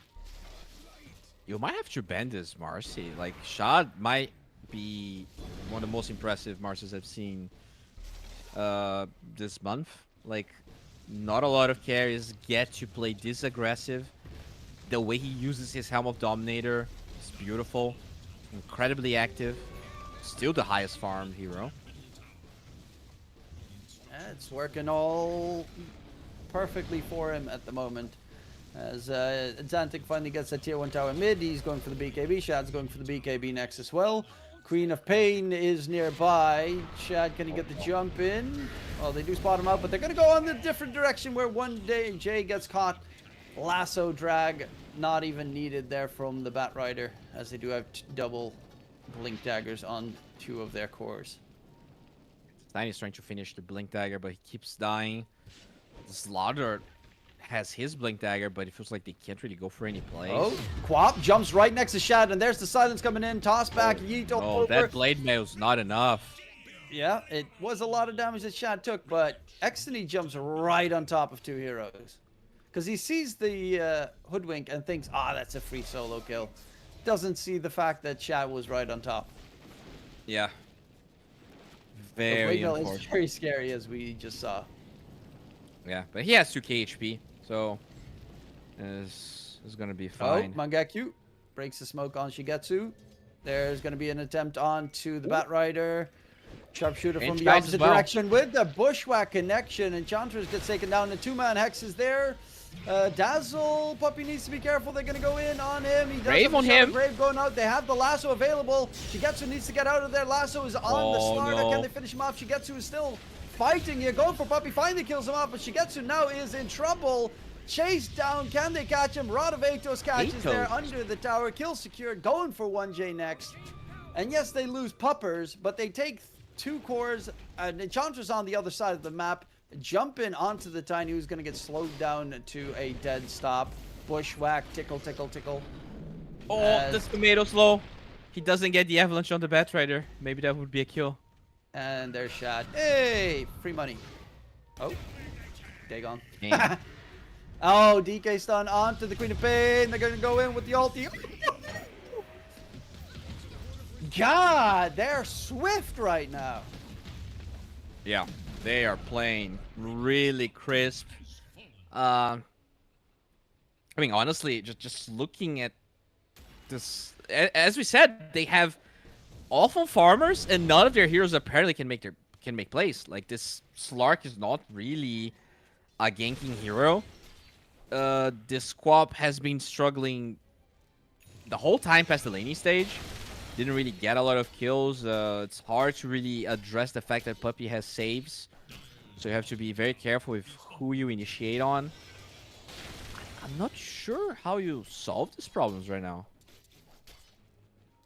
Batrider is also going for Yule Scepter so that he can try and keep himself alive when he gets Sonic Wave. Hello. Speaking of which, he does find the Tiny going in. There's the Hex on the Tiny. Tiny is so close to that Blink Dagger. And yet so far away. Pretty far away from Santic. being alive. Scary Hey, game that's in here. just a tier 2 for free thing. They Yeah, don't really have any way to defend this. BKB is also done on the DK. It's close on the Marcy, and they have like no damage on the Dire side. Slaradar has a blink. That is it. He's still only at blink level. Exony's got the Blade Mill, which he had at like 11 minutes. Also, only item he's got. Shigetsu does have a couple of now with Mage Slave finished up and a piece of the Aghanim Scepter, so at least he's getting some decent farm. But I mean, he's just being AFK the whole time, right? It's not like this is a Dusa. It's not like this is a hero that eventually auto wins the game by having farm. This hero still needs to fight really well. to get a Mangekyo chance. wants to go for Cory, but does have to be careful around this area as they have multiple enemies here. Throws out the Dagon to heal up. It does still have a Yule Scepter. They're all TPing in. Jeezy gets a free shard in the process from that Tormentor take. Atlantic doesn't manage to spot anyone out. Oh, Enchantress. The Enchantress is also very farmed though, Cory, but does get soloed. Yeah, that damage amplification, allowing the Hoodwink to get that solo kill. Oh, he has hip shot on Jeezy. That's I never see anyone else with hip shot. Yeah. Almost all of them go for the cast range facet. Yeah, yeah. That's kind of cool.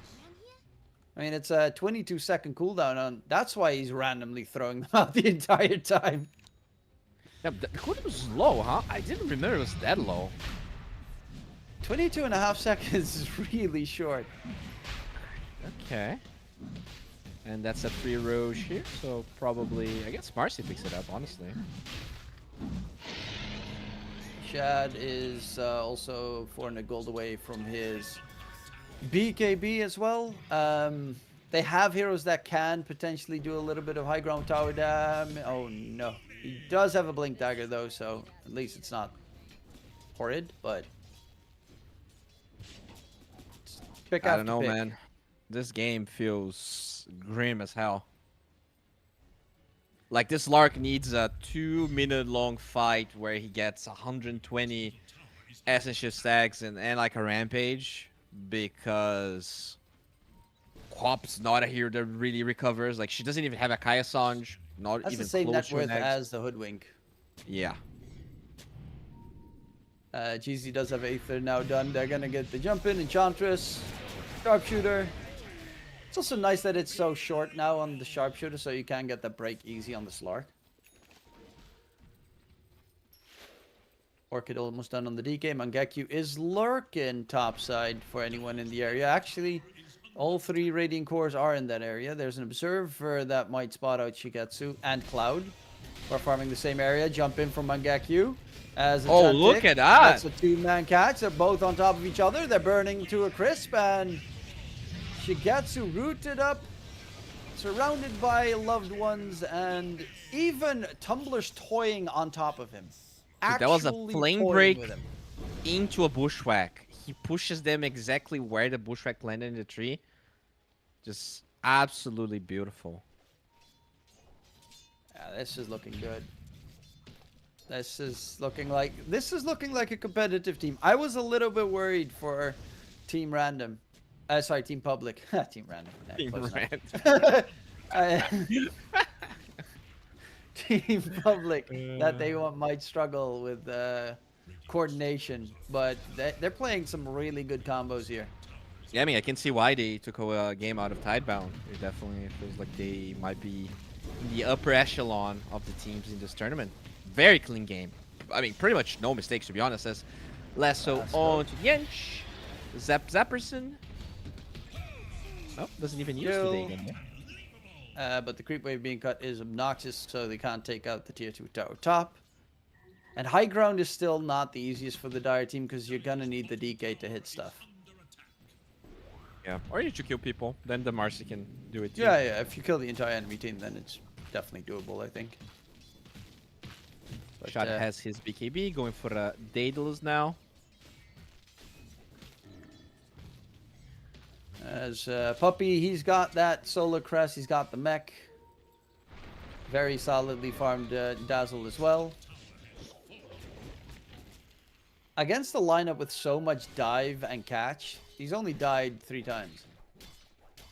Yeah. I mean, at least Slark's gonna have his eggs now, so that is some catch for them, which they definitely lack. Like, this Larder feels like if he shows, he just explodes. Speaking of explosions, 1J gets killed, they're TPing more heroes, they find Quab. I mean, this game's just... X and E done as well. Went for the Kaya into the BKB, and it just still has nothing. Jeezy is now overtaken Cloud in terms of farm. This Hydro game Bush is coming in. Shad, though, has the BKB. yes, Oh, he pops it boy. right before he dies. Actually, goes in for the kill Dies? onto Cloud. And finds Oh, the kill, boy. gets chased up. Lasso drag onto Shigatsu. The heal is down. Oh, Yopata! Oh, my lord. What is this disgustingness? Yeah, this Shad is gets the tip. That's definition of atomic bomb versus baby. Like, this is just... I was like, This oh my game's god, over. Shad is throwing the game so hard right now, and then easy triple kill into high ground push. Okay, never mind. On a sliver of HP as well. And then that lasso catch from Mangekyu. Oh, so close. Beautiful. Every tier 2 besides bottom is down, so they can probably get 2 lanes. And I mean, as we said, this is a slot to DreamLeague. You're probably gonna play this as hard as you can, but I can't help but feel like there's little to no hope. They're gonna go for probably a YOLO smoke. Oh, Puppy is a good catch to secure. They're trying to reach him. Oh, okay. no. He does not get his cast off. Yes, he does. Gets the Shallow Grave in grave. time. There's a good jump onto multiple X, and he's already dead. Buyback coming out Larder's from gone. Green Face, but they lost 3 lasso, drag the Enchantress, and G to the G gets called. As it is Team Public, Team Random, Team Secret, Team OG, whatever you want to call them. Team Public takes the win here in game number 1 in an absolutely outstanding fashion. 12-0-10 on Shad the Chad. Beautiful stuff coming out from him. Jeezy as well playing really well. Mangekyu with that Dagon first item. You know, started to doubt it, but hey, it works. It works marvelously. Yeah, and I gotta say, I think they're gonna have to change their ban significantly here. I don't think you can give away this Marcy. I don't think you can give away the Dazzle. And then 2 Mangekyo heroes might slip through. So that's what happens when you have a specialist like Mangekyo. Sure, you ban a lot of his stuff, and still he was able to outperform our expectations with that Batrider. I feel like backs against the wall here. This is not going to be easy for Team T. Yep, it's going to be a tough challenge ahead, but they're going to have to try and do their utmost to try and recoup in this series. We're going to go to a short little break. We'll be right back for game number 2.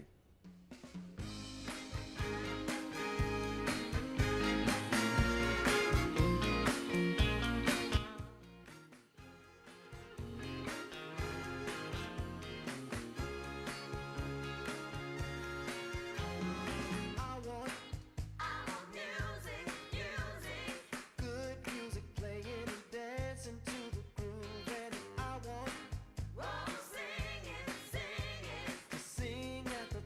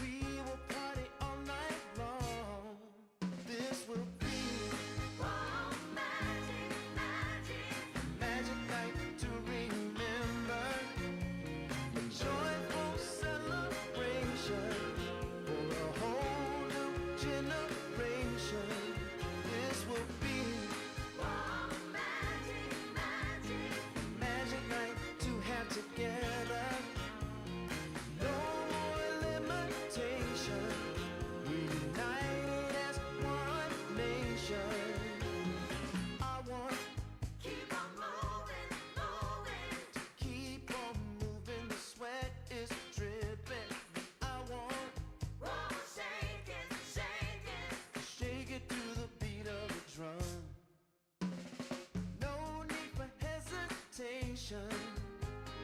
Bass is pumping and everybody's smiling. Happy people gather round. We will party all night long. This will be Oh, magic, magic. a magic night to remember.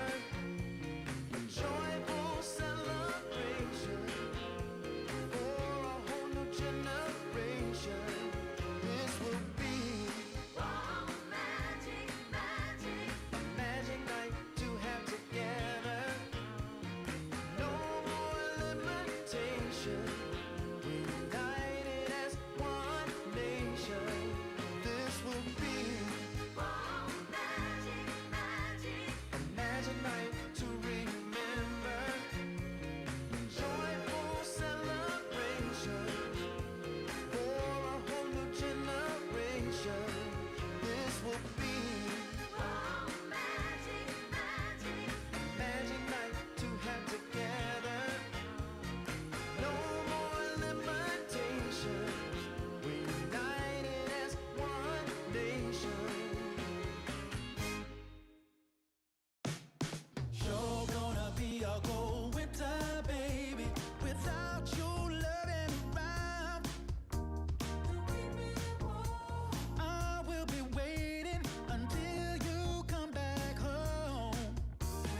Sure gonna be a cold winter, baby, without you here with me. Don't keep me waiting, I need your company. Ooh, I know I did you wrong. I'm hoping it won't be too long. Oh, come back. Tuesday, you took my heart and then you ran away. Now it's been 16 hours and 7 days. And now the hardest part is begging, baby, begging, baby. People say it's just a waste of time and we don't care. But I'm holding on and hoping that will be another chance for what we had, what we had. Never gonna be another way. No more windy days. Come back, I'm gonna find a way. Yeah, back to me. Sure gonna be a cold winter, baby, without your loving around. Baby, I will be waiting until you come back home. Sure gonna be a cold winter, baby, without you here with me. So come on back. Baby, don't keep me waiting. Don't you set me free. Baby, pick up the phone. Baby, pick up the phone. Don't leave me all alone. I don't want to be alone. When are you coming home? Please, come on back to me.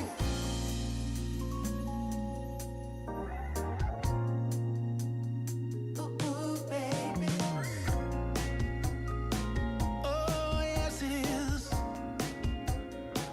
Come on, baby. Sure gonna be a cold winter, baby, without you here with me, baby. Sure gonna be a cold winter, baby. Oh, yeah.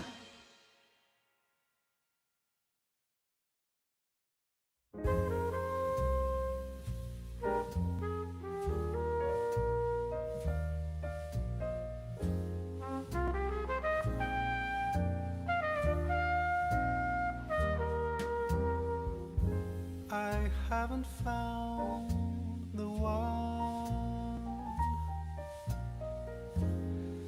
I never knew what others do. I hope and yet again. What do I know then? I believe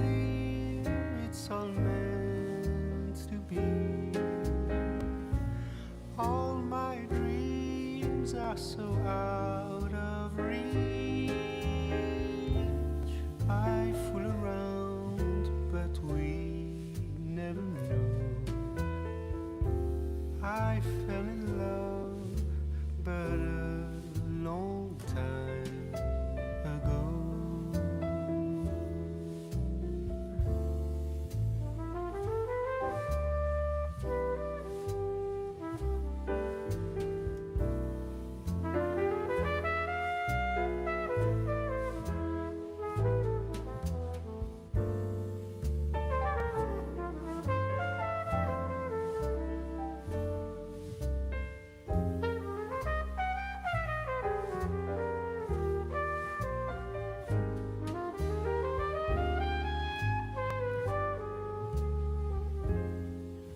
I sing the same old song, been going on for far too long. I hope and yet again, what do I know then? I believe we're all meant to be. All my dreams are so out of reach. I fool around, but we never know. I fell in love, but a long time ago.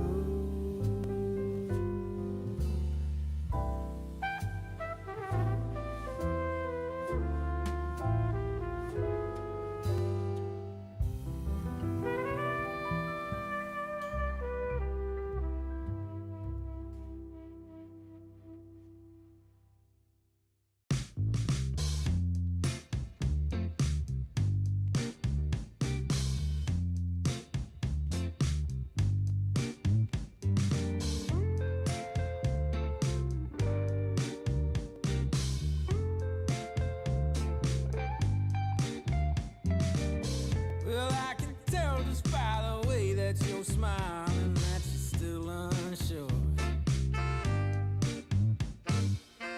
And I can tell just by the look in your eyes that you've been hurt before. But baby, no one can promise you forever. Welcome back, ladies and gentlemen, as we are getting ourselves ready for game number 2 here between Team Public and Team T, as we are looking forward to, hopefully another one of those aggressive games from Team Public, as we saw in game number 1.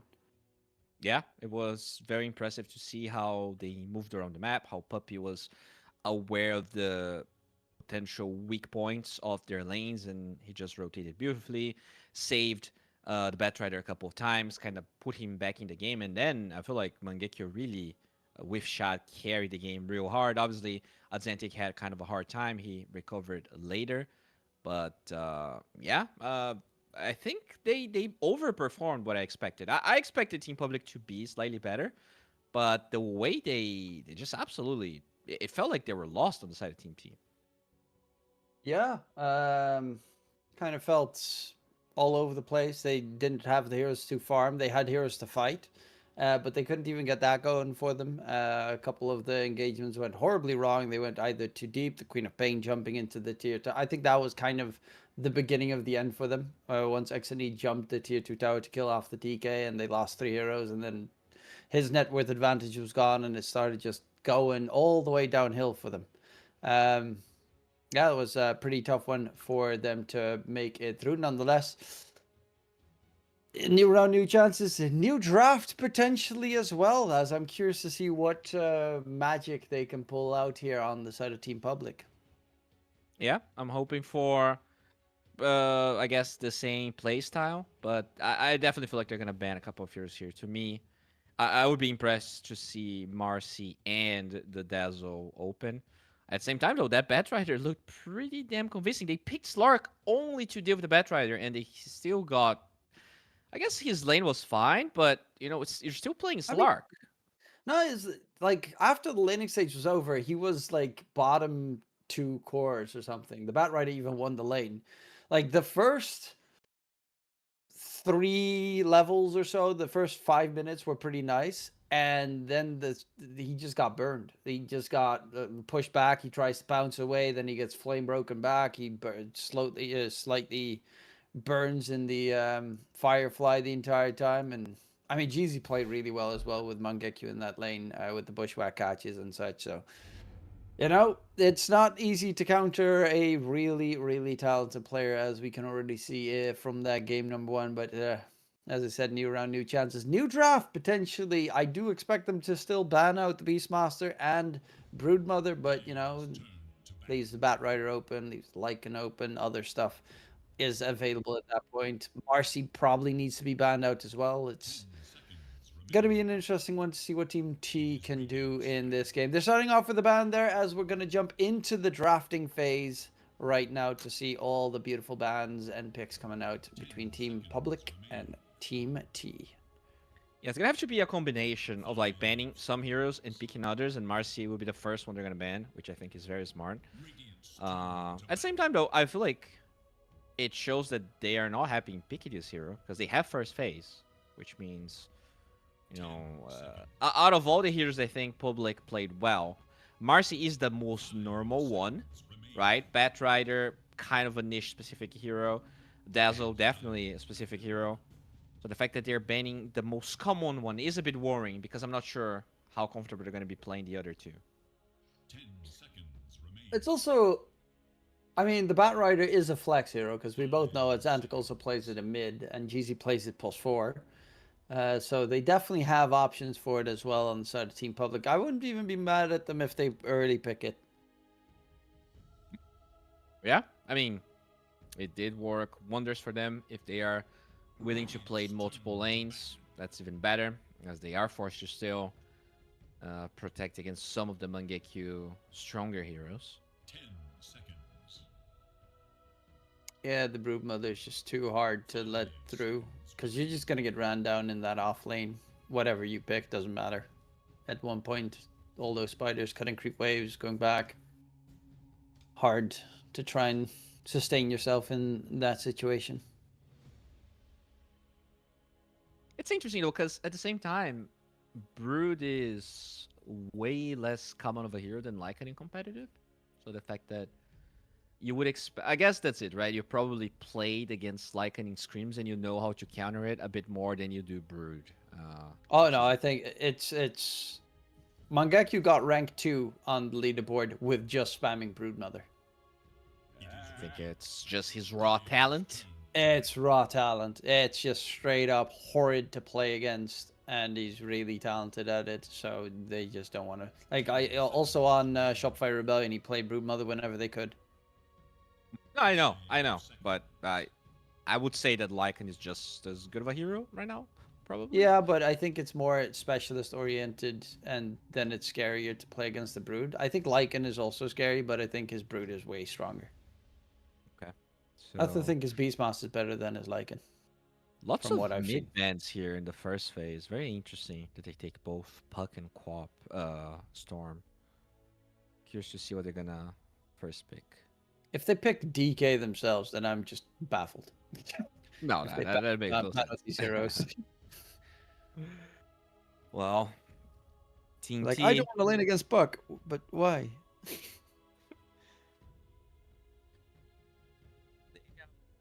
Still deciding here. The Batrider is open. Dazzle is open. One might go through, even if you pick one of them.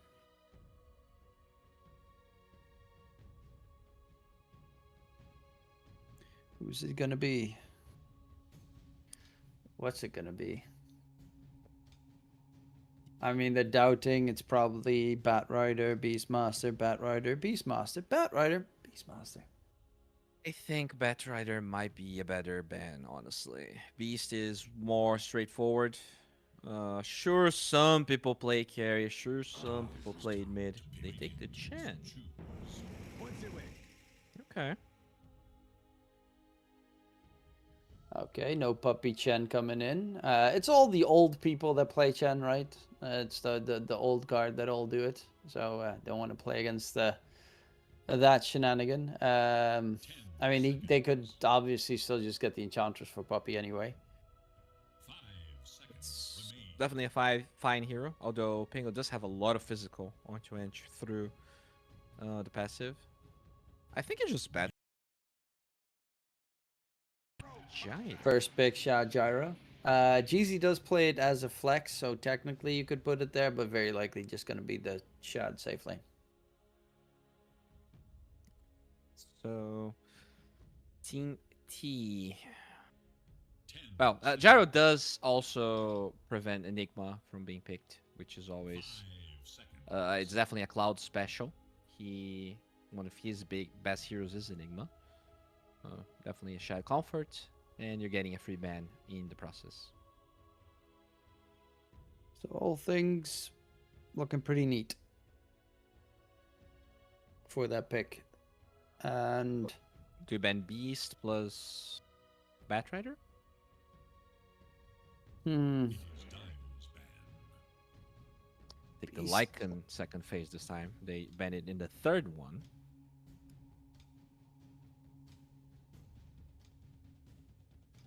yeah, this is a tough one.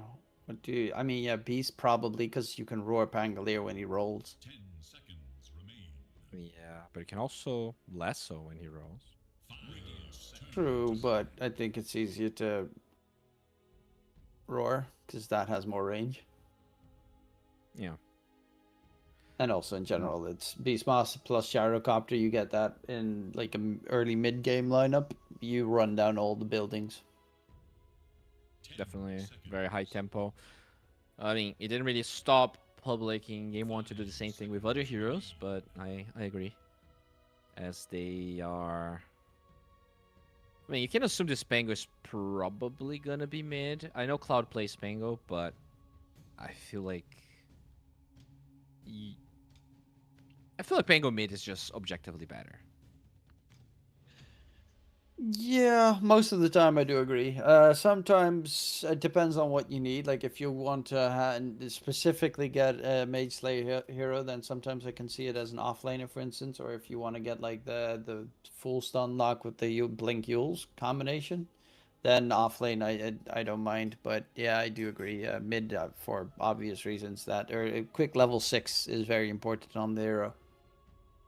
Yeah, I say that because I don't want to see them banning a mid hero here. I feel like it doesn't make sense. So it probably ban something that could counter your Batrider. Did you pick the Batrider very late on to the draft?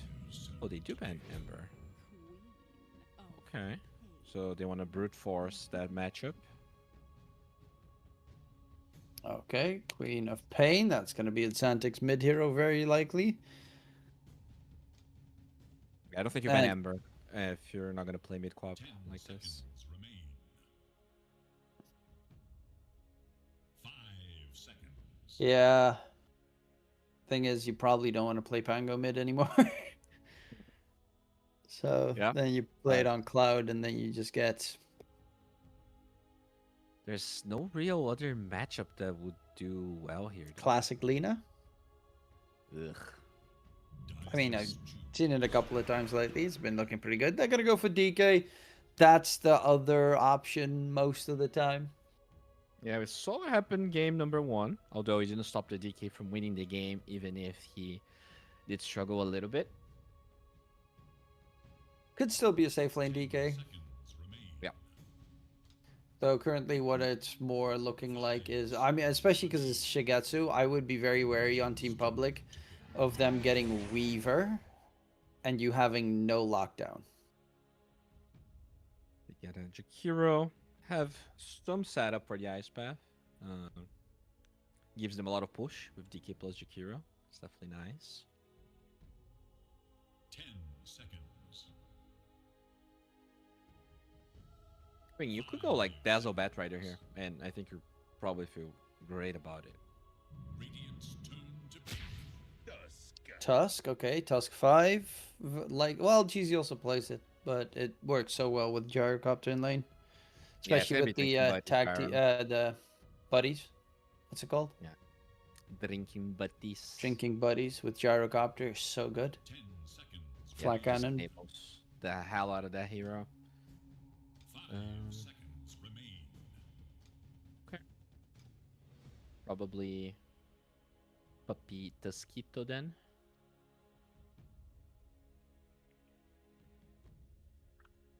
I think they lack control still. So anything with a stun, with repositioning. Yeah, then it's a 5 Tusk with that 4 Hoodwink coming up for Jeezy again. Looking for that last pick offlane hero. This time they have full last pick. I'm not sure, but maybe he plays Huskar. Yeah? I think Mangekyo plays Huskar, so that could be filthy. Yeah, definitely possibility you want to prepare yourself against. And you only have 4 seconds of reserve time, so they go Ursa. Not a hero that likes laning into Huskar. They already banned Enigma. It goes both ways. The physical damage is really hard for Huskar to deal with. But in a I fire think push in back's the lane, annoying. like later on, Ursa eats Huskar, but I think in the Yeah. lane you definitely struggle. But I think because of that, you just don't pick Huskar. You pick Viper, Venomancer. Oh, Venomancer offlane. Veno is nice. Oh, Venom would be so disgusting here. I've been Does look- loving the Venom mids lately. I haven't seen that many, but I've seen offlane a couple of times, and it's nasty, nasty. So they take away Pudka. Wait, I mean, they okay. So they feel like 10 seconds. Pudge 4. I didn't. Does 1J play Pudge? I guess he does then. 5 seconds. Yeah, 1J, one of his most played heroes is Pudge.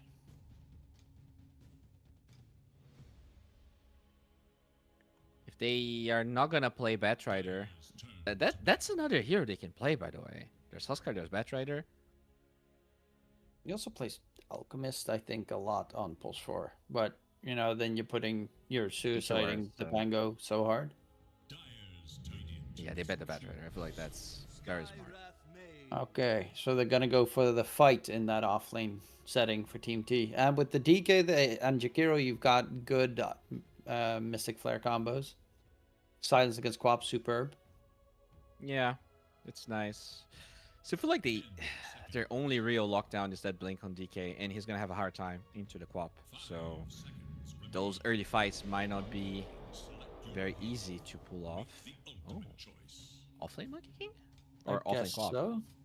Or be, yeah, actually, Adzentic plays a lot of it's Yeah. offlane Quap. That actually makes so much more sense. Oh, their lanes are so hard to deal with. Ursa they are. versus Quap, Monkey versus DK. Oh my god, I love Team Public's draft here.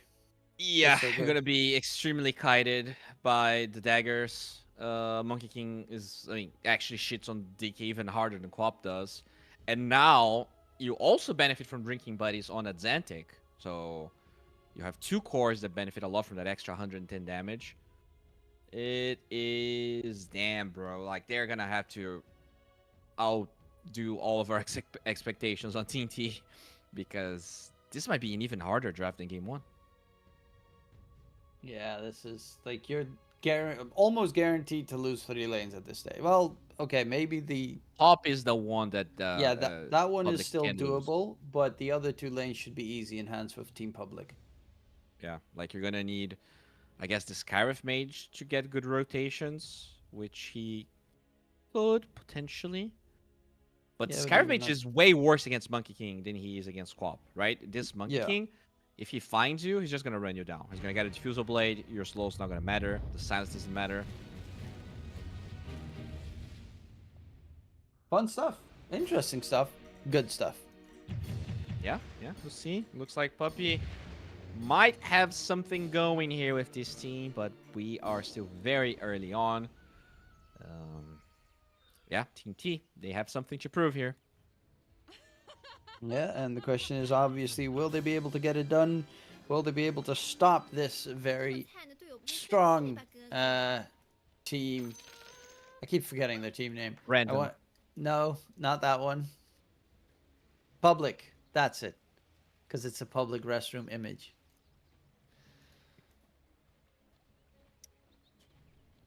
Yeah, looking forward to seeing what they can do here. Puppy did go for that drinking buddies as expected, laning with the gyrocopter. Drinking buddies flat cannon combination is pretty good. You also have at least a BKB piercing tool, well, two on the Radiant side there with the Walrus Punch and the Sonic Wave.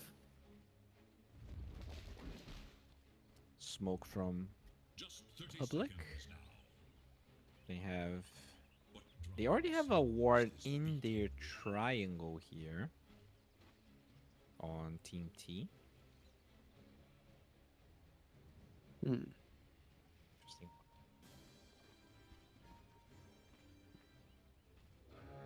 That's an interesting word spot early on. Why?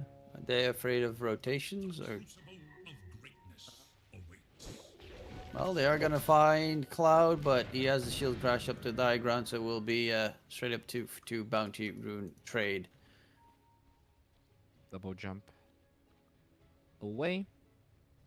These lanes are going to be very tough. So you probably, I mean, one play would be to get first blood mid, and they have the slow. Dragon Tail still not learned with the blood grenade. This should be a kill. Yeah, Azantic taken down for first blood, so good Very move nice. there with those nasty rotations at the beginning. Puppy is just gonna be like, okay, I'll soak up nothing in the meantime. Absolutely nothing. Not even that one creep that gets taken down. All the experience in the first wave is missed by the Radiant team. Very nice, creating chaos in the side lanes, making sure that the Dragon Knight has a good start. He's gonna have boots pretty much from minute 0. Yeah, that should significantly help him in his lane. Otherwise, that lane would have been over very quickly. Mangekyo is just going to keep spamming Shadow Strike onto the Ursa in the top lane. Bakori, on the other hand, will spam that Liquid Fire onto Hoodwink 24/7 as well. And all those trees are cut again because Kaori is playing with that Quelling Blade. Radiant's courier has been slain in cold blood. Jay also gets a curry. Mid lane has Flag getting spammed. been a big win. Only 5 CS for the Monkey King. Yeah, that level 1 gank was perfection.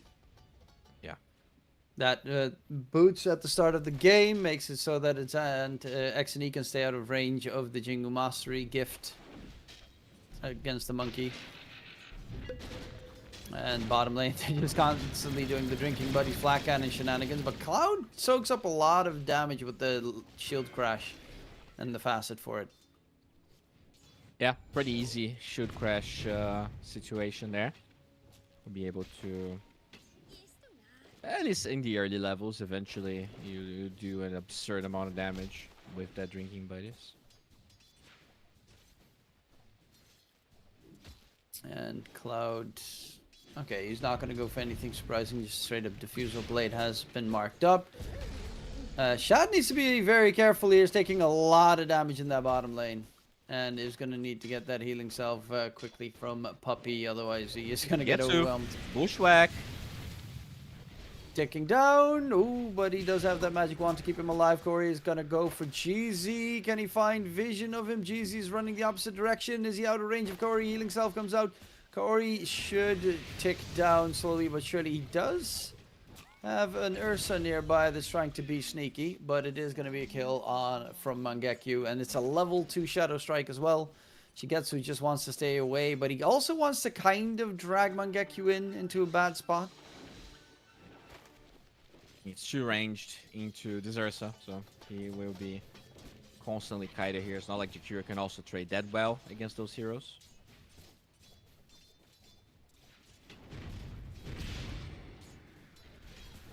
And in mid, Atlantic is starting to look a little bit better now with a couple of levels and his own boots being done. Bottom though, they're diving underneath the tower. Shad's got his own healing self delivered. 1J dropping very mark. low, has the creeps behind him and the tower Grenade. and the slow. And the kill goes to Puppy, actually.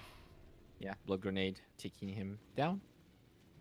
So yeah, overall feels like public slowly gaining control here over those lanes that we said were very hard. But just that first blood, it goes to show how much it kind of made this laning stage bearable for Team T.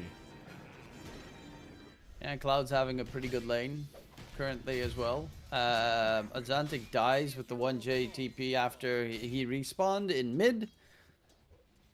And second death on the Monkey King. That is not great. Exony is getting a way better lane out of it than... He is top net worth by a lot at the moment with those 2 kills.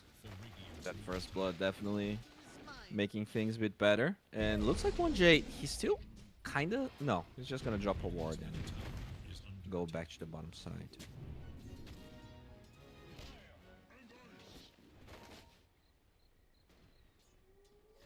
Well, bottom lane. Shad is definitely struggling in that bottom lane. Oh, a puppy. Drinking buddies. Goes in for the connection there. Doesn't have a point in Snowball. Just leveling up drinking buddies so the Gyro can farm a little bit faster. But yeah, that bottom lane, Shad also had to send quite a decent amount of regen towards the lane, which makes it very tough for him to build up that net worth. Shigetsu getting on top of Mangekyo. Bushwhack, Blood Grenade. Yeah, the Shigetsu kite is dropping low, real. blink out. Mangekyo is gonna... No, gonna stay alive. And denied. But Shigetsu gets denied by Kaori. Okay. And 1J... What is he doing? No supports in the mid lane. That's so rare, but you have 2 mid laners that actually don't care at all about runes. If you got a good haste rune, that would be pretty nice, but... illusion rune, that's unfortunate. Mangekyo top lane, very low HP. Needs to be careful. Kaori trying to rotate through. Maybe get a catch there, especially with 1J joining in. Has that ancient seal silence. But they also will notice, obviously, that the Skywrath Mage is currently missing. Oh, Mangekyo. I'm very Spot curious to South see Kiro blinks immediately. what the build for Mangekyo is going to beat this game. Because there are lots of potential paths. I guess Blade Mail isn't necessarily bad. But I know I've seen Vessel. I've seen... Oh, they're going to go with 3 heroes here trying to steal the Wisdom. Scan from Dire will scout the Hoodwink. Oh, this is dangerous here. 3-man move. Mangekyo walks in. This is going to be no experience for the Radiant side, and that is painful. Bushwhack, Hoodwink's ulti's going to be a long way gone. This time around, he did go for the Go Nuts facet, though, as he doesn't feel the break is as important. Yeah, I think he's right. Overall, though, way more proactive movements here from Team T. And looks like things have been working fine for them. Almost level 6 on this Skywrath Mage. Very scary. They're going to have a lot of damage moving forward. Heroes there as Cloud. well. Shad in trouble. Rolling Thunder comes out. There is the snowball save. They're trying to survive as much as possible. It pops on up. Shad. The Boundless Strike comes in onto 2, but Shad is dead. Curry dies in response. Jeezy's also here. Can they find more than just the supports? No, because the Pangolier is too far out. And it will be a 2-for-1 trade with the tier 1 tower in mid falling at the same time. I mean, it's good for Xantic, but bad for the Radiant team. Yeah. At least Gyro can always recover it, but yeah, definitely doesn't feel great to have him die there. Top lane, they're going to go in for the Queen of Pain, but he does get the blink away. As 1J was still on the TP to try and reach up on towards that Queen of Pain. Speaking of which, yeah, 1J is still nearby lurking. They did spot him out, so the Quap is just going to fall back. Yeah, they have a pretty deep ward there, so Bob should be very careful with his position. Okay, that is pretty big. That is, the Pangolier of Cloud has been pretty obnoxious so far. GZ in the triangle. Throws out the Bushwhack, trying to run away from 1J. 1J doesn't have boots, but obviously it's a Skywrath, which is fast AF of a hero. As Jeezy wants to get the suicide by Ancient, misses the timing. 1J though in response should falter here, but XNE running in. Sonic Wave throw now just to Good keep him at Sonic bay. Wave. And a nice call down comes through as well. Wukong's onto the DK, take him out. XNE top net worth of the One game more. is gone. Shigetsu's gonna get chased by Puppy, but there's no more interrupts of the TP. And Mangekyou gets a double kill.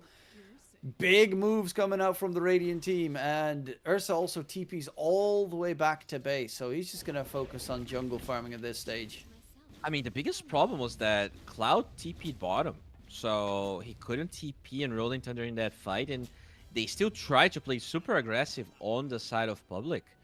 So, you know, all Public needed to do was send all heroes, because they knew they were going to have the numbers advantage. I think a little bit of a misread from Team T trying to force that fight as much. Yeah, but they did manage to take down Shad once more. Bottom lane, though, they're going to go for Jeezy. Still not level 6, so can't get over the cliff. And he is dead to rights with the Mystic Flare usage.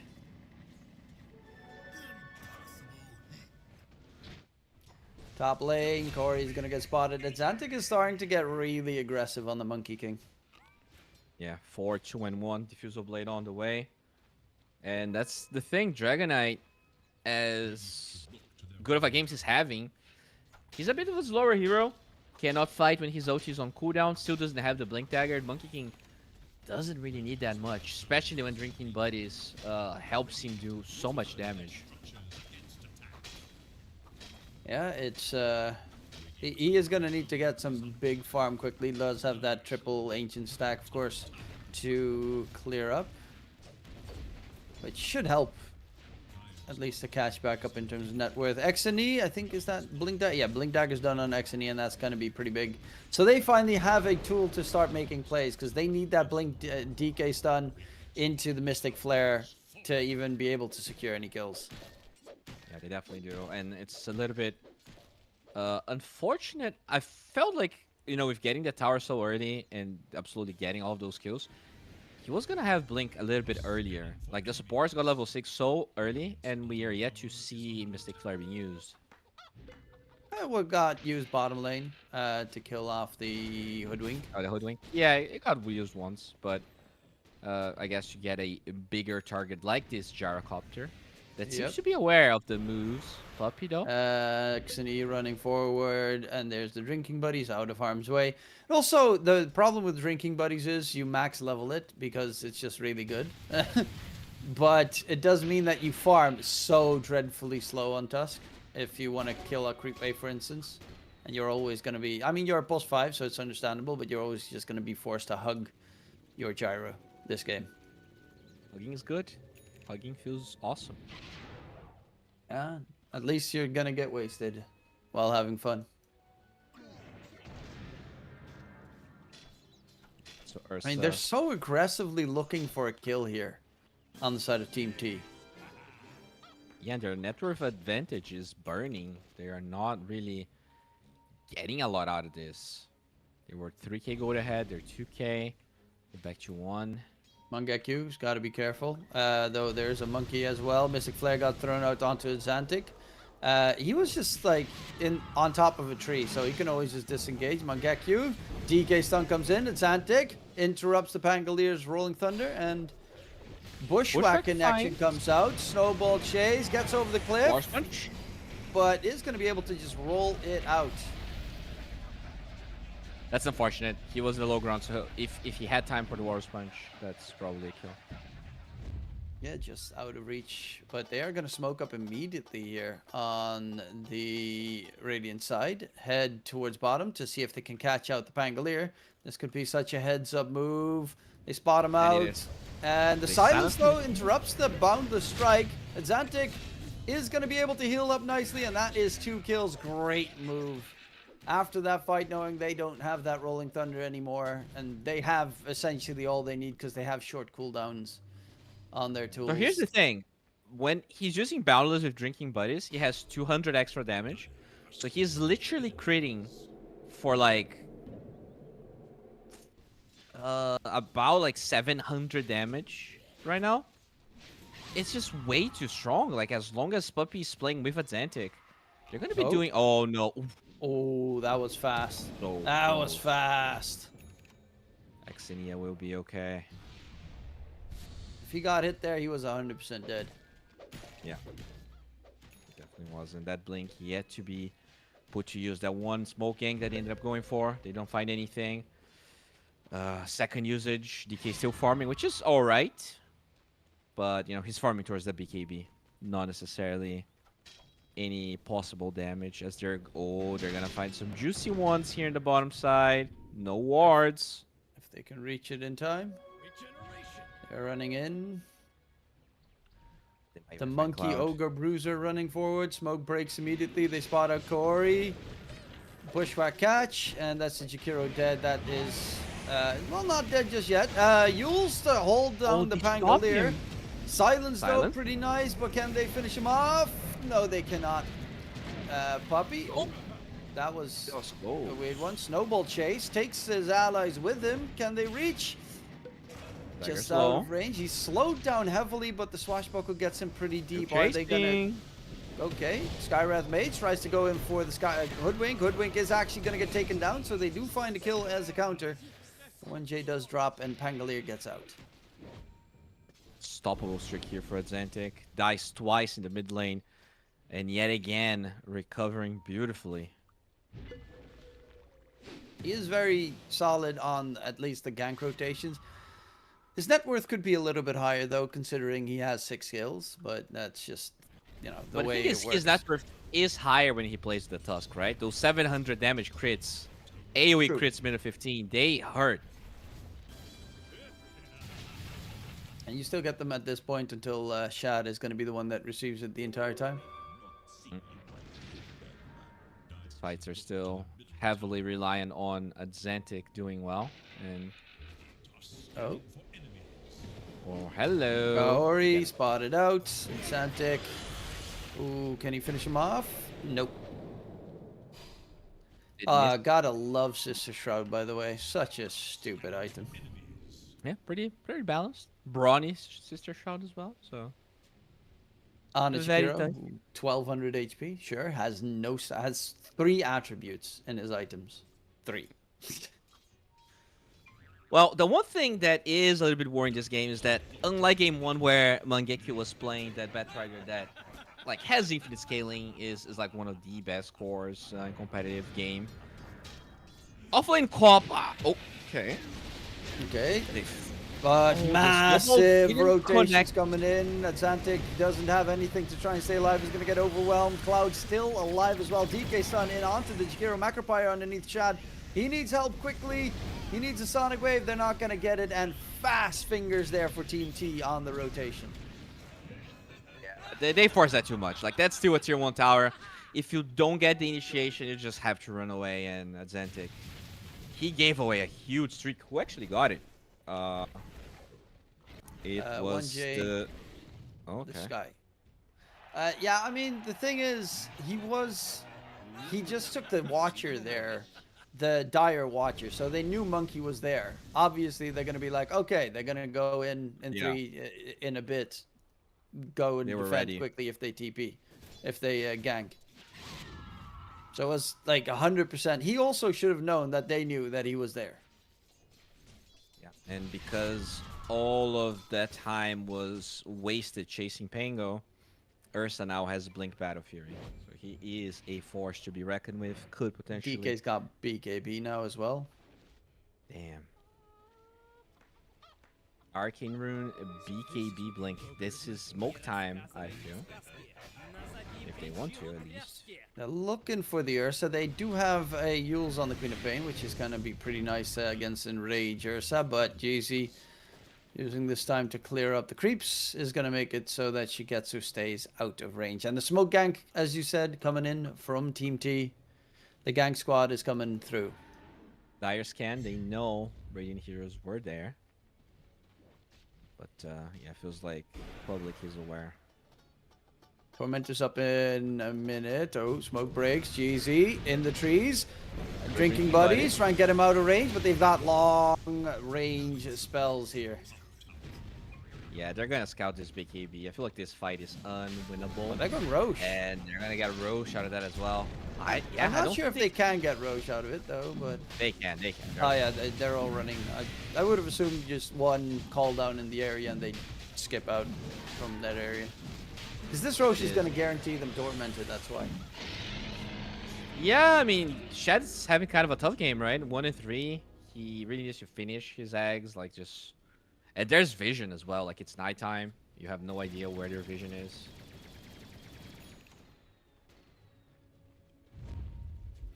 Oh, they're going to smoke up. They are looking Okay. for a fight though. So maybe they want to contest the Tormentor now. Dire's middle tower. Yeah, it seems that's the game plan. They might spot. Yeah, they spot out the courier. Oh, They yeah. spot out 1J with that deep observer ward. And 1J would be a nice target because that's a lot of magic damage immediately taken out of the fight. Both supports are on ward vision. This is huge, and they're gonna be dewarding. And Skyrath throws out the Mystic Flare. He knows he's dead, so he throws out everything he has. Ice Bath onto Puppy, but the Oh, the Yule Yule Scepter. Jason onto the DK there with Beautiful the snowball to stuff. delay it as much as possible. And Exonique, can he get himself out of there? He's going to go for the TP on the DK. Will be able to get the TP out. Shigetsu being chased, but 1J with the buyback here, being a nuisance and keeping Shigetsu alive. In comes Cloud, has the Rolling Thunder available. Shad is kind of surrounded by enemies here. But Cloud needs to be a bit careful as Xantic, Boundless connects, and the flat cannon hits will be there as well. DK, no, they see the DK. He does have the blink available. GC is trying to get the catch, but that should be a Tormentor for the Radiant to secure. And a dieback on the Sky. Yeah, die back on Sky. And just goes to show that even if the... Okay, they're gonna go for more here. Well, okay, Yule that's Scepter. greedy. That's aggressive. That works, but that's so risky. I mean, they know there's no BKB Dragon form, right? So, it is literally 4-4-2, technically. They're even gonna try and force this tier 2. I mean, very aggressive from Public. Understanding that there's this small gap where despite some of the hurdles, they are stronger. They are looking pretty powerful at the moment. Oh, Ursa. Oh, wow. 100 That's... HP. Can he cancel it? Nope. He gets out. Oh, wow. That is... I mean, you outplayed yourself there with the tier 2 tower take. Yeah, I mean, it is slightly worth it though, right? Like Nah, Shard I on think- Sky versus a tier 2. Yeah, but it's not only Shard on Sky. It's you get... Now they get 2,000, but otherwise you get 2,000. So it's kind of... You can see it Yeah. as 4,000 in net worth in that sense. Sure. Plus, if you get a, like, Hoodwink had his shard, so you could get it for the Tusk, which is pretty amazing. And I guess like it's the argument of like the Tormentor that Tormentor is never gonna be there again, the 20-minute one, whereas the tower would be there forever. So Yeah, in a the way, tower is always doable. If you kill the Yeah. Torment, you can probably take the tower. I mean, you don't even necessarily have to take that tower per se, but yeah. Yeah, I get what you mean. Yeah, there's definitely a point to be Plus, made there. because the Hoodwink had his shard, it might have gone to the Monkey King.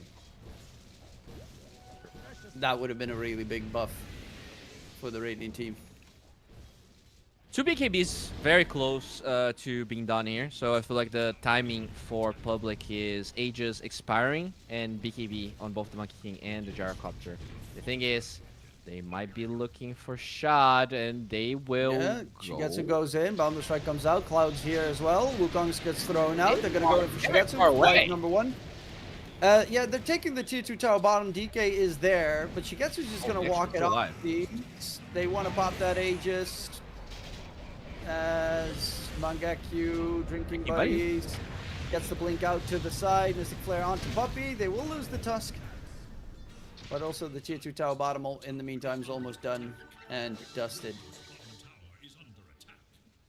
too shabby. Like the cores that matter survive. The BKBs are still gonna be ready, and the Aegis is down, which means that next fight might be the best fight Public had in a while, in terms of having advantages. Possibly. Shad is close to his BKB. That's going to be important. But there is a basher on the Ursa. So they will at least have a BKB piercing tool against him. Highest challenge for the co-op, so Mangekyo trying to get back to scaling. He probably needs Zags, yeah. That's you just want to be kiting this Ursa all the fights. GZ is also going for the Yule Scepter to counter out the Ursa. Especially once he pops in rage. Just lift up. Mangekyou's going Ags. Always love Ags on co-op. Lengthy team fights make it really hard to play the game. As, yeah, they're just going to back off, but a 6k net worth lead here for Team T. Pretty solid. Skywrath now also, because he does have that shard, has more spam with the Arcane Bolt, and it makes it a lot easier for him to farm. As, yeah, he gets 3 casts with the Arcane Bolt spam. They will find Kaori Jakiro on this side, as they will find themselves a nice little freebie kill in the process. While they're trying to overtake the map, there's still tier 1 tower bottom lane that they are looking for, but they're spread between different areas. 1J with the Invis rune is actually looking for Cheesy.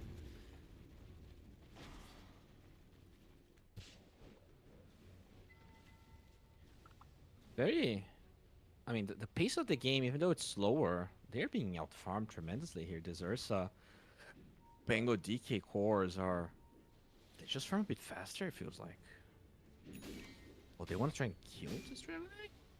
Radiant's top tower I don't think Yeah. it's possible to do that. I mean, this is the problem with Monkey King mid, is just eventually you just fall off in farm a lot. It's very strong, don't get me wrong, but it does have a fall off problem. And Quap, because he wasn't mid, lacks the experience to do it. Granted, he is 2 levels ahead of the Monkey. And during all of this, like, yeah, he wants to help out the Gyrocopter of Shad, but he has a Monkey King mid lane hero is just standing in the trees staring at his safe laner farming. Yeah, I feel like eventually the Monkey King actually does come back, but yeah, the mid game of mid Monkey King is definitely lackluster compared to Dragon Knight. Like when you can't just like kill the supports as easily because they have items. Cloud pump faking. They are going to get another tier 1 tower secured. But even with the towers that they're taking all over the map, they're still losing in terms of net worth slowly but surely. Yeah, they are. A decent part of that though is just the support difference, right? Like there's 3k between the Skywrath Mage and the Tusk, and I wonder how important that actually is. I mean, 1.4k is obviously from the free shard that they got. But it is a really good shard on the Skywrath Mage. It gives him farm speed. 8,000 now. Yeah, Shigetsu is farming, Xne is farming, Cloud is farming. Whereas the Team Public side is just trying to group up and get a fight going. Like besides Gyro, the other cores are very slow at farming, especially there's Ken. They know exactly. Yeah, they see the couriers flying out. Oh boy. Jump in, going in. Tusk gets patched up immediately. And Xantic, Wukong's gets thrown out. He needs to juke his way through there. Shad's trying to pump out damage here, but Xantic is dead. As we have, I think, Shad DC'd or something. Oh, Jeezy lagged, it seems. Because there was just... There was a little bit of a freeze in that moment going on for multiple players, I think. That is not good. And Xantic is probably dead. Quap has Sonic Wave, but they're not going to kill anyone, it feels like. No, they're all way too high level. Skywrath Mage dropping a little bit low, but he's got himself Ghost Scepter, stays alive. Shigetsu gets a double kill. They gotta run away on the rest of the heroes. Mangekyu has a blink in a sec, but DK stun is enough. And Shigetsu is up with a triple kill here. Wow. What? How did he just get chased by a random concussive shot, or? I think so. Well, actually, I'm not sure because his TP is not on cooldown, so it's not like he TP'd and there was a concussive No, shot. he definitely ran, but Hoodwink's a pretty swifty hero. Arcane Bolt. Okay. And maybe just Oh. a secondary Arcane Bolt from the Shard. Yeah, that's what you get with the Tusk immediately dead. No drinking buddies buff, no solar crest buff onto the gyro, so the damage output is significantly less. Yeah, Puppy definitely has the job of staying alive these fights, which is usually hard. Like as a +5, as like the tanky melee support, you want to be breaking ganks and like you don't mind being first point of contact a lot of the times. But with this type of draft, like drinking buddies is a big part of Shad being able to do enough damage in these fights or not. Yeah, Zantic going for the shard. He is so far, like Mangekyo as well, they're falling so far behind at the moment.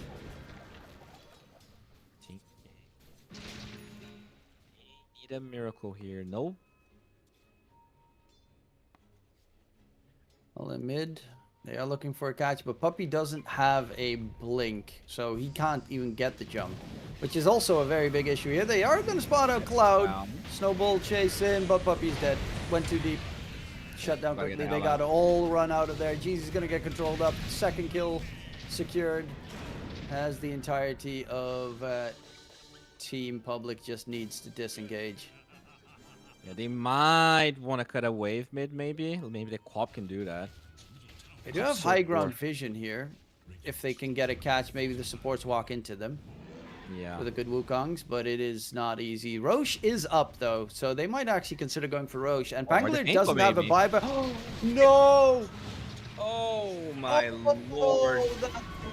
Sonic Wave gets thrown out. Zantic is dead to right. Yeah, no, that's a GG. Ah. Oof. That feels extremely bad. That is so. Yeah. Like, can you even try to contest him? Mangekyo walks near the pit. They are low. They are very low. Oh, Bushwhack okay, doesn't Bushwhack gonna connect. miss. As two are stuck in the ice path, they find one, kill please, Shad. though. Drinking Buddies comes out. Shigetsu trying to man fight this, but Shigetsu's rage is about to end. The support's dropping as well. Shad, BKB is over. Mystic Flare comes out. Nice 4-staff, but Shad Not enough. drops. And with the Rolling Thunder coming in, Puppy's gonna be next, chasing in deeper. The only one They have here no is Rolling Thunder, though. One strike gets thrown out. Trying to go for Shigetsu, but Shigetsu has the shard, which Gale keeps Guard. him alive. Gale Guard as well. And Zantic's going in, and oh, this hurts. This might be the actual GG.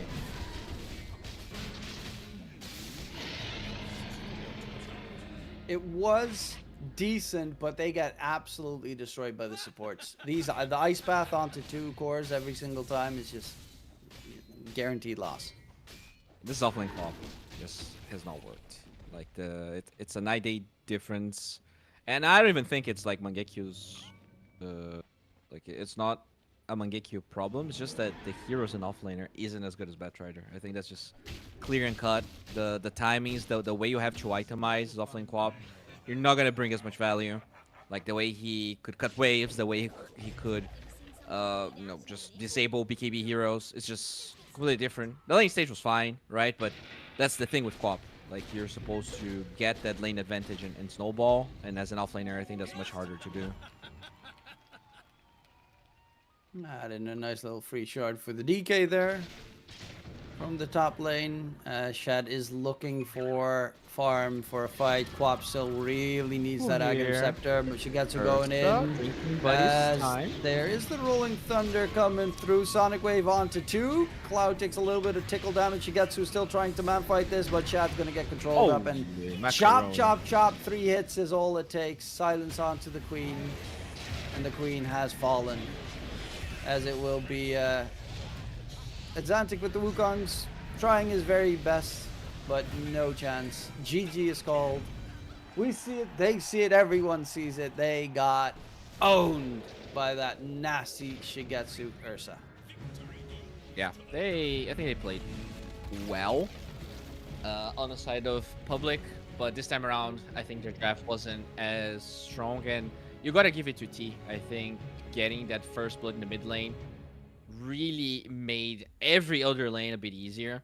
You took so much pressure out. And I feel like despite all that, the Monkey King still peaked pretty hard. Like he was getting kills left and right, but as you said, the hero does fall off eventually.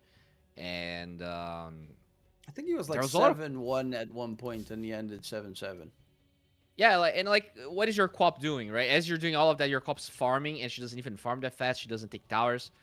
I gotta blame it on the pick. I don't think, it did make the draft open, but I feel like that's very hard to execute offlane co-op. I think it was still doable. I think they made too many mistakes. Like their early to mid game was nice, but then eventually there were points where Atlantic was just in the tree next to Shad for a solid 3 minutes, not getting any farm himself, but just waiting. Are they going to jump him? And as a mid laner, that's just not good enough. Xne on the DK on the other side had more than double his net worth at one point. So yeah, that's just at one point you turn into a support monkey, and that's not what you want to have happen. So hopefully they can resolve that issue. I still love their draft.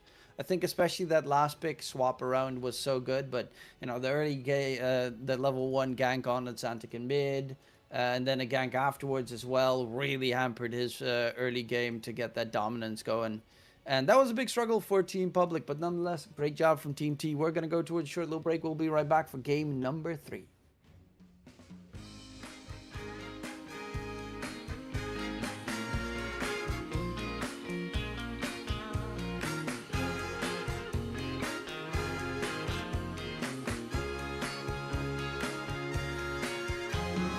I want I want music, music. good music playing and dancing to the groove, and I want Whoa, sing it, sing it. to sing at the top of my lungs. The evening has just begun. Hips are swinging and feet are stomping. Happy people get around. We will party all night long. This will be Whoa, magic, magic. magic night to remember. A joyful celebration for a whole new generation. This will be Whoa, magic, magic. magic night to have together. No more limitation. We united as one nation. I want Keep on moving, moving. keep on moving. The sweat is dripping. I want Whoa, shake it, shake it. shake it to the beat of the drum. No need for hesitation. Bass is pumping and everybody smiling. Happy people get around. We will party all night long. This will be Whoa, magic, magic. a magic night to remember. A joyful celebration for a whole new generation. This will be Whoa, magic, magic. a magic night to have together. No more limitation. We united as one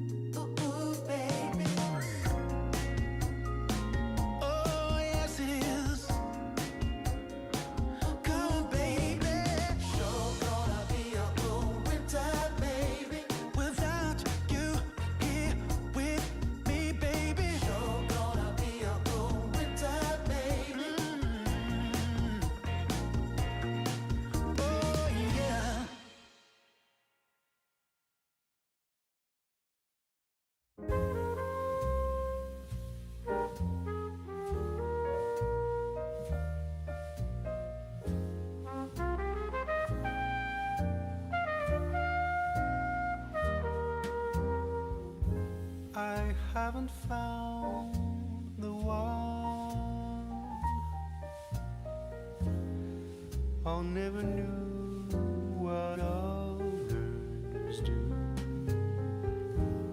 I hope and yet again, what do I know then? I believe it's all meant to be. All my dreams are so out of reach.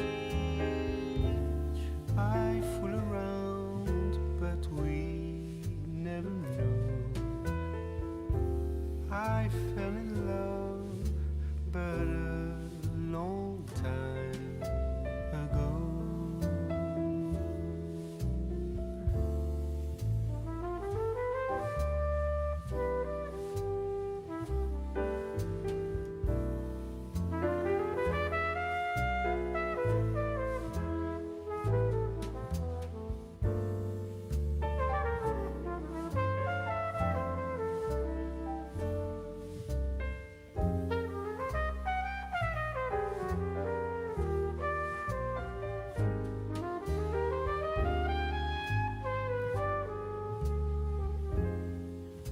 I sing the same old song, been going on for far too long. I hope and yet again, what do I know then? I believe we're all meant to be. All my dreams are so out of reach. I fool around, but we never know. I fell in love, but a long time ago.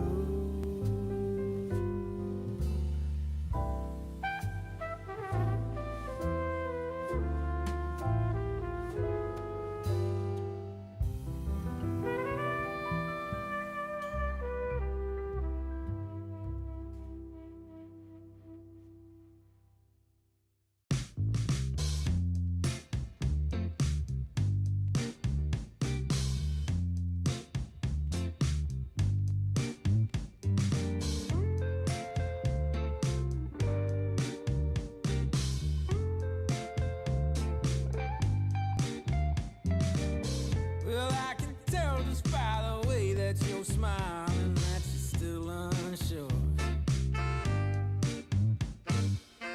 And I can tell just by the look in your eyes that you've been hurt before.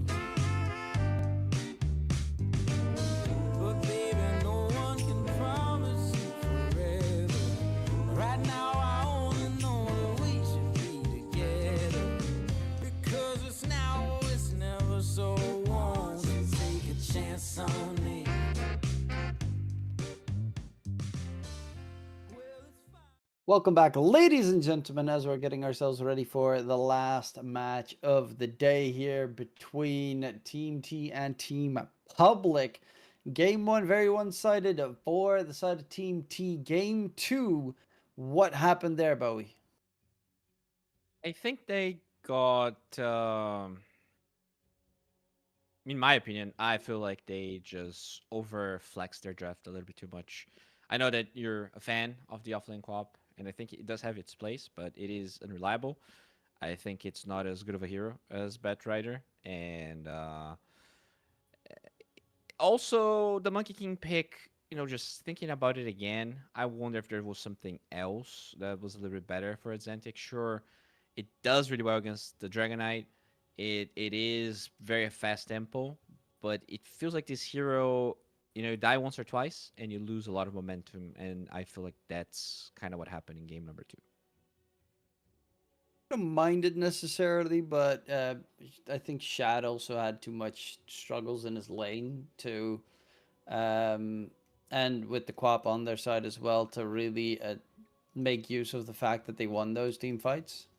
It also doesn't help that they let that shard, for instance, go. That shard was really good for Sky because it gives him actually a farming tool, which he doesn't have. Well, he does have decent, but now you hit 3 of those bolts in the team fights, which is obnoxious.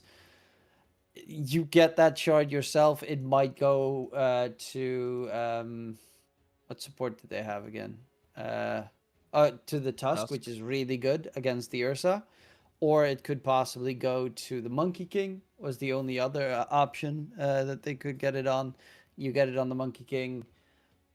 He ended the game without the shard on the monkey. Like that also tells you enough. It's a super good and important shard to get early on the hero. And those sort of mistakes get punished hard, as we did see in that showdown. However, new round, new chances. Maybe new heroes. I doubt that they're going to let too many heroes roam free. But maybe we get to see the Bat Rider this time. We're going to jump into the draft right now to see what heroes will get banned and picked in the first phase. As we already do see that Shad's Marcy is out of the running. Yeah, I mean, at the end of the day, I feel like the approach they had in game number 2 was very good. So you take away Shad's Marcy, you probably pick one of those very important heroes for yourself, or just ban all of them, as they did do that in game number 2. So I guess very similar bans. They banned the Jakiro. They felt like Jakiro's push allowed Team T to get too much map control, maybe.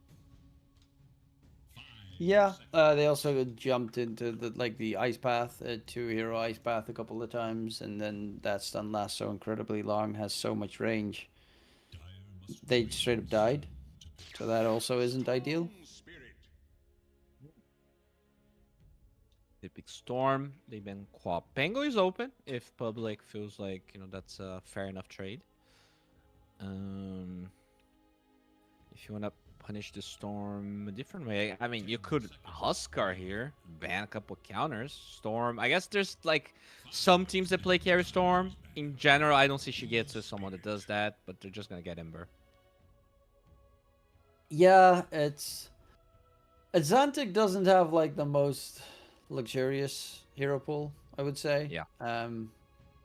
He plays the spirits, DK, monkey mid, and like a timber saw, and that's close to it. So this time he does get to play the ember spirit. Yeah, the main mid laners essentially. I mean, that's like fair enough of a trade, I guess.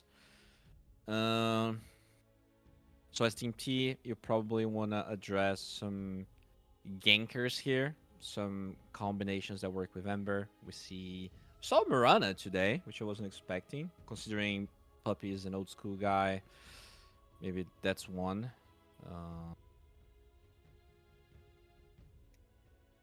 Yeah, that's always an option. Against Storm Spirit, I also wouldn't mind Enchantress, because Storm can't kill Enchantress solo. It's one of those supports that is so incredibly hard to kill. You need multiple heroes to finish him. Yeah, that's true. Could also pick that for yourself. They did play it in game number 1, if I'm not mistaken. As they are deciding here if they also ban the Beastmaster, which they did last game. They banned 3 offlaners into the second phase. Chen.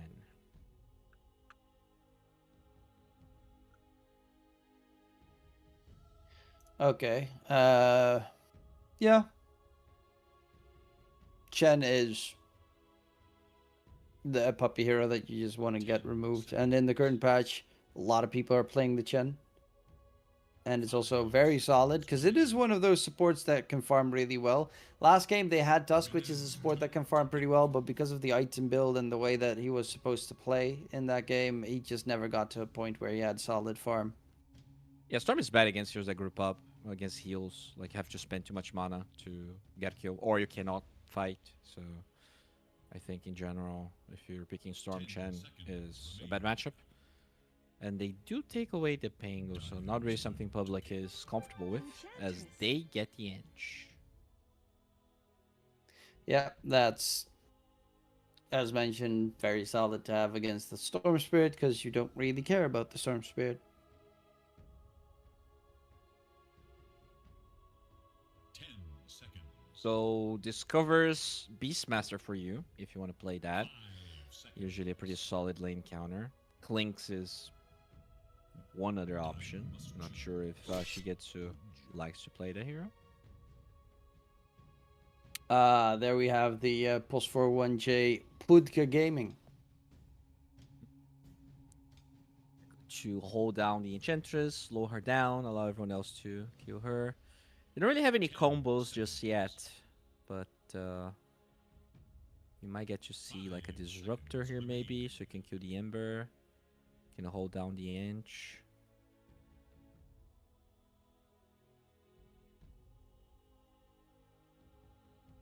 Radiant's turn to pick.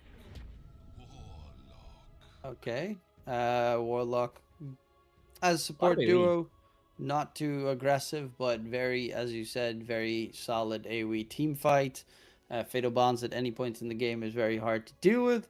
Still, not 10 seconds. the best heroes to kill Enchantress yet, because Pudge is a pulse 4, so he doesn't get the Ags. So this Enchantress still is kind of roaming free for the most part. Hey, they still the Scarif Mage so they can kill the Storm.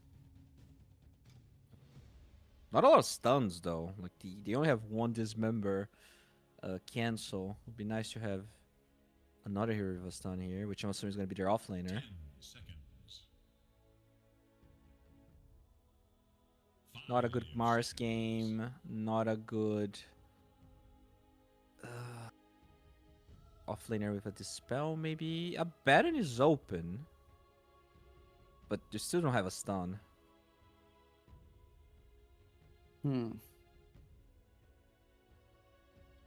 But it would be nice to have a Baron because, like, you're flexing this. It could still be your carry if you want to. Although, maybe they can play Car Pudge and just deal with your healing. That's the case. I'm pretty sure Cloud can play Pudge. Yeah, I mean, most other players can play it, but I don't know if I've seen him actually play it in the offlane role.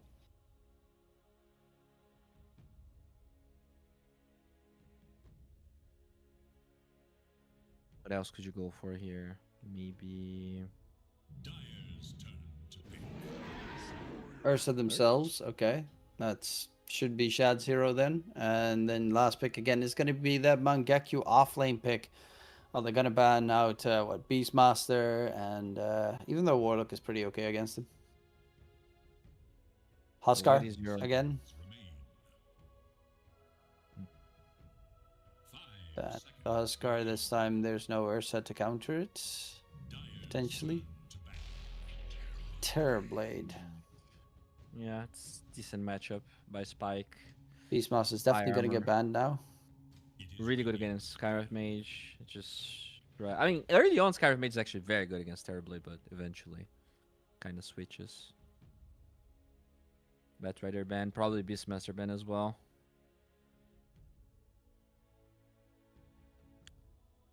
I mean, you can play Darkseer on Mangekyo here. You're playing to Terrorblade. Radiant's turn to ban. It's good for Ember. Just likes the Unshell Surge. Good for Ursa. Have 2 melee heroes. And I don't think they're I gonna like ban Darkseer. I feel like they're gonna ban Beastmaster. Yeah, they have to ban Beastmaster. Beastmaster's too good against Terrorblade and doesn't really care about most of the Team T heroes. Yeah. Plus, it's a setup for the Skywrath Mage Mystic Flare as well, so it works well with those two heroes. They feel like they together. need a stun. Maybe you can play like Tide Hunter potentially. Like Tide, Centaur is okay because you have solid disengage and engage with it. Underlord, I wouldn't mind.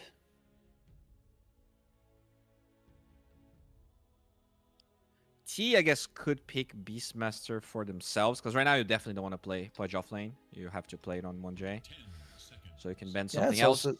I mean, it is against Oh, like you Enchantress. went, so yeah, you're right. Yeah. You can't. You can't. Yeah, they ban it. It's very straightforward that they do.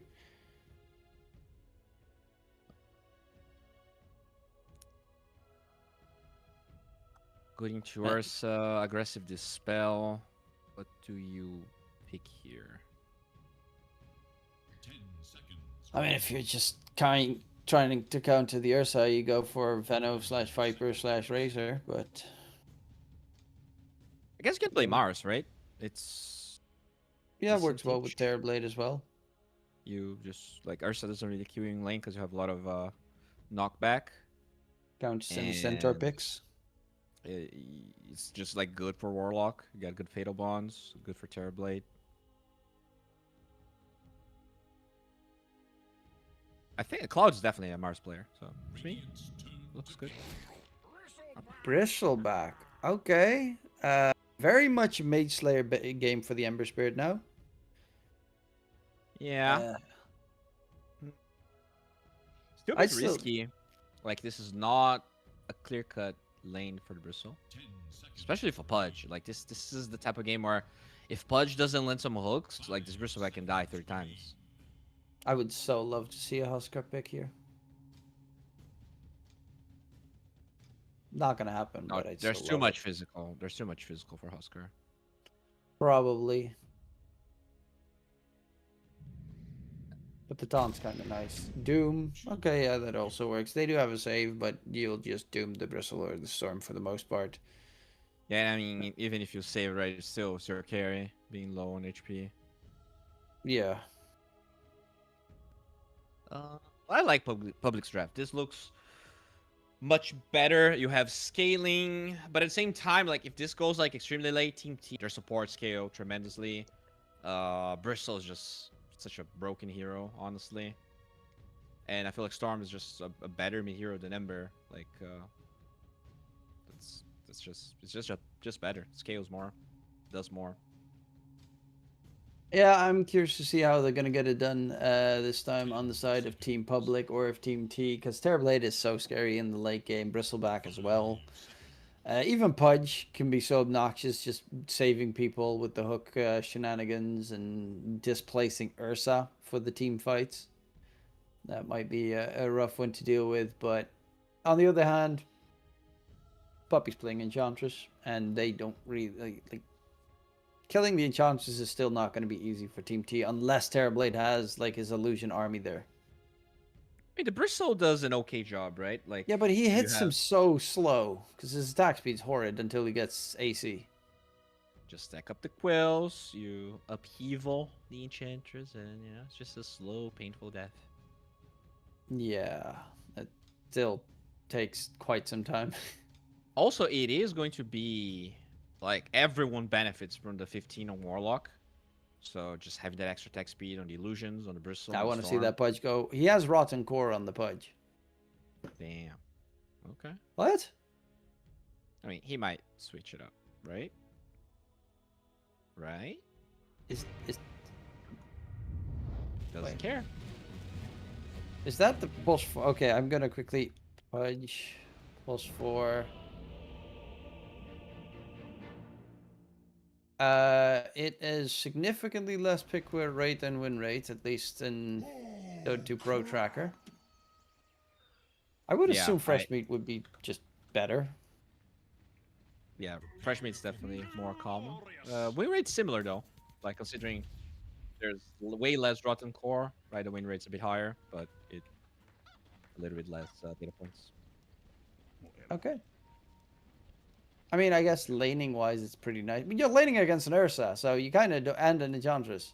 I think it's for the denies though, right? You're just Yeah, out- maybe, because you don't want to really hit them, because Ursa Yeah. eats you up. Yeah. A little bit of a smokeroo play here with that punch. If you hit a good hook, you're probably getting first blood, to be completely honest. Yeah, anyone that gets hooked is dead. Well, maybe Enchantress can get Maybe the enchant. we Yeah. heal off just in time. 30 seconds and count. Very deep aggressive ward here.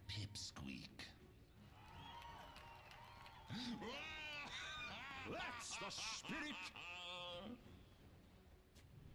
And yeah, it's looking like they're just going to try and make it a 2-for-2 trade. Interestingly enough, neither Observer Ward from the Dire team has vision over the Water Rune. Yeah. Very true. Smoke breaks. Puppy. Is he gonna get hooked? No. 1J walking the opposite direction, so it's a 2-for-2 bounty rune trade. Shad's underneath the tower already. They're gonna go for the creep lane block. As Shad's probably gonna do the counterplay on the opposing side. Yep. But if he does that, he might get hooked. Yeah, he's scared of Pudke. Standard gameplay here. Terribly did TP to avoid the public hero, so if he somehow dies, he could potentially have to walk back to lane. Same with Warlock, and they do have heroes that can kill him early with the Scorched Earth Rundown and Skywrath Mage Harass. Yeah. Yeah, and Warlock Jesus gets is just to- trying to force Kaori to heal himself so that he can then focus on Yeah. the TV. Yeah, he was also playing on the right side, so both of them don't get fatal bonded. So he's just forced to learn heal instead. Let's get a little Warlock chase. As, yeah, again, the question for you, we got 3 lanes. Where do we keep our eyes trained? Before I say that, Azantic is getting destroyed. Yep. 3-0 against a 7-2. But if I had to guess, probably... I mean, it's hard. I think both side lanes are very action-packed, but I'm going to say top. Okay, Like- I mean, Skywrath Mage always brings in fun. It is offset a little bit by the Warlock. And there is a lot of action with Pudge Enchantress on the bottom side as well, but we'll see. Yeah, Enchantress summoning a creep, and then Pudge can hook the creep. That nastiness. As Puppy is now going to use the Wild Wing Tornado to just harass the Pudge out. They're actually going to get the slow in, and 1J Pudge dropping low is actually dead. First blood secured. The Tempest is now chasing after the Bristleback the entire time. Or for a little bit. That pesky Tornado shenanigan. Puppy doesn't actually have a stick so far, so not really benefiting from all those squills being used in the fight.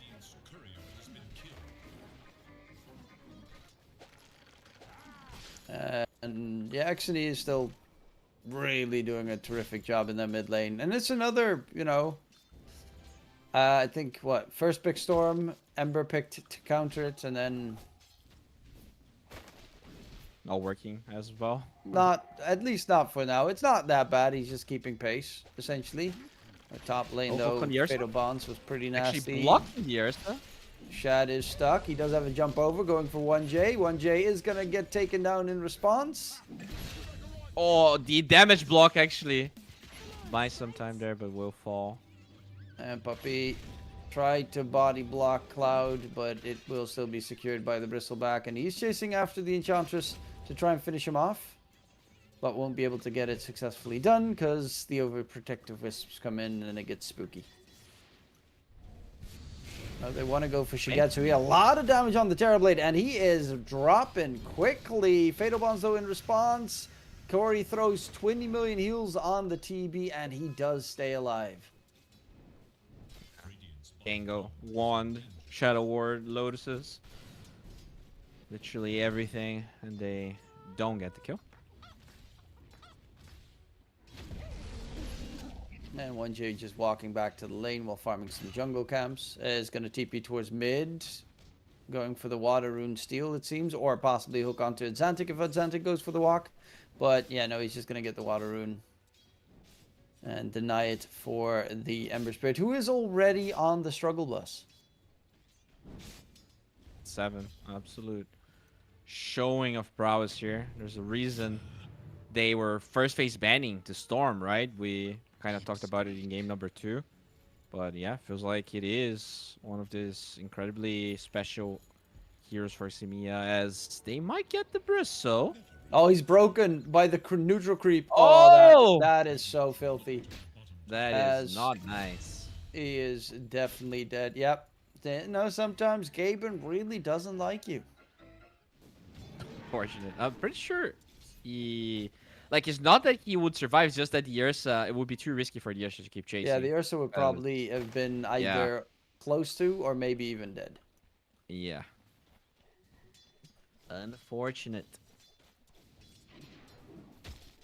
Well, Shad is now level 5.5. We saw in game 1 what he could do with a fast game in his favor. Unfortunately for him, the Gonna other two try- cores are struggling so hard. They're gonna go for Cloud, Cloud? here. He preps the gonna- first swipe, so he's gonna have twice as much blood. But Okay, bit of a whiff there on the Earth Shock from Ursa, and 1J also TP'd in, so now it's spooky time. 36 Oops. and 10 versus 20 and 2 in the mid lane. And Puppy fails the pull. Oopsie daisy. As It's 1,000 gold net worth difference in the mid lane. As they're gonna yeah, go they are going in on mid. There is no silence available from GZ though, so yeah, XNE is just like I5. Level 4 normally when Skywrath mages get the ancient seal. So no harm, Has no no foul, level no 6. problem. Can't use the remnant to secure the rune. Kaori though walking in, there's a jump in from the storm, but he has the illusion rune. Will get the kill onto Zanta, going in for GZ next, and is just gonna walk down this Skywrath mage. He also has 3 minor imps chasing him. Not too much of a problem, but yep, the rune control favoring XNE heavily here. Hook off the mark, but a lot of damage to the tower. Ember's gonna respawn with no level 6. He was very close to his level 6 actually, after killing the Warlock. Radiant's bottom tower is under attack. And Chad is going for that Battle Fury build. Unsurprisingly, has Perseverance, Cornucopia coming in soon enough. I'm still on the old one. As it's Experience Shrine spawning. This time there's no invasion from Team T to try and steal it away. Some huge stacks here already. Triple stack on the large camp, which could allow Ember to bounce back, but I guess He doesn't have. He has a kill build. He doesn't have points in Flame Guard, so he can't even farm those stacks. I guess like they can just group up, right? You group as 4, and you probably just farm them with the team. You dominate a creep. Yeah, in mid, 1J looking for a fight. Corey's here as well, and they want to catch at Xantic.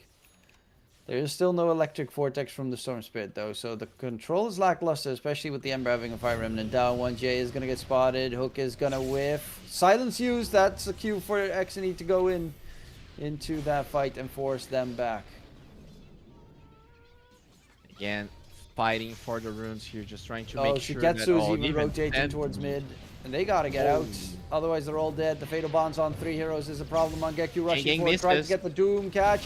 Is gonna throw it out onto the TB, but Mangekyo is dropping low, taken down. 1J will trade it out, but Doom was used in this. Terrorblade's not even gonna die. Yeah, that's a painful fight. You TP in on Doom, you immediately die afterwards.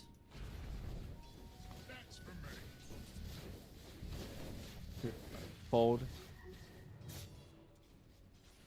And again, XNE gets himself a rune, this time amplified damage rune, so mid is again going to be very scary to make a play. They smoke up immediately with that amplified damage rune, and it looks like they're going to be headed bottom towards Shad, where he is going to be in trouble.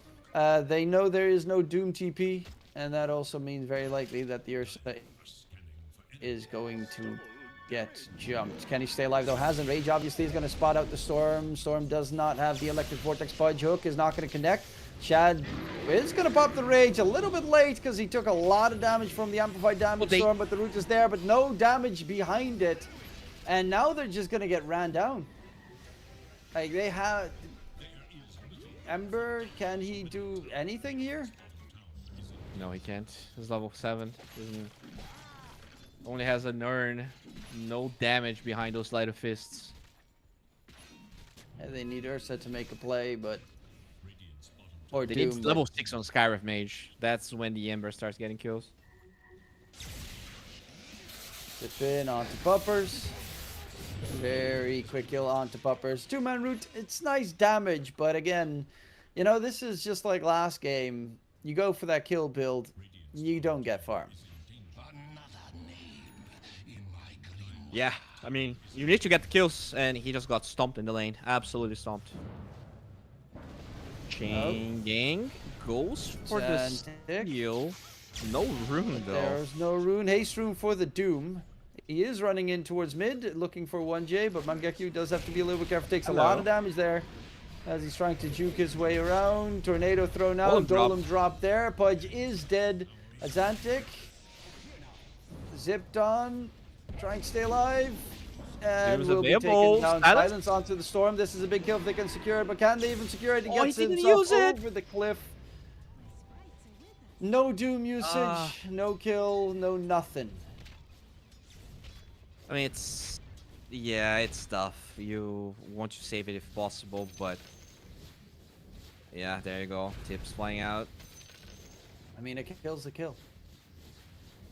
Gotta a get them, kill is always especially a on the kill. storm. Because currently Yeah. they're so focused on trying to get the storm, Terrorblade's not going to get touched for the next 15 minutes. Yeah, They already exactly. are having too much troubles with the Bristle, with the storm, to even turn their attention top. And speaking of And Bristol, he's gonna Mangekyu- get this tower, and he's going low to Zord. So it's gonna be Doom incredibly. Oh, is he dies, dead, but so- bottom. Okay, they're going to go in onto Cloud. Bristleback is in a bit of trouble here. Can they finish him off? Yes, they can. This time around, they do finally get a counter kill, but they are 3k net worth behind at this stage. The only saving grace is that Shad is getting good farm close to the Battle Fury. Yeah, this is gonna be like a 13-minute battle for you, probably. Very good start. The Bristol was just cutting waves past minute 5, so Arsa got everything he needed. But as I was saying, Bristol also will get a very fast Lotus Orb because of that. And Dire Scan knows They that they're scanned trying the to smoke. fight for bottom rune. It is regen. regen. And Mangekyu rushing forward, trying to go for the Warlock here. They do manage to get the root, but there is the hook coming out. Pudge ulti. And that is Mangekyu Doom dead again. In no man's land. Way too deep. You zip. No Zip man in on the from storm, by the way. X and E. Yep. They will lose a secondary. It's still no level 6 on Skywrath Mage. They just need to wait it out. So close, and they're abusing the fact that Storm, despite those max chains, feels very comfortable joining the fights. He's farmed, he's tanky, and there is no Mystic Flare. And the Lotus Orb is gonna counter Doom, he's gonna dispel the chains, he's gonna dispel the silence. Yeah, it's 900 also, go away, 800 always go good away stats from the for him. Lotus. Like, that's insane. Yeah, Terrorblade's closing in on his Manta style as well. Zantic is closing in on the Spirit Vessel, but that's like doesn't have any charges, and he's gonna have it at the same, actually, yeah, about the same time as that Load Orb is done. So then they immediately have the counter. Oh, terribly. Thought they were gonna jump. But he's level 11. They might not have enough damage to kill the CB. Yeah, Ember's level 8. Warlock's level 8. Yeah, but Warlock cheats a little bit with the neutral item. 5k goal lead. This is starting to look very scary. They have level 6 on Skywrath Mage. Chains, though, are not gonna land. Yeah, and he's going to be just fine. Top lane, they are looking for Shigetsu. They have the Doom available. The rush in.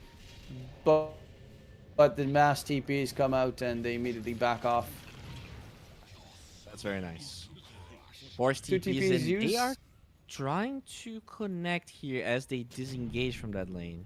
Or maybe kill Storm instead. Storm would again be a great kill, but Exony is playing it very defensively. He's farming the Radiant Giant. It's perfectly scanned though. Yeah, they know. Okay. Root comes gonna get in, the silence silence. as well, Mystic Flare, and a big kill there. Finally, they take down that pesky Storm. 700 gold to the Skywrath Mage. Very nice. He's gonna finish Akaya. Would he go for a Meteor Hammer again? He played it on the Batrider support, I think. No, something else. It was 1J that played it on the Skyrath in game number. Yeah, but there was a Mickey Hammer game 1 as well. Just a support bought it game number 1. Yeah, it was a Skyrath game 1. Game 2 was Skyref on Really? the side of They played it on 1J. Who built a Meteor game Hammer in one. game 1? It was actually I'm confusing that with the support that plays Batrider, Bounty Hunter, from the first series. Oh, Rare Gods. Yeah, I think he bought it on like a weird hero as well. Yeah, he bought it on Skyrath. Oh, okay, yeah. Then that's Yeah, in the what I'm- previous series. Yeah. Yeah. I know. It's sometimes these games get jumbled up a little bit. Net worth-wise, though, there's Very keeping long pace, games. but Scanning for enemies. it's not going to become a lot easier for the Radiant team. You're gonna have Blink on them. I feel like that is a big timing to strive for, especially if you have to fight away from the Bristle to make sure you're not gonna get Lotus Orb. But they are gonna take this tower before your Blink is done. Like this TB is just doing so much freaking damage right now. And immediately they run away after that hook was sent out. Shad does have his Blink Dagger available. Doom has his Blink Dagger available, so they do have potential of making plays. As they do secure the tier 1 tower in mid as a counter. Storm Spirit would be nice if they can hit that root, but he does get the root catch. Mystic Flare. Is the damage going to be there? Storm dropping low. He is dead. And 1J Pudge might be next. They're going deep here underneath the tier 2 tower. Take him down, and that's a big double kill. Not even needing the Doom there. And finally, that Ember Searing Chains combination seems to work out. Yeah, I mean, that's your 4 chains into 6 targets, so likely to happen, but, you know, it could have failed. So they do get the good RNG in that play. Doom going for They want a Roche. I like this. Oh, yeah, with the Enchanter stanking it, Chad can just freely hit away. They do scan it, though, so they know what's coming. Storm TPing in. Are they gonna go for it, or nah? It's already too far gone. Unless he's going for like a super zip, which will kill him. It was Smoke potentially getting the Stranglers after Roche dies. And Yeah, they GZ did. I mean, Cloud is running in that direction. GZ spotted, and Azantic throws out a root while he runs in the opposite direction. Mystic Flare, nuisance coming out. Azantic still on the run. Going for the TP straight up, and TP back to base is successful. Tormentor's up in 2 minutes. Gonna be an interesting one. Kaori, though, spots out Puppy, and he's trying to juke around the trees.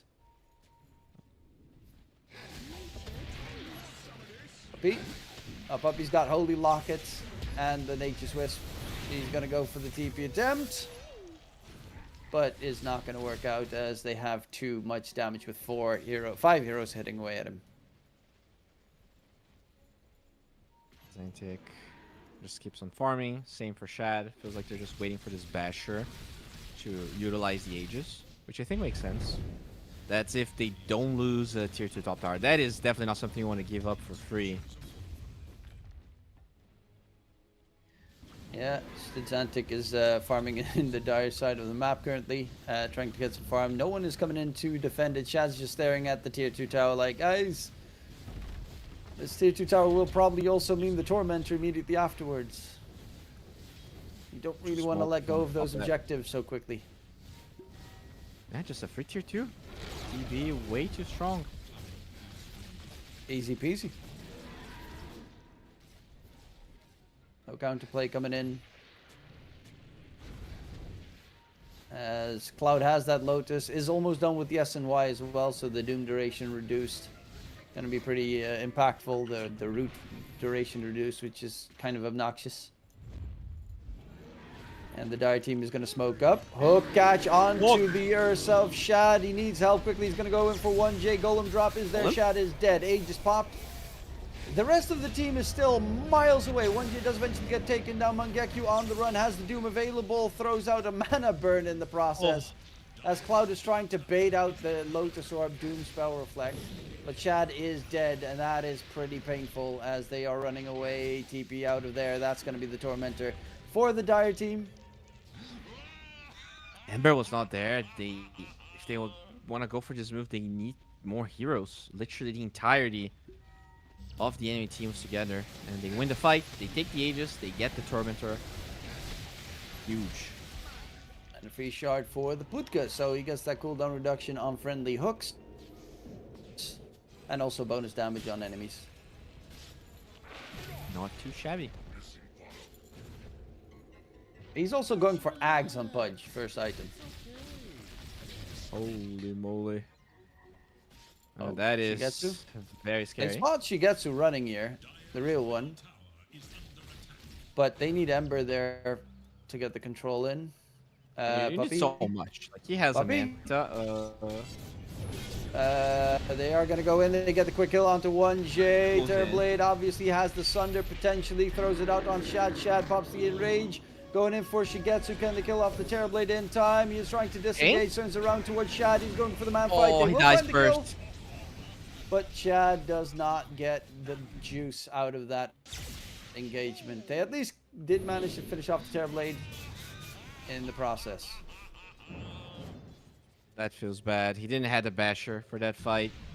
He had Basher.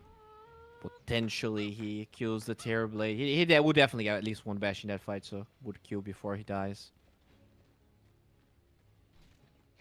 Exony, in the meantime, close to his Manta style on the Storm Spirit to get out of the roots. Spirit Vessel, remove all the silence as well from GZ to get rid of all those pesky tools. I'm baffled at the fact that 1J is almost done with the Ags, and he's actually just going for straight Ags rush. Yeah, I mean, they're winning the game, and they have the overall late game, so I think they should be playing as greedy as they can. The Storm with Manta, not that popular, but if you can get away with Manta instead of BKB, it's always going to feel good. Radiant are scanning for enemies. And top two net worth are Dire heroes, but net worth in general is still pretty close. Antic is going for the Ags next. Mangekyou on the Doom. What's he getting flown out? Got his BKB finished up. And the Ursa is done with, well, once he gets it. He actually is going, what? He's stopping going for the, Oh, no, there's no way. He mispurchased that. He definitely mispurchased. There's yeah, no- he stopped going for the Basher to Oh. go for the BKB instead. I see. Huh. Maybe he didn't. Maybe Uh, he didn't. Because it's just 400 gold, right? You can use that for the Basher later. Oh, Jeezy. Skywrath going for the TP.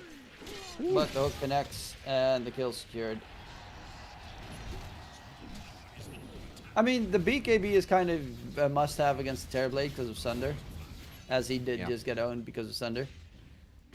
But he's also being kited because of not having Basher. So it's pick your poison type situation. Yeah, he needs both to be able to play. Radiant's middle tower has fallen. As 4K net with lead now, she gets her top net with going for the Scotty next. When Scotty comes into play, Ursa is just going to have such a terrible time. Yeah. And same for the Enchantress. That healing is not gonna matter as much. Oh, December, man. He's somehow actually more farmed than I thought he would be. But yeah, Mangekyou again underperforming a little bit with a non-zoo, non-cheese type hero. Well, Going they for are the going to bridge. try and go for Cloud, but he's got that Lotus, and immediately the hook comes out.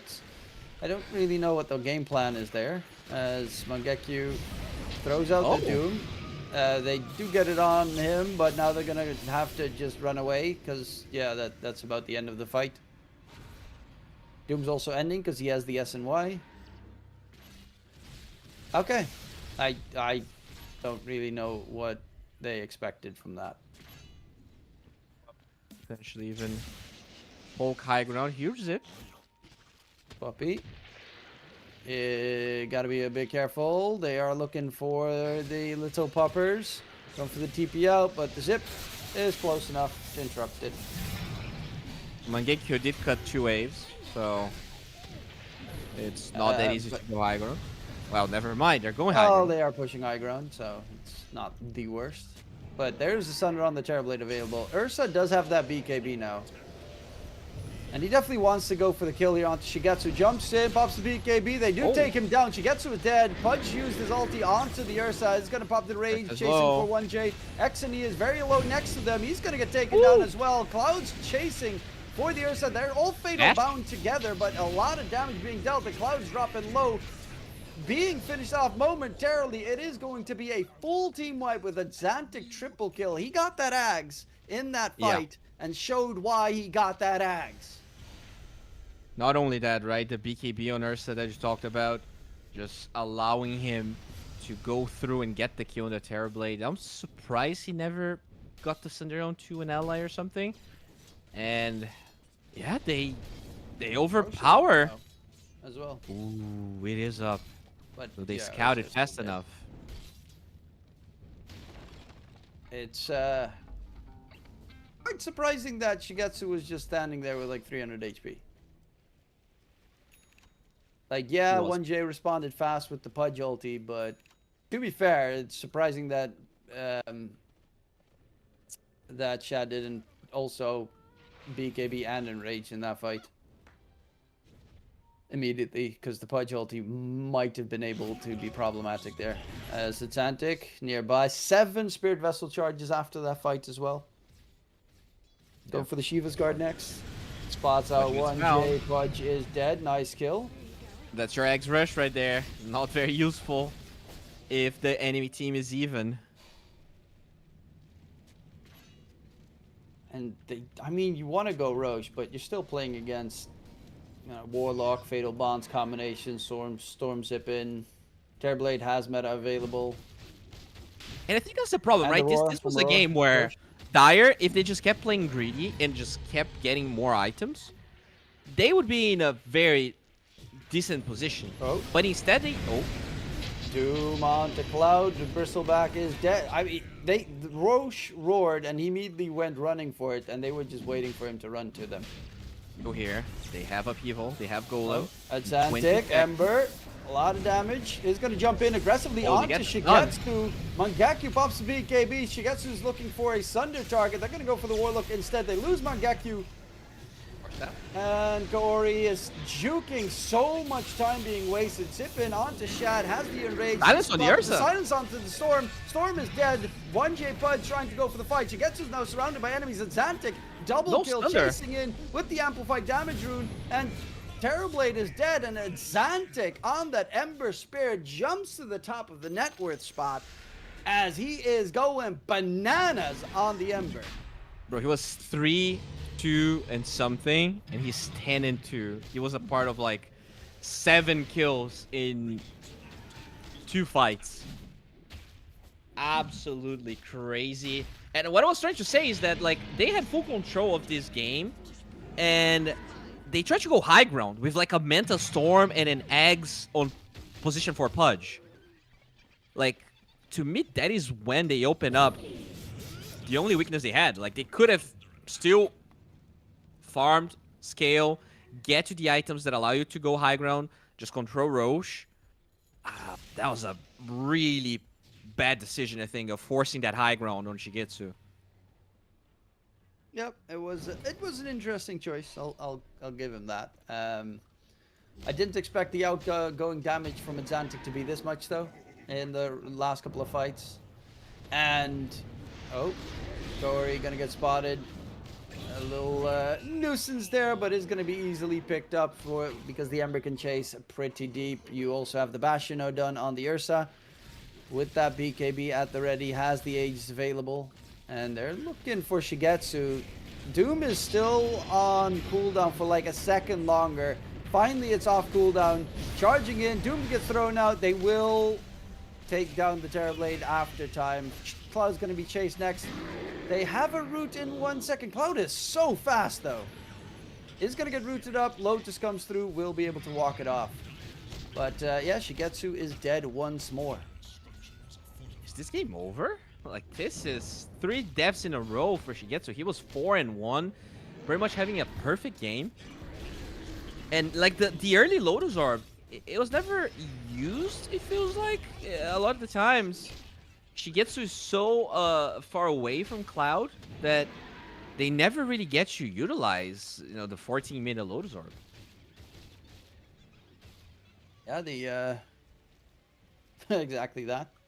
The bristleback Still Lotus getting Orb. really good dooms. Like, he jumps with the stun and just gets And the waits. doom. He's patient with his dooms, which is like I would have expected him to doom himself at one point, but he's just been waiting out the dooms, timing it perfectly. Yeah. And again, that pudge with the Ags is just Heroic. like, okay, there comes the hook attempt. Refresher. Chasing in, refresher Going for use, more. comes with the deeper dive here. Can they get the damage in response? Mangaku, no doom available for this fight. There's going to be Shigetsu with the metamorphosis. Zantic still has 2 more fire remnants available. It's going to jump back to safer territory. Goes back Throws in. another fire remnant to root them up. Jeezy dropping low, but he's got that Ghost Scepter to try and keep himself alive. And Shigetsu is actually getting bullied back here by the supports. Cloud's dead. To Shad, jump in, need to be careful. The of root! Thunder. Damage over He's time! almost Thunder dead. and illusion! Does get the heal to stay alive. And they're a little bit afraid of going deeper. Or are they? X and he makes a mistake. Buys back immediately, goes for a long ass sip. Misses the chance, gets rooted. What is this? Team T! GG! Holy moly. A Zentic just absolutely popping out of nowhere. This is... I mean, it's absurd. Like, he's 12-2, top net worth. He was the bottom of the barrel. Dude's been AFK for 5 months, comes back and shows violence. Yeah, he definitely chose violence today. And, you know, maybe his laning stage is a bit rusty. I'll give him that, but his team fighting is just as good. This Aghanim Scepter was definitely the right choice. Goes for something a little bit greedier, considering they were behind. And he just absolutely popped off, just showing everywhere. Like, all of those heroes, they don't want to be overpowered. They don't want to be engaged in the Ember. Just makes the team break formation. And it allows Ursa, it allows the Doom to choose their targets very wisely. They didn't even kill off the Rax top, by the way. They just ran mid, and the Rax top are both still standing. Oh, just remember. 1J wants to go for Shad still has an Aegis for 40 seconds. Jump in for Mangaku. Wants to get the kill. Really wants that Dude. Warlock kill. That Okay. might be a bit unnecessary, but they're getting a little bit overzealous here. There is no, there is a Metamorphosis available on the TB. He does have that Chrysalis. He does do okay-ish damage. Yeah, I mean, he's the only hero that does okay damage here as 12 seconds for the Aegis. Glyph buys some time, and they're gonna respect it. Puppy is trying to finish off the Rax. Jump in. Mystic Flare. Bristleback dropping low. Still alive. There's going to be the drag back onto Mangaku. Dive in on the Oh, back the line. healing. And Santa can find the kill. And Mangaku is going to get taken down. They're turning their attention towards 1J, though. Golem drop as well. There is a Sunder in a second. Oh, but look at the Impetus- Impetus. Oh, last bit. Oh, my God. Jeezy gets the damage done. TB is dead for 80. No buyback available. Roots coming in. Atlantic Refresher. Boom, Refractor boom, again. Boom, baby. Oh, Zantic with the plays. Absolutely outstanding. Yeah, I will not badmouth at Zentic ever again.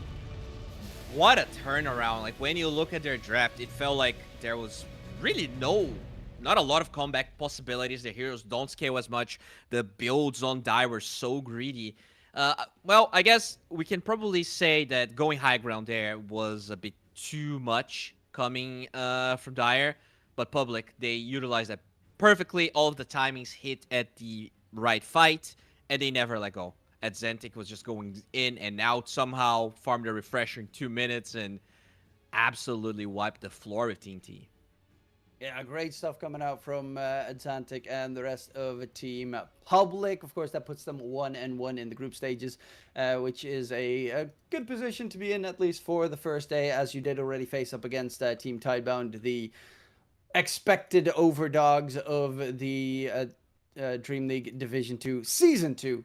But that, of course, does conclude it for today. Hopefully, everyone enjoyed the show. Thank you very much for joining me, Bowie. We're going to have some absolutely amazing matches tomorrow as well. So don't forget to check out the ESL channels for all those matches. We're going through the entire week, so don't forget to check us out here.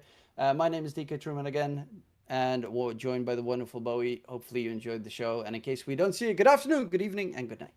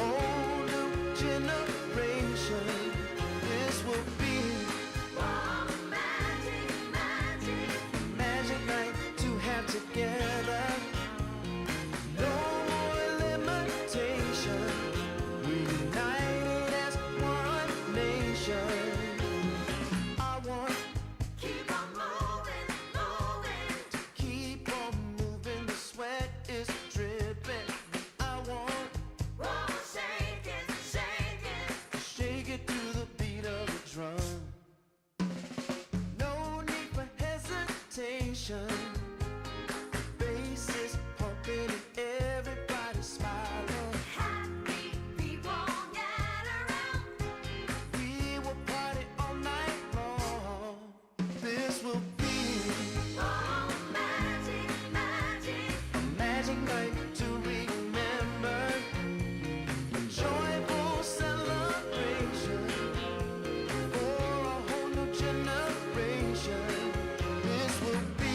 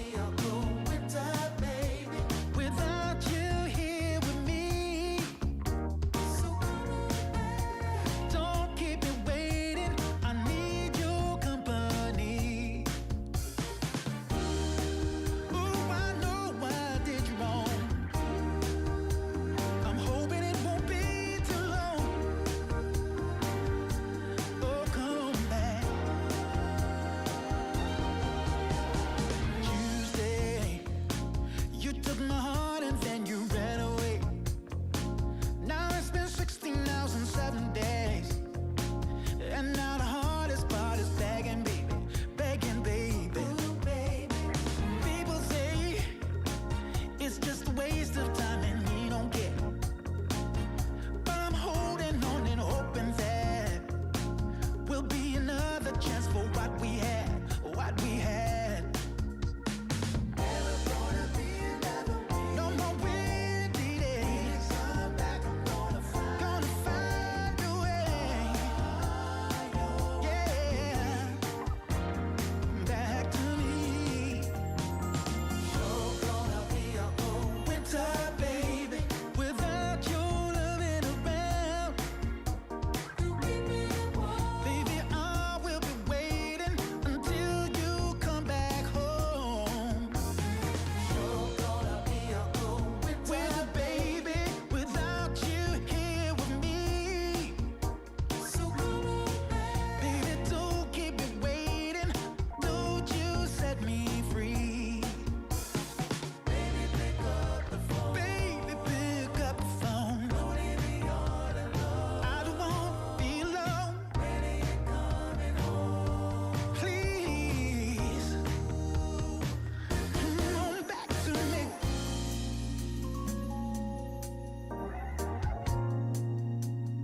Ooh, baby.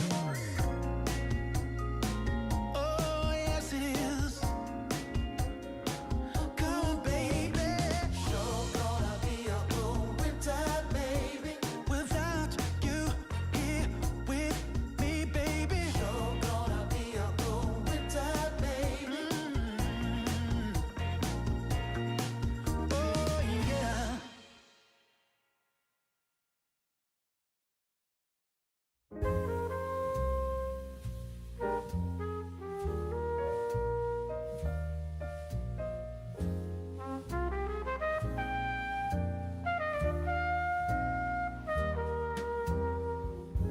I haven't found the one.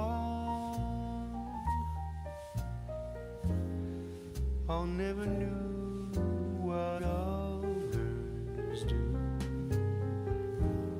I hope and yet again, what do I know then? I believe it's all meant to be. All my dreams are so out